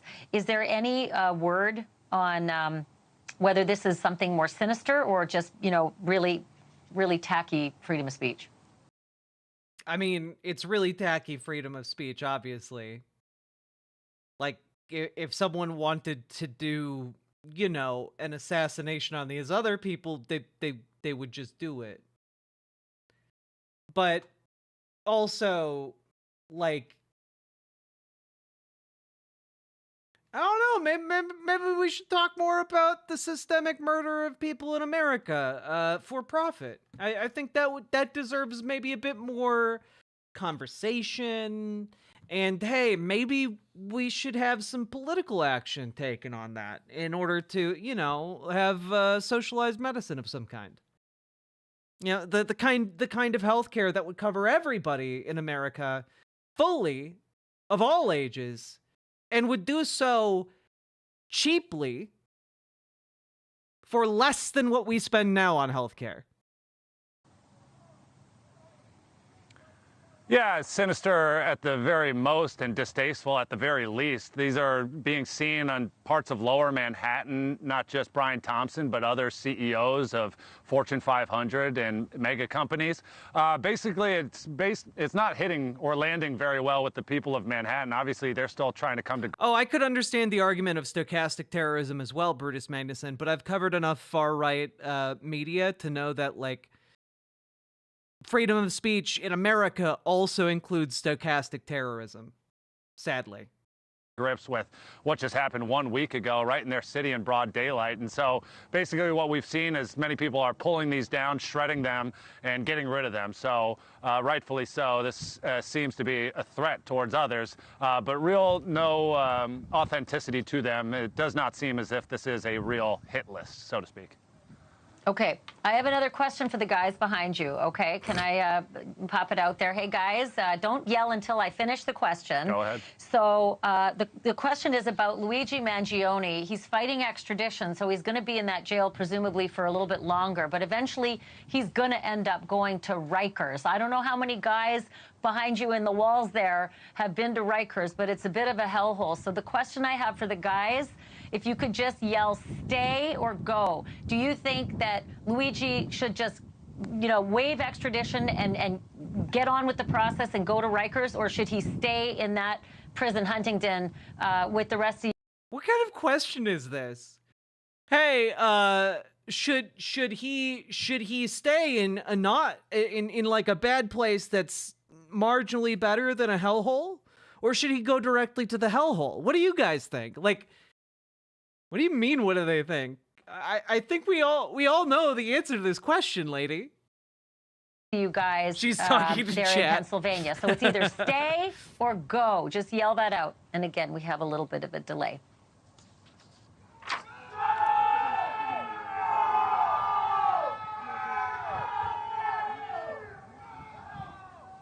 Alex, I'm sure you heard that one, I could Ashley. hear them saying go. Was it go? Were they saying go? They're saying go. Why? Explain yourself, prison chat. They're saying go. They say get on with it. Go to Rikers Island. Wow. Chat is chat's being silly. Chat is silly moding right now. I'm familiar with this from being a streamer on the internet. They're silly posting. You know, I wonder if they mean go because they say that the place they're in right now is a hellhole, maybe worse. But I don't know. I mean, Rikers is pretty bad. We got the comparison coming up. One of the inmates. I'm not sure if you heard them say it just now when I was talking about the threats of rats in McDonald's. A bit of a hellhole. I'm talking about the prison that they're at right now is a bit of a hellhole. Like they're at a the prison he's currently in is not Rikers. And kind of sucks. Like it's bad, like, even as far as prisons go. Rikers is way worse. I'm not saying Rikers is a little bit of a hellhole. It's the worst prison. It's the worst prison that I know of in America. Somebody just said they got rats in here too, so it seems they're not very happy with the food here or the accommodations. Maybe we need to send an email to the Department of Corrections about that for tomorrow morning. Any last comments you can hear from the guys there? And maybe just swing the camera up and see if you can see the shot that you showed me before. Can you swing the camera up there, Greg? They want to try to see. Yeah, the view that you're seeing, so we can see where the guys are yelling out the windows. So go ahead and see those flashing lights. Yeah, zoom in if you can. Is that Greg, your cameraman? Just zoom in as much as you can. And I'm pretty sure we're not going to be able to see any faces in those windows, but rest assured, gentlemen, we can absolutely hear you. But isn't that interesting, Ashley? You got your interview. Are you guys doing the strobe light for us? Was that the strobing was for us? That's what I'm saying, Ashley. Isn't it interesting to see what accommodations that they have? They got their own light switches. They're obviously watching TV. They're all doing past it. Any sort. The anchor said that Rikers is a bit of a hellhole. Yeah, no, she's being a little bit too polite about the very evil, notorious prison. Sort of 10 o'clock curfew, you know. Yep, they're doing this for you. They're watching Alex. News Nation at this very moment.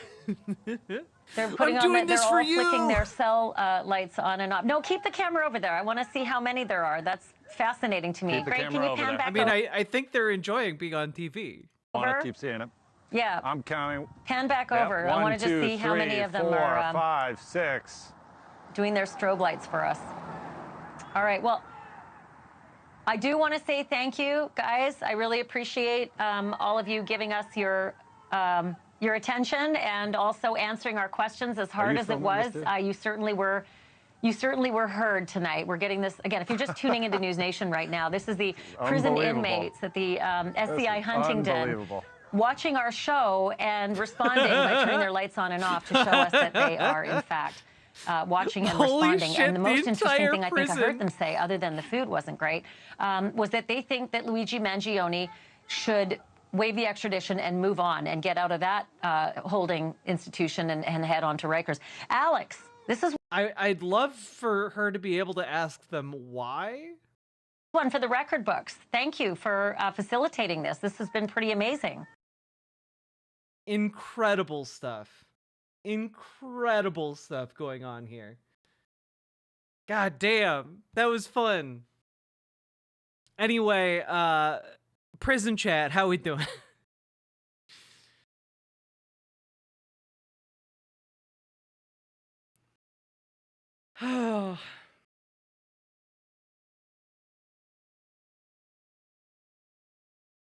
Anyway, yeah, Luigi Mangione probably going to prison for life. But you know, it is very interesting to see how his act has kicked off like an entire worldwide movement and response against privatized healthcare.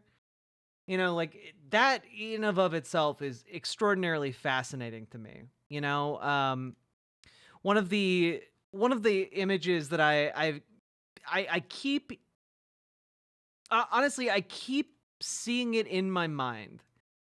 I saw it once, and I just can't get rid of it. I can't shake it. Is this image from Argentina, which depicts Javier Milei here, obviously, as a Nazi being hung alongside the words, deny, defend, depose. And like, yeah, Javier Milei has exacerbated basically every problem. Is it, did I say Argentina? Is he actually, no, he is Argentina, right? Not Chile? Oh, God. Argentina. Good. I was right.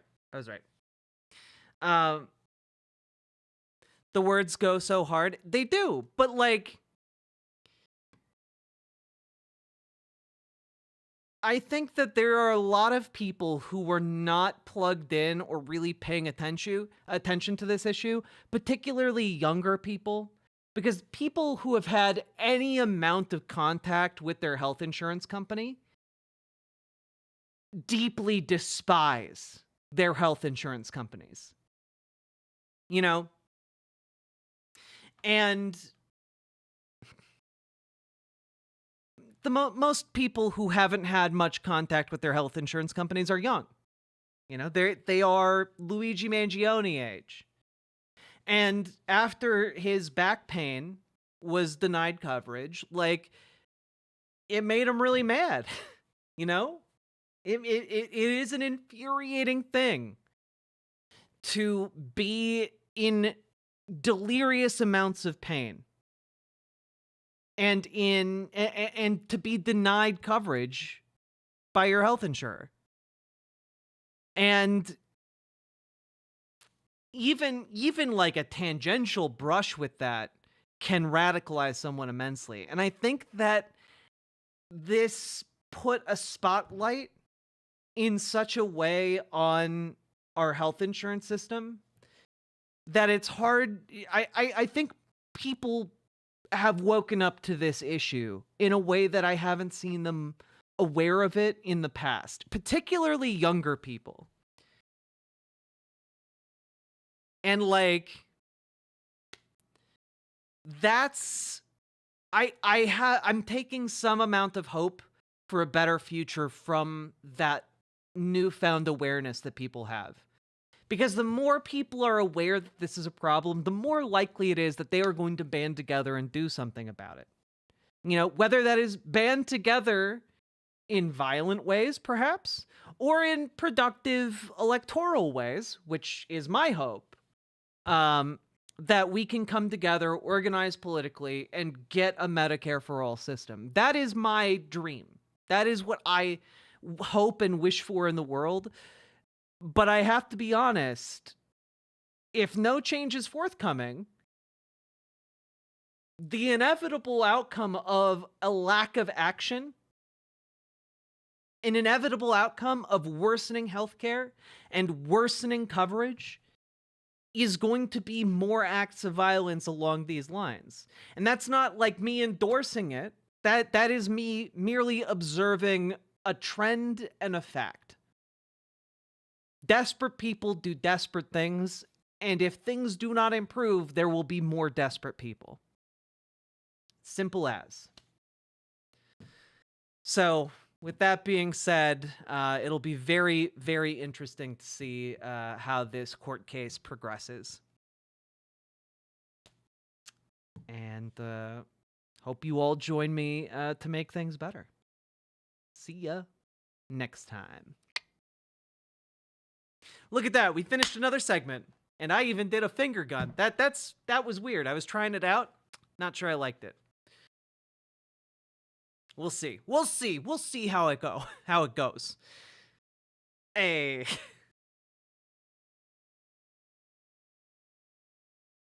Yeah, I wouldn't do that again. Oh. That was probably not the segment to end with a finger gun on. I might cut that out in the YouTube segment. Oh no. Oh no. Oh no. Okay, for real though, I wasn't trying to do a bit. I was not trying to do a bit. I cannot emphasize enough that I was not trying to do a bit. I'm just lame. Your Honor, I don't take me away. I'm just lame. I was trying something new. Next time, dual wield the finger guns. Yeah.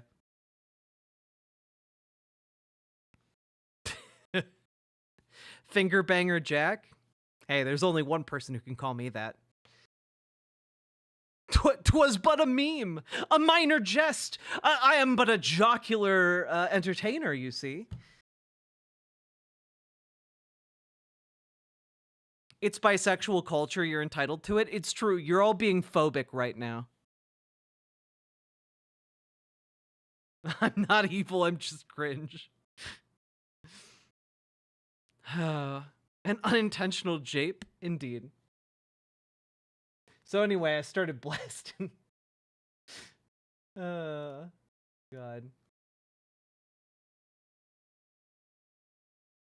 Oh, there's so much news to cover. We'll probably get to more tomorrow.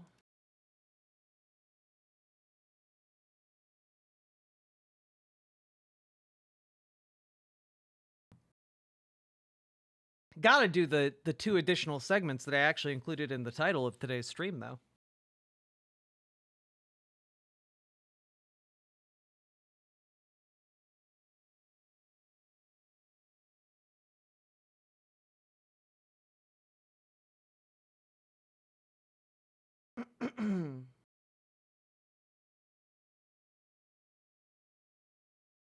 Let's see. Also, we've been going for almost 5 hours, chat. Please hit the follow button, hit the subscribe button, consider dropping those subs and donos. Appreciate it. Did you see the whole "it's tricky when we let trans women into other single-sex spaces"? I did not. I'm unaware of the new transphobia. Was that on the Glenn Beck segment, or was it on a different thing? I'm not surprised.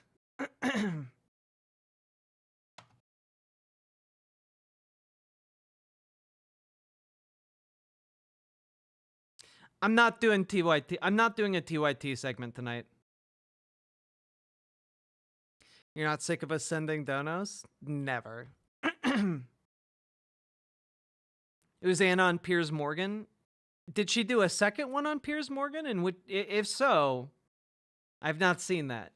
If she did, if we're still talking about the first Piers Morgan appearance, I did cover about as much of that as I could handle, which was not much. But that went up on a segment on YouTube today.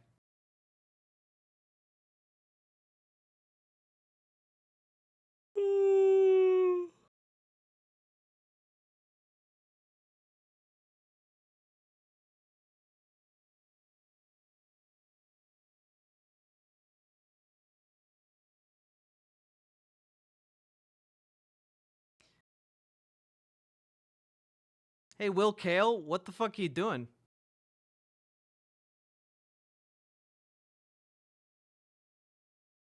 What the fuck was that about?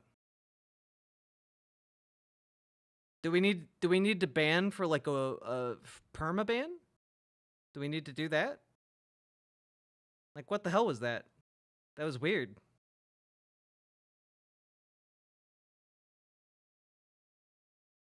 I haven't seen anyone ever do that in site chat before. Will Kale is a semi-regular? Yeah. That was a weird thing for them to post.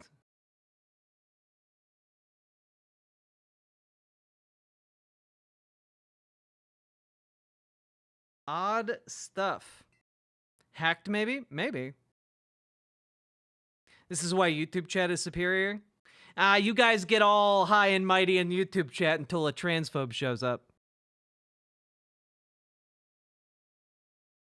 Although we do have banana brains over there to smack them down, so. Did you already cover those drones? Ugh, no. look, I don't really. Maybe we should talk about the drone story. I'm not really inclined to do that.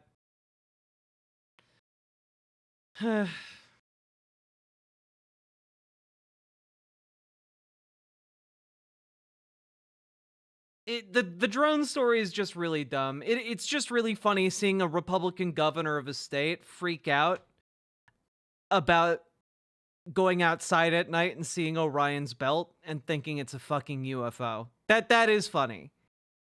But it is indicative of a much larger problem with like the way Republicans inculcate like thought processes.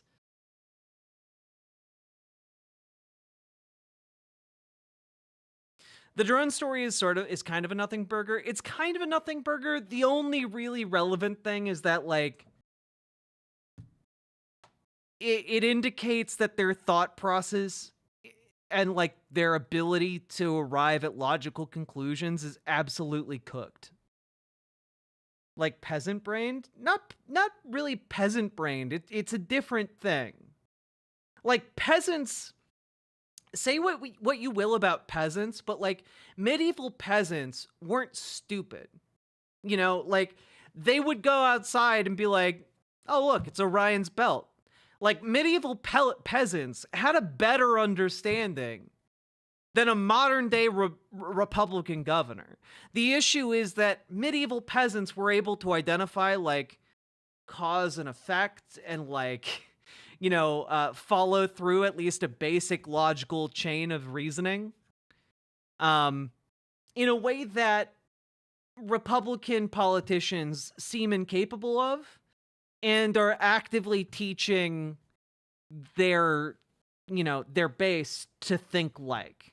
You know, it is a deliberate embrace of misinformation, disinformation, of anti-empiricism. It is a deliberate breaking of their ability to process information in a way that serves Republican, like, political capital, essentially.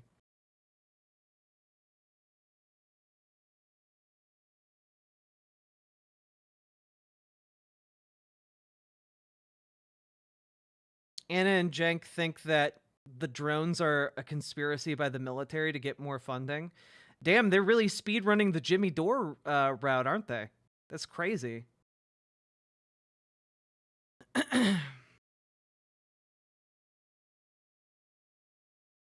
Is the Republican governor actually stupid or pretending to be stupid for his followers? I would err on the side of actually stupid. Or at the very least, arrived at a stupid conclusion and then, you know, continued to back it up.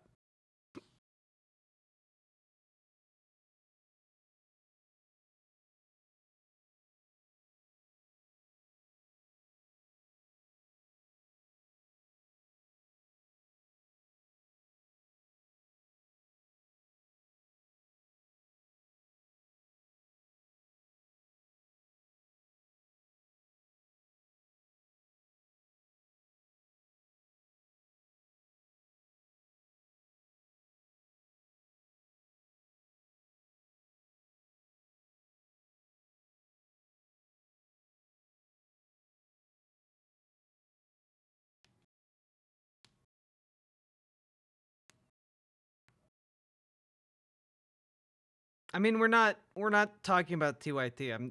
We're not doing that. We gotta talk about polio. Yay! Everyone's favorite, polio. Polio, it's back, everyone! Finally getting the headlines it deserves. For too long, the public has slept on polio. And frankly, where have we all been on it? You know, what wasn't to like about polio? The iron lung aesthetic? It gave us a great video game that is being turned into maybe a great movie by Markiplier. After all, why is polio bad? It only causes severe neurological degradation and muscle atrophy and intense suffering and inability to breathe and death. but it's just got such a fun name. Polio. It's like polo. That game people play on horses, but it's got an I in it. So that's fun. And you can say it like, you can even pretend you're playing a fun game. Marco, polio. Ah, you found me. Haha. Anyway, Donald Trump is working with RFK Jr. A lot of us know this, and is going to put RFK Jr. in a position of authority at the Department of Health and Human Services. And RFK Jr., despite Donald Trump just doing a press tour talking about how great the polio vaccine is and how not dangerous the polio vaccine is and how wonderful it is, turns out our RFK Jr. isn't a fan of the polio vaccine. The vaccine that virtually eliminated polio from the face of the earth. And the vaccine that a lot of people stopped taking in the United States and is now leading to a resurgence of polio because of morons. And now one of those morons wants to, get rid of the polio vaccine entirely. Now, if you're saying that, Jack, that sounds crazy. Why would we get rid of the polio vaccine? I'm right there with you. But this is a story that ran in the New York Times today. Or not today, 3 days ago. Kennedy's lawyer has asked the FDA to revoke approval of the polio vaccine. They want to remove your ability to make your child immune to fucking polio.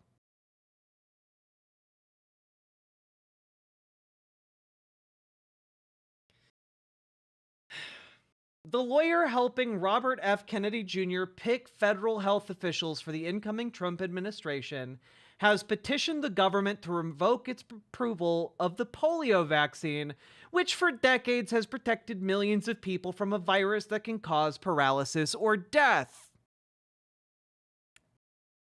Guys, you may have heard of the iron lung before. Whether from, images you saw on a Wikipedia deep dive or from the aforementioned video game, Iron Lung. And you might not exactly understand what it's for if your knowledge is only from the video game. However, it's essentially a device that can force you to breathe because your entire breathing apparatus no longer functions because of neurological damage done by the polio vaccine, by polio, just polio in general.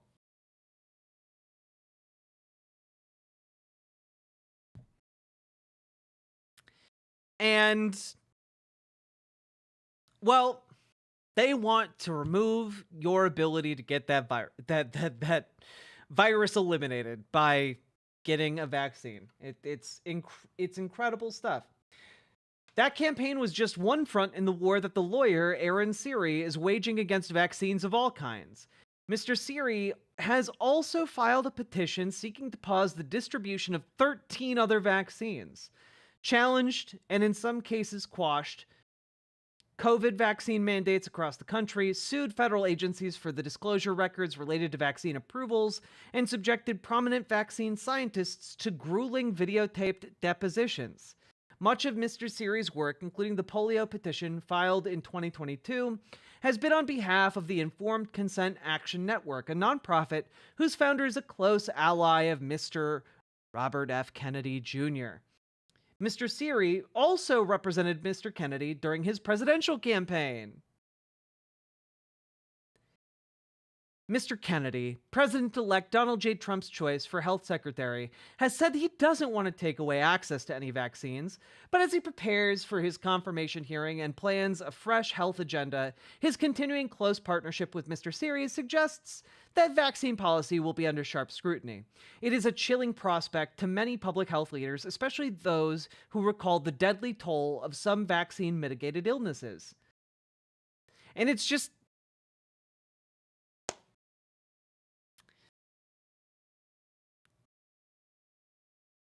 like, I'm sorry. The guy who is, his main thing is vaccine skepticism, is saying, oh, don't worry, we're not going to rescind any of these vaccines. His main thing is vaccine skepticism. And his head lawyer, who's been with him for a very long time now, his main thing is getting rid of the polio vaccine. Like, I'm sorry, I just don't believe you. When your entire deal is getting rid of vaccines, and then you say, oh, well, when we're in power, we're not going to get rid of vaccines, I think you're a liar.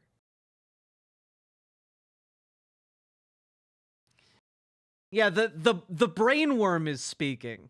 Ah, the worms are back. Ah, the worms are back. It really is astonishing.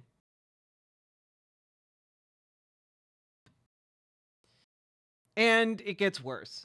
Mr. Kennedy has privately expressed interest in having Mr. Series serve in the Health and Human Services Department's top legal job, General Counsel. However, Mr. Series has suggested he may have more influence outside the administration. At his law firm, Series and Glimstad, he oversees about 40 professionals working on vaccine cases and policy. Somebody on the outside needs to be petitioning them, he said on a podcast in late November, meaning that basically he would work outside the Health and Human Services Department to apply pressure to people inside, i.e., people like Robert F. Kennedy Jr., who want to get rid of these vaccines, and instead, like, basically the plan kind of begins to take shape from there, right? You can kind of figure out where this is going. Where Robert F. Kennedy Jr. will publicly say, no, we're not going to get rid of any vaccines. And then there will be legal challenges presented to the Health and Human Services Department. And then they're going to go, oh, you're right. Oh, time to roll over and show our belly. We really do have to ban those vaccines. Oh, no, our hands are tied by all of the really good points being presented by my former lawyer. Like, that's basically what is going to happen here. What's the goal? To make U.S. citizens harder to migrate? No, honestly, when it comes to people like RFK Jr., the goal is genuinely, he's delusional. That's the goal is what he's saying pretty bluntly, which is that he wants to get rid of these vaccines. They are true believers, which is what makes RFK Jr. such a scary person within the Trump administration. He is there because he believes getting rid of this vaccine will improve the health of the American public. Full stop. RFK Jr. is one of the rare people in the Trump administration who is a true believer. He's not like out there to enrich himself. He's just there because he genuinely thinks the polio vaccine that has been so successful over like the last 100 years or however long it's been around. I don't know the polio vaccine facts. Maybe it's 70 years now. It's been around for that long. And he thinks that, well, the healthiest thing to do would be to get rid of it, even though we have evidence of resurging polio because it's contagious. So the game here is that Donald Trump used him to acquire power, is now paying him back in a way that isn't going to affect any of these old people who long ago had their polio vaccinations. They're willing to throw the lives of children who currently are alive or are yet to be born under the bus in order to appease RFK Jr. so that they can take power. That's it. 1955. So, yeah, about 70 years.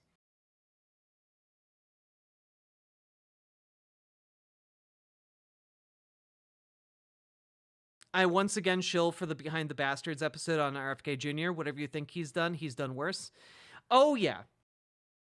He is truly a despicable person, but I think that he's a despicable person who believes in the things he does, which is what makes him scary.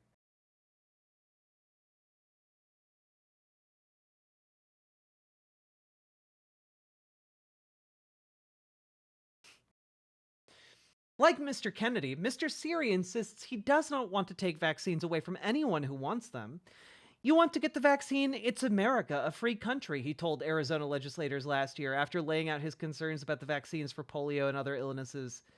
He did not mention the petitions he has lodged on behalf of ICANN with the Food and Drug Administration asking regulators to withdraw or suspend approval of vaccines, not only for polio, but also for hepatitis B.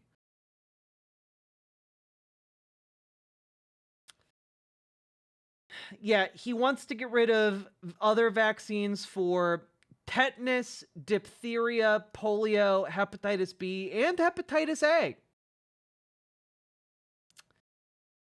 Yeah. Hey, you know why you can now, like, not freak out if you accidentally step on a rusty nail? You know, do any of you remember growing up and, like, being very afraid of stepping on, like, a rusty nail or being cut by a rusty nail? Because I did. I was very afraid of that. One of my teachers in school was slowly dying from tetanus. Terrifying. And, like, I was very afraid of it until I had a tetanus shot.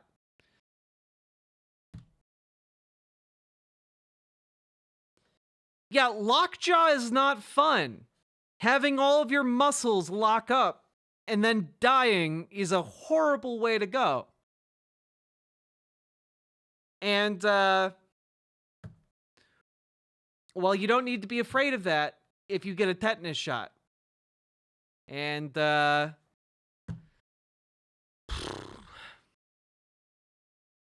they want to get rid of that too.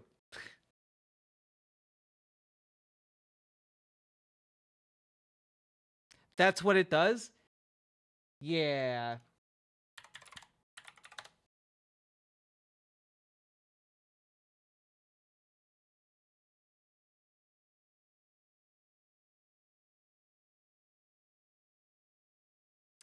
Tetanus is a serious disease of the nervous system caused by a toxin-producing bacterium. The disease causes muscle contractions, particularly of your jaw and neck muscles. Tetanus is commonly known as lockjaw. Severe complications of tetanus can be life-threatening. There's no cure for tetanus. Treatment focuses on managing symptoms and complications until the effect of the tetanus toxin resolves. Because of the widespread use of vaccines, cases of tetanus are rare in the United States and other parts of the developed world.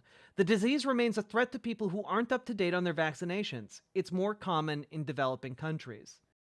So basically, average incubation period of 10 days.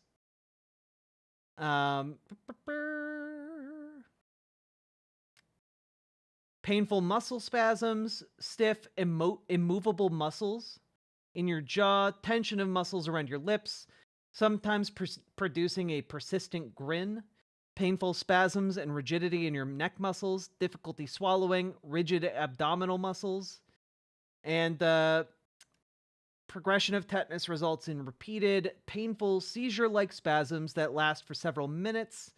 Usually the neck and back arch, the legs become rigid, the arms are drawn up to the body, the fists are clenched. These severe spasms may be triggered by minor events that stimulate the senses, a loud sound, physical touch, a draft or daylight. Other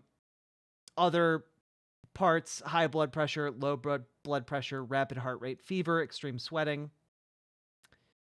And, yeah, you can also get it in your brain. It's fun stuff. So, yeah. Can kill you. Do we need boosters? That is something to ask your doctor.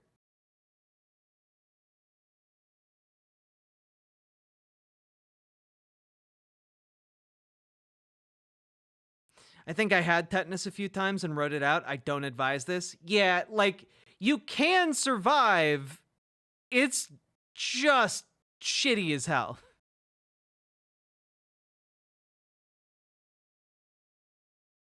Yes, you need boosters. Well, yes, you will need boosters, but whether or not you can get them right now, that's a conversation for you and your doctor. What's the game plan on stopping RFK's confirmation? Well, the game plan is you get used to calling your senators and emailing your senators, and you become the biggest possible pain in the ass of your elected representatives and whatever fringe, whatever politicians are like kind of the most likely to defect and deny confirmations, which will vary from person to person. I'm not sure about RFK at the moment. But be the biggest pain in the ass you can possibly be by calling and emailing them daily. Oh my God. I'm not saying don't get booster shots. I'm just saying, like, you might be like 5 years away from needing a booster. That's all I'm saying. I don't know your particular health issues.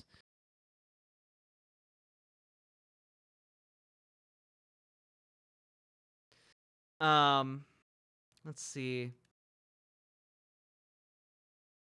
Rick Scott isn't going to do shit. Then do it just for the fun of the game. Do it to irritate the hell out of him. Serious question. I live in a solid red state, and my senators and reps don't care about my non-MAGA opinion. Calling/emailing them feels useless. What do you recommend? I say do it anyway, and then get involved in local activism to flip your state.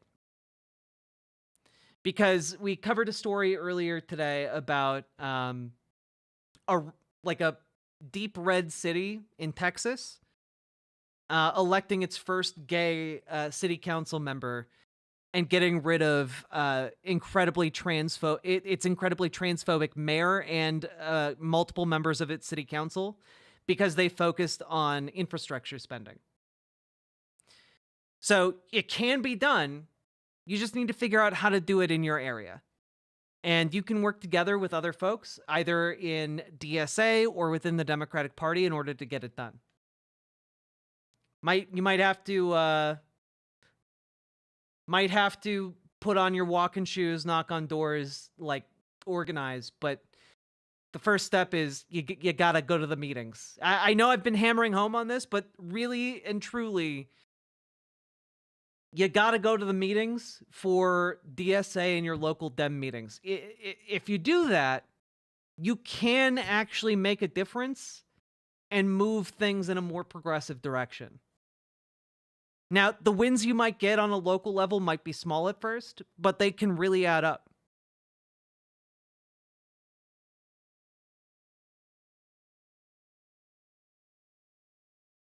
A win is a win, exactly. Yeah, honestly, most people don't show up to the meetings, even institutionalists, even like hardcore, like shitty Dems, don't show up to the meetings. When you show up to the meetings, get to know people in that arena and get them to like you, you're going to have a good and successful and productive time moving the party left in your area. And not only that, if you have good ideas that Republicans would never in a million years pitch to their base, you can set yourself apart in a way where Republicans are going to want to vote for you or your candidates more than they'll want to vote for Republicans. What if I have bad ideas? Get better ones.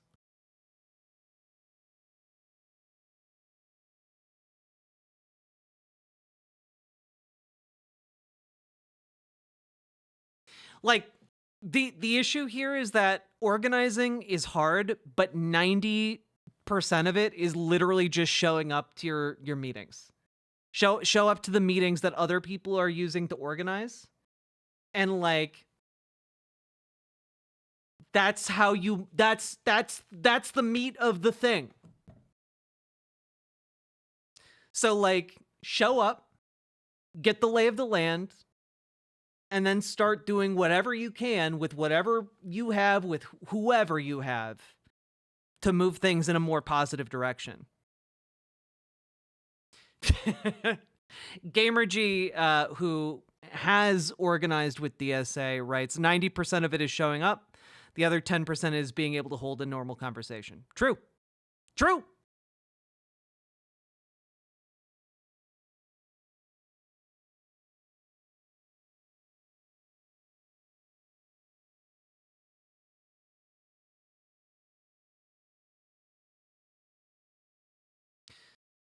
So, my recommendation is be a gigantic pain in the ass towards your very red senators and representatives. Be consistent with what you want them to do, and then get other people on board with that.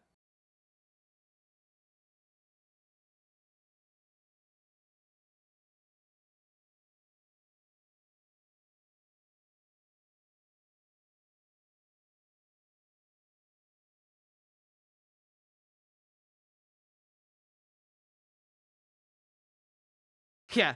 Also, hold like a community barbecue event. I don't know. It can be fun too. If you don't have that 10%, it's called masking people. Fake it till you make it. True. True, true, true. Anyway, this whole bringing polio business back seems really bad, and we probably shouldn't do it. I don't know. Seemed pretty miserable to die in an iron lung. Don't want to do it in modern day. Seems bad. That main argument done. 70 years of polio vaccine, being used by hundreds of millions of people. Very few negative effects. Seems worthwhile. Just throwing that out there.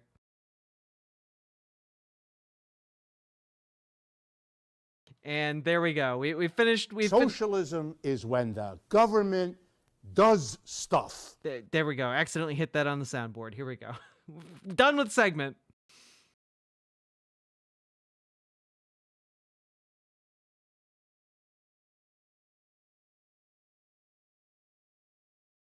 Chat be on some bullshit tonight? It's true! Chat always on its bullshit, Lady Raincloud. That's my secret, Cap. I'm always on my bullshit.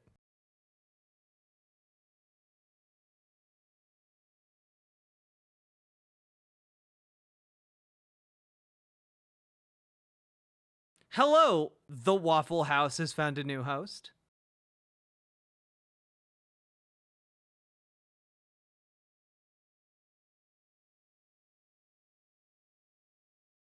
Wait, what? Y'all see that a CNN anchor frayed Assad's top torturer during coverage? What?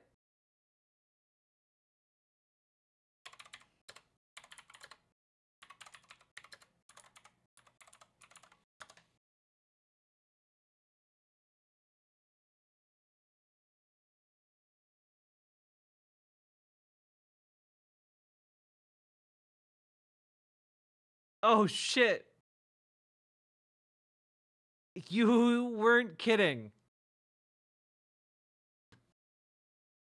I do not have the spoons to cover this story.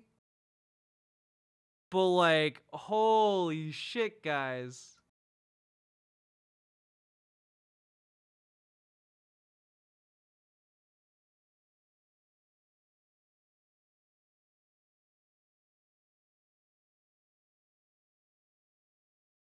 Prisoner CNN helped free from Syrian prison was actually notorious Assad regime torturer. Oh my god.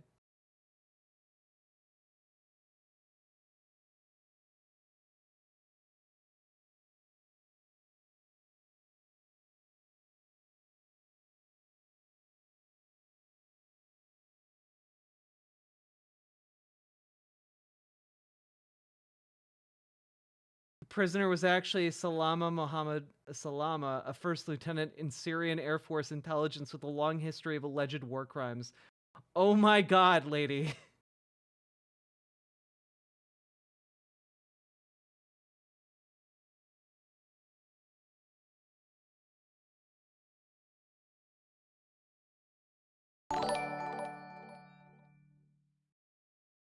For the Sing a Song I redeemed on Twitch.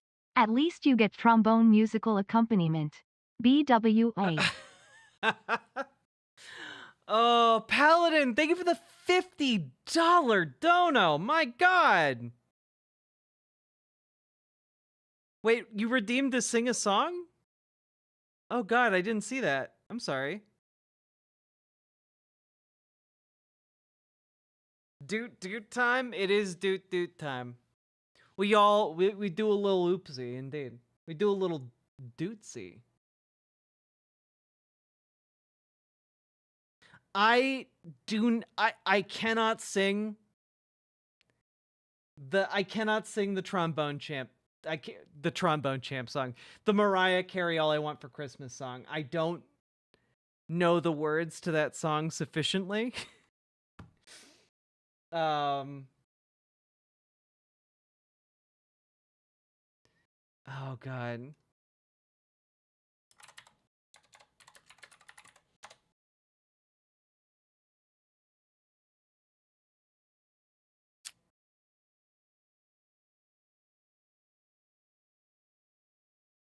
All right. You know what? I'll muddle through it as best I can. How about that? We'll give it a shot.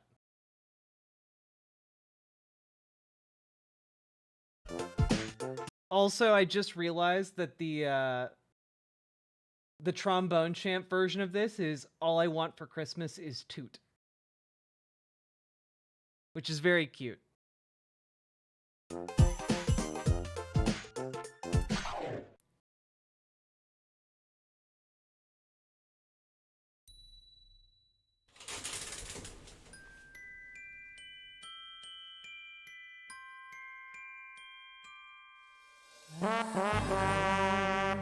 Want a lot for Christmas.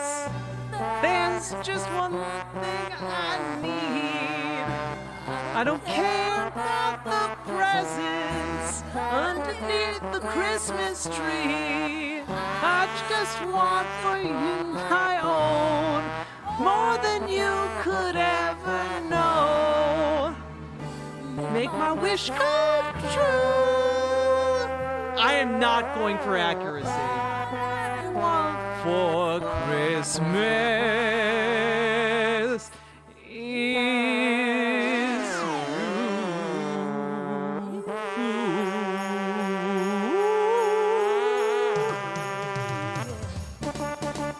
I don't want a lot for Christmas. There's just one thing I need. Get about the presents underneath the Christmas tree. Don't need to hang my stocking there upon the fireplace. Santa Claus won't come make me happy with a toy on Christmas Day. Just want for you to own more than I could ever know. Make a wish come true. I want for Christmas you. Oh God. I won't ask for much for Christmas. I won't even wish for snow. I'm just gonna keep on waiting underneath the mistletoe. List and send it to the North Pole for St. Nick.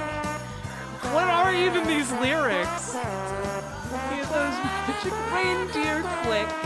'Cause I want you here tonight, holding on to me so tight. What can I do? Be all I want for Christmas is you.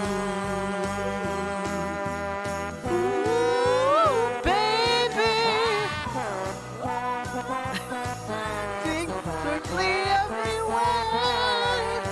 I cannot do her range. This will be your Citizen Kane. I hear those sleigh bells ringing. Santa, won't you bring one me the one I really need? I just want for Christmas is all I'm asking for. I just want to see my baby standing right outside my door.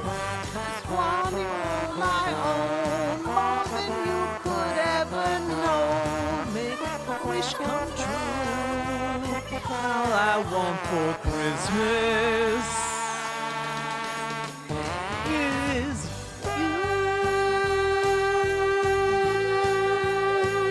baby. All I want for Christmas is you, baby.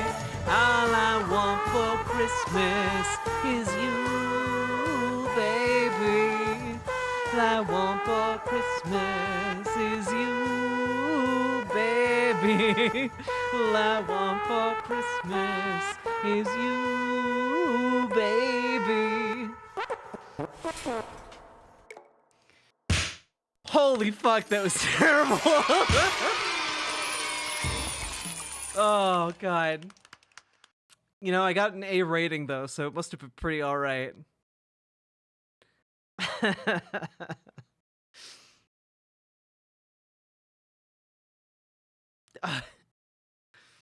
Now sing it at 0.25 speed. No. Oh, God. Oh, fuck. Ooh, baby. Fenry. Perfecto. HYPERCLAPHYPERCLAP hyperclap. What? Fenry, thank you for the $5 dono. I appreciate it. And the applause. I regret, or more likely excite to inform you all there's a Christmas episode of What's a Girl to Do? Surely the bottoms will hit whatever sub goal Jack needs for Christmas season in a future stream. Oh, Gamer G, is the Christmas episode up? Did they release it? Because I've been waiting for it. It looks so fun. What's a girl to do? Can you please send it to me now so I can download it? Oh, it's on the Discord. Wonderful. Wonderful. I'm going to download it so that I can see it. I need this.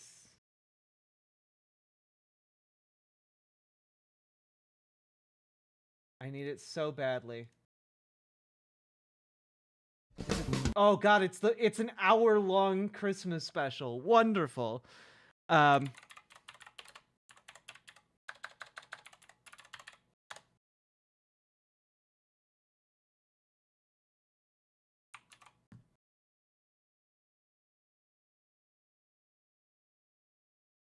Excellent.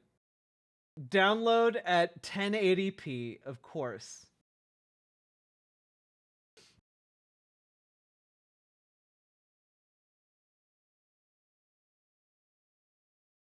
Excellent. Done. What's a Jack to do? We need this. You guys will get it. You guys will get the What's a Girl to Do, just not right now. Finally, something that will make the Star Wars Christmas special look good. You know, it's a crime that I can't stream the Star Wars Christmas special for you guys. Are they going to war on Christmas? No, they're fighting the war for Christmas.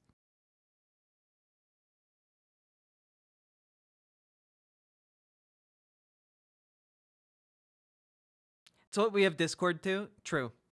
Wait, is it copyrighted? It's a Star Wars thing, man. Yeah, of course.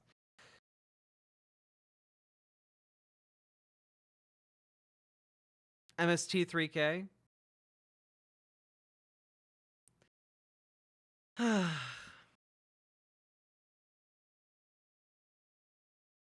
Yeah, George Lucas is on the record saying that if he had the ability to collect every single copy of Star Wars Holiday Special, he would destroy it. Stir whip, stir whip, stir, stir, stir.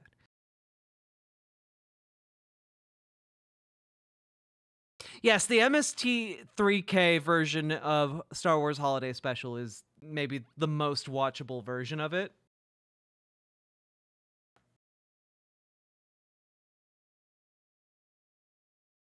My roomie found out there's a board game maker she likes in St. Paul, and now she wants to move there. I'm seeing all these mid-century homes for like 150K right now outside the cities. Actual attainable goal or fool's gold.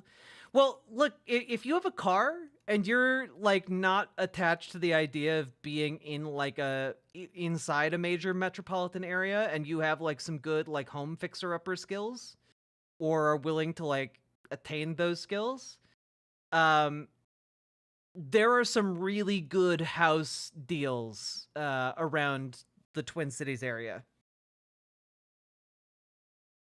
Like, maybe not inside the Twin Cities, but outside, absolutely.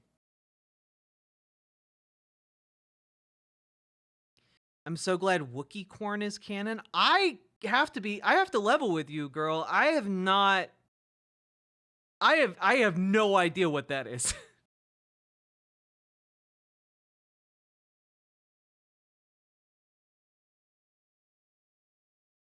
Which areas? I mean, out in more of the rural areas around the cities.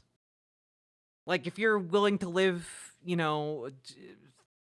20 to 30 minutes away, you can find some good spots.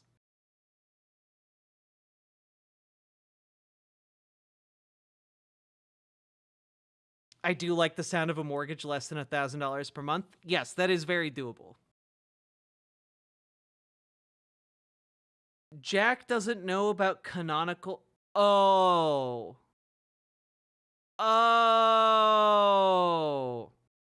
Sorry, I thought when you said Wookiee corn, you were referring to a corn grown on the Wookiee planet of Kashyyyk. I now realize you are referring to a different thing. Yes, that is true. There is a very prolonged scene in the Star Wars Holiday Special where the old Grandpa Wookiee watches pornography for Wookiees.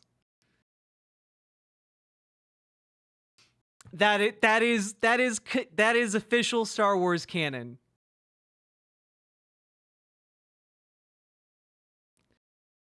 I'm sorry, what? Oh, some of you have never seen the Star Wars Holiday Special and it shows. Yeah, no, there's a scene where the Grandpa Wookiee puts on a virtual reality device and it's basically just jerking him off. I'm not even kidding. That's just what's happening. It's very weird. I'm not joking. That's a real thing. Also, it is hilarious when Luke Skywalker and Princess Leia turn up, because they are very clearly like high as kites. Like just absolutely toasted.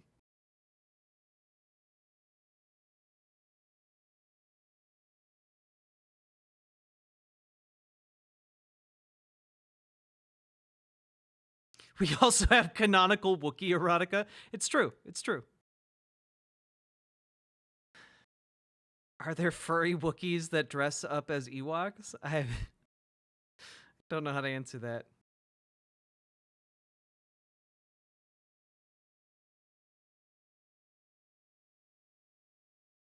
I heard that I shouldn't see it. There's no reason not to see the Star Wars Holiday Special. It is... I think everyone should see it at least once. It is very bizarre. And Mr. Miyagi, I mean, obviously do some research before you move someplace, but like, no, not all of the rural areas around Minnesota are sundown towns. Some of them are, but like, do your research. It's usually pretty readily available. Should we Morby it? Yeah, let's Morby it when we get a little bit closer to Christmas. Or should I say, Life Day.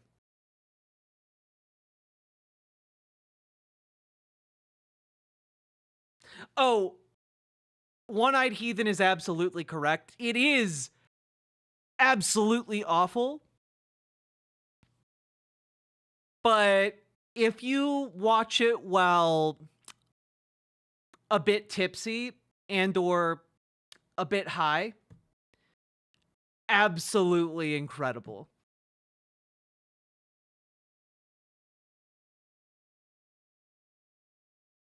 Especially if you watch it with people and roast it together.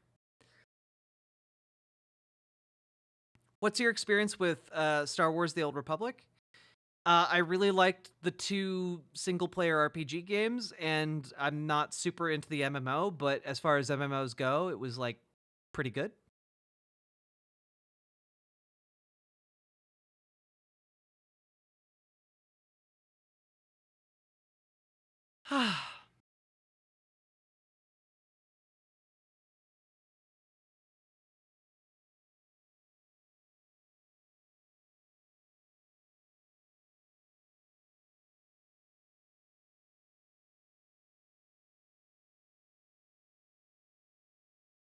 All right.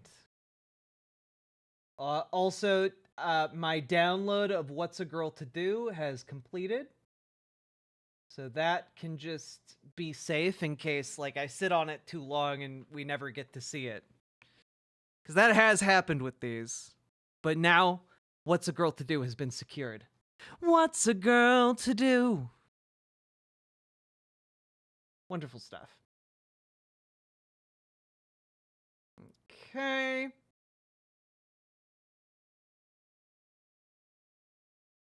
You know, honestly, I think we'll leave the Megyn Kelly white supremacist stuff until tomorrow, because it's almost 3 o'clock in the morning here, and it's going to be like an hour-long segment. There's a lost episode. There are several lost episodes of What's a Girl to Do.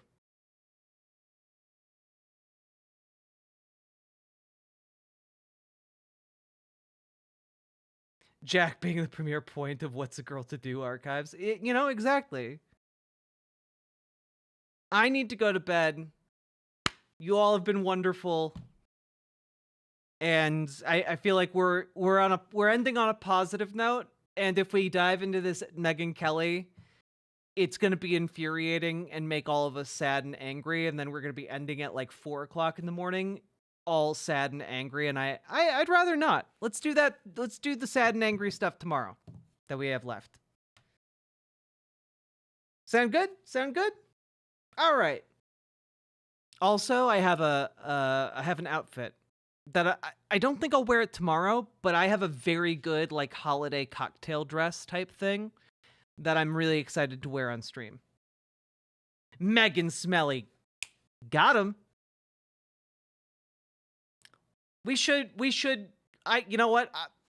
Trains and bullshit. I'm going to co-opt that. We need to mainstream Megyn Smelly as her, like, nickname. Okay? We need to do that. Because I think that would be very funny and accurate. You should do an ugly sweater stream. I actually have 2 ugly sweaters that I really like. I don't think they're particularly ugly. I think they're really fun and cute. One has like PlayStation symbols all over it, and the other one is Ryu and Ken doing Hadokens at each other. It's really I like it.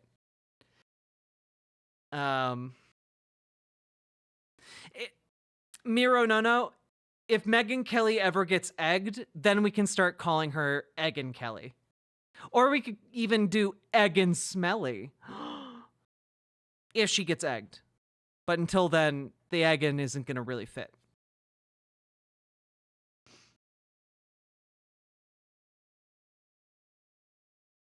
Megyn Shkreli? Oh, God. All right. Good night, you lovely people.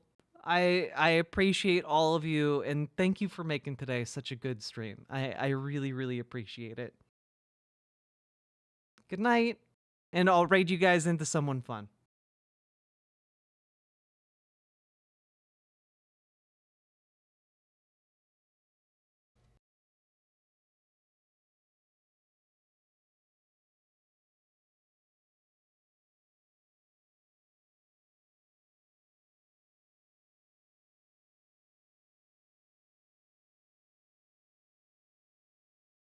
You noble diggers all, stand up now, stand up now. You noble diggers all, stand up now. The wasteland to maintain, seen cavaliers by name. Your digging does maintain, and persons all defame. Stand up now, stand up now. The cavaliers are foes. Stand up now, stand up now. The cavaliers are foes. Stand up now. The cavaliers are foes. Themselves they do disclose by verses not in prose to please the singing boys. Stand up now, diggers all. The club is all their law. Stand up now, stand up now. The club is all their law. Stand up now. The club is all their law to keep poor men in awe. But they no vision saw to maintain such a law. Stand up now, diggers all. The gentry are all round. Stand up now, stand up now. The gentry are all round. Stand up now. The gentry are all round. On each side they are found. Their wisdom so profound to cheat us of our ground. Stand up now, stand up now. Your houses they pull down. Stand up now, stand up now. Your houses they pull down. Stand up now. Your houses they pull down to fright your men in town. But the gentry must come down, and the poor shall wear the crown. Stand up now, diggers all. The lawyers they conjoin. Stand up now, stand up now. The lawyers they conjoin. Stand up now. To rescue they advise, such fury they devise. The devil in them lies, and hath blinded both their eyes. Stand up now, stand up now.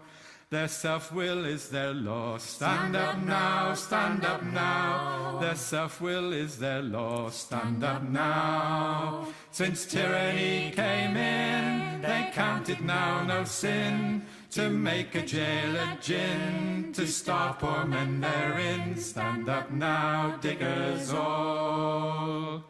The clergy they come in. Stand up now, stand up now. The clergy they come in. Stand up now. The clergy they come in and say it is a sin that we should now begin our freedom for to win. Stand up now, diggers all.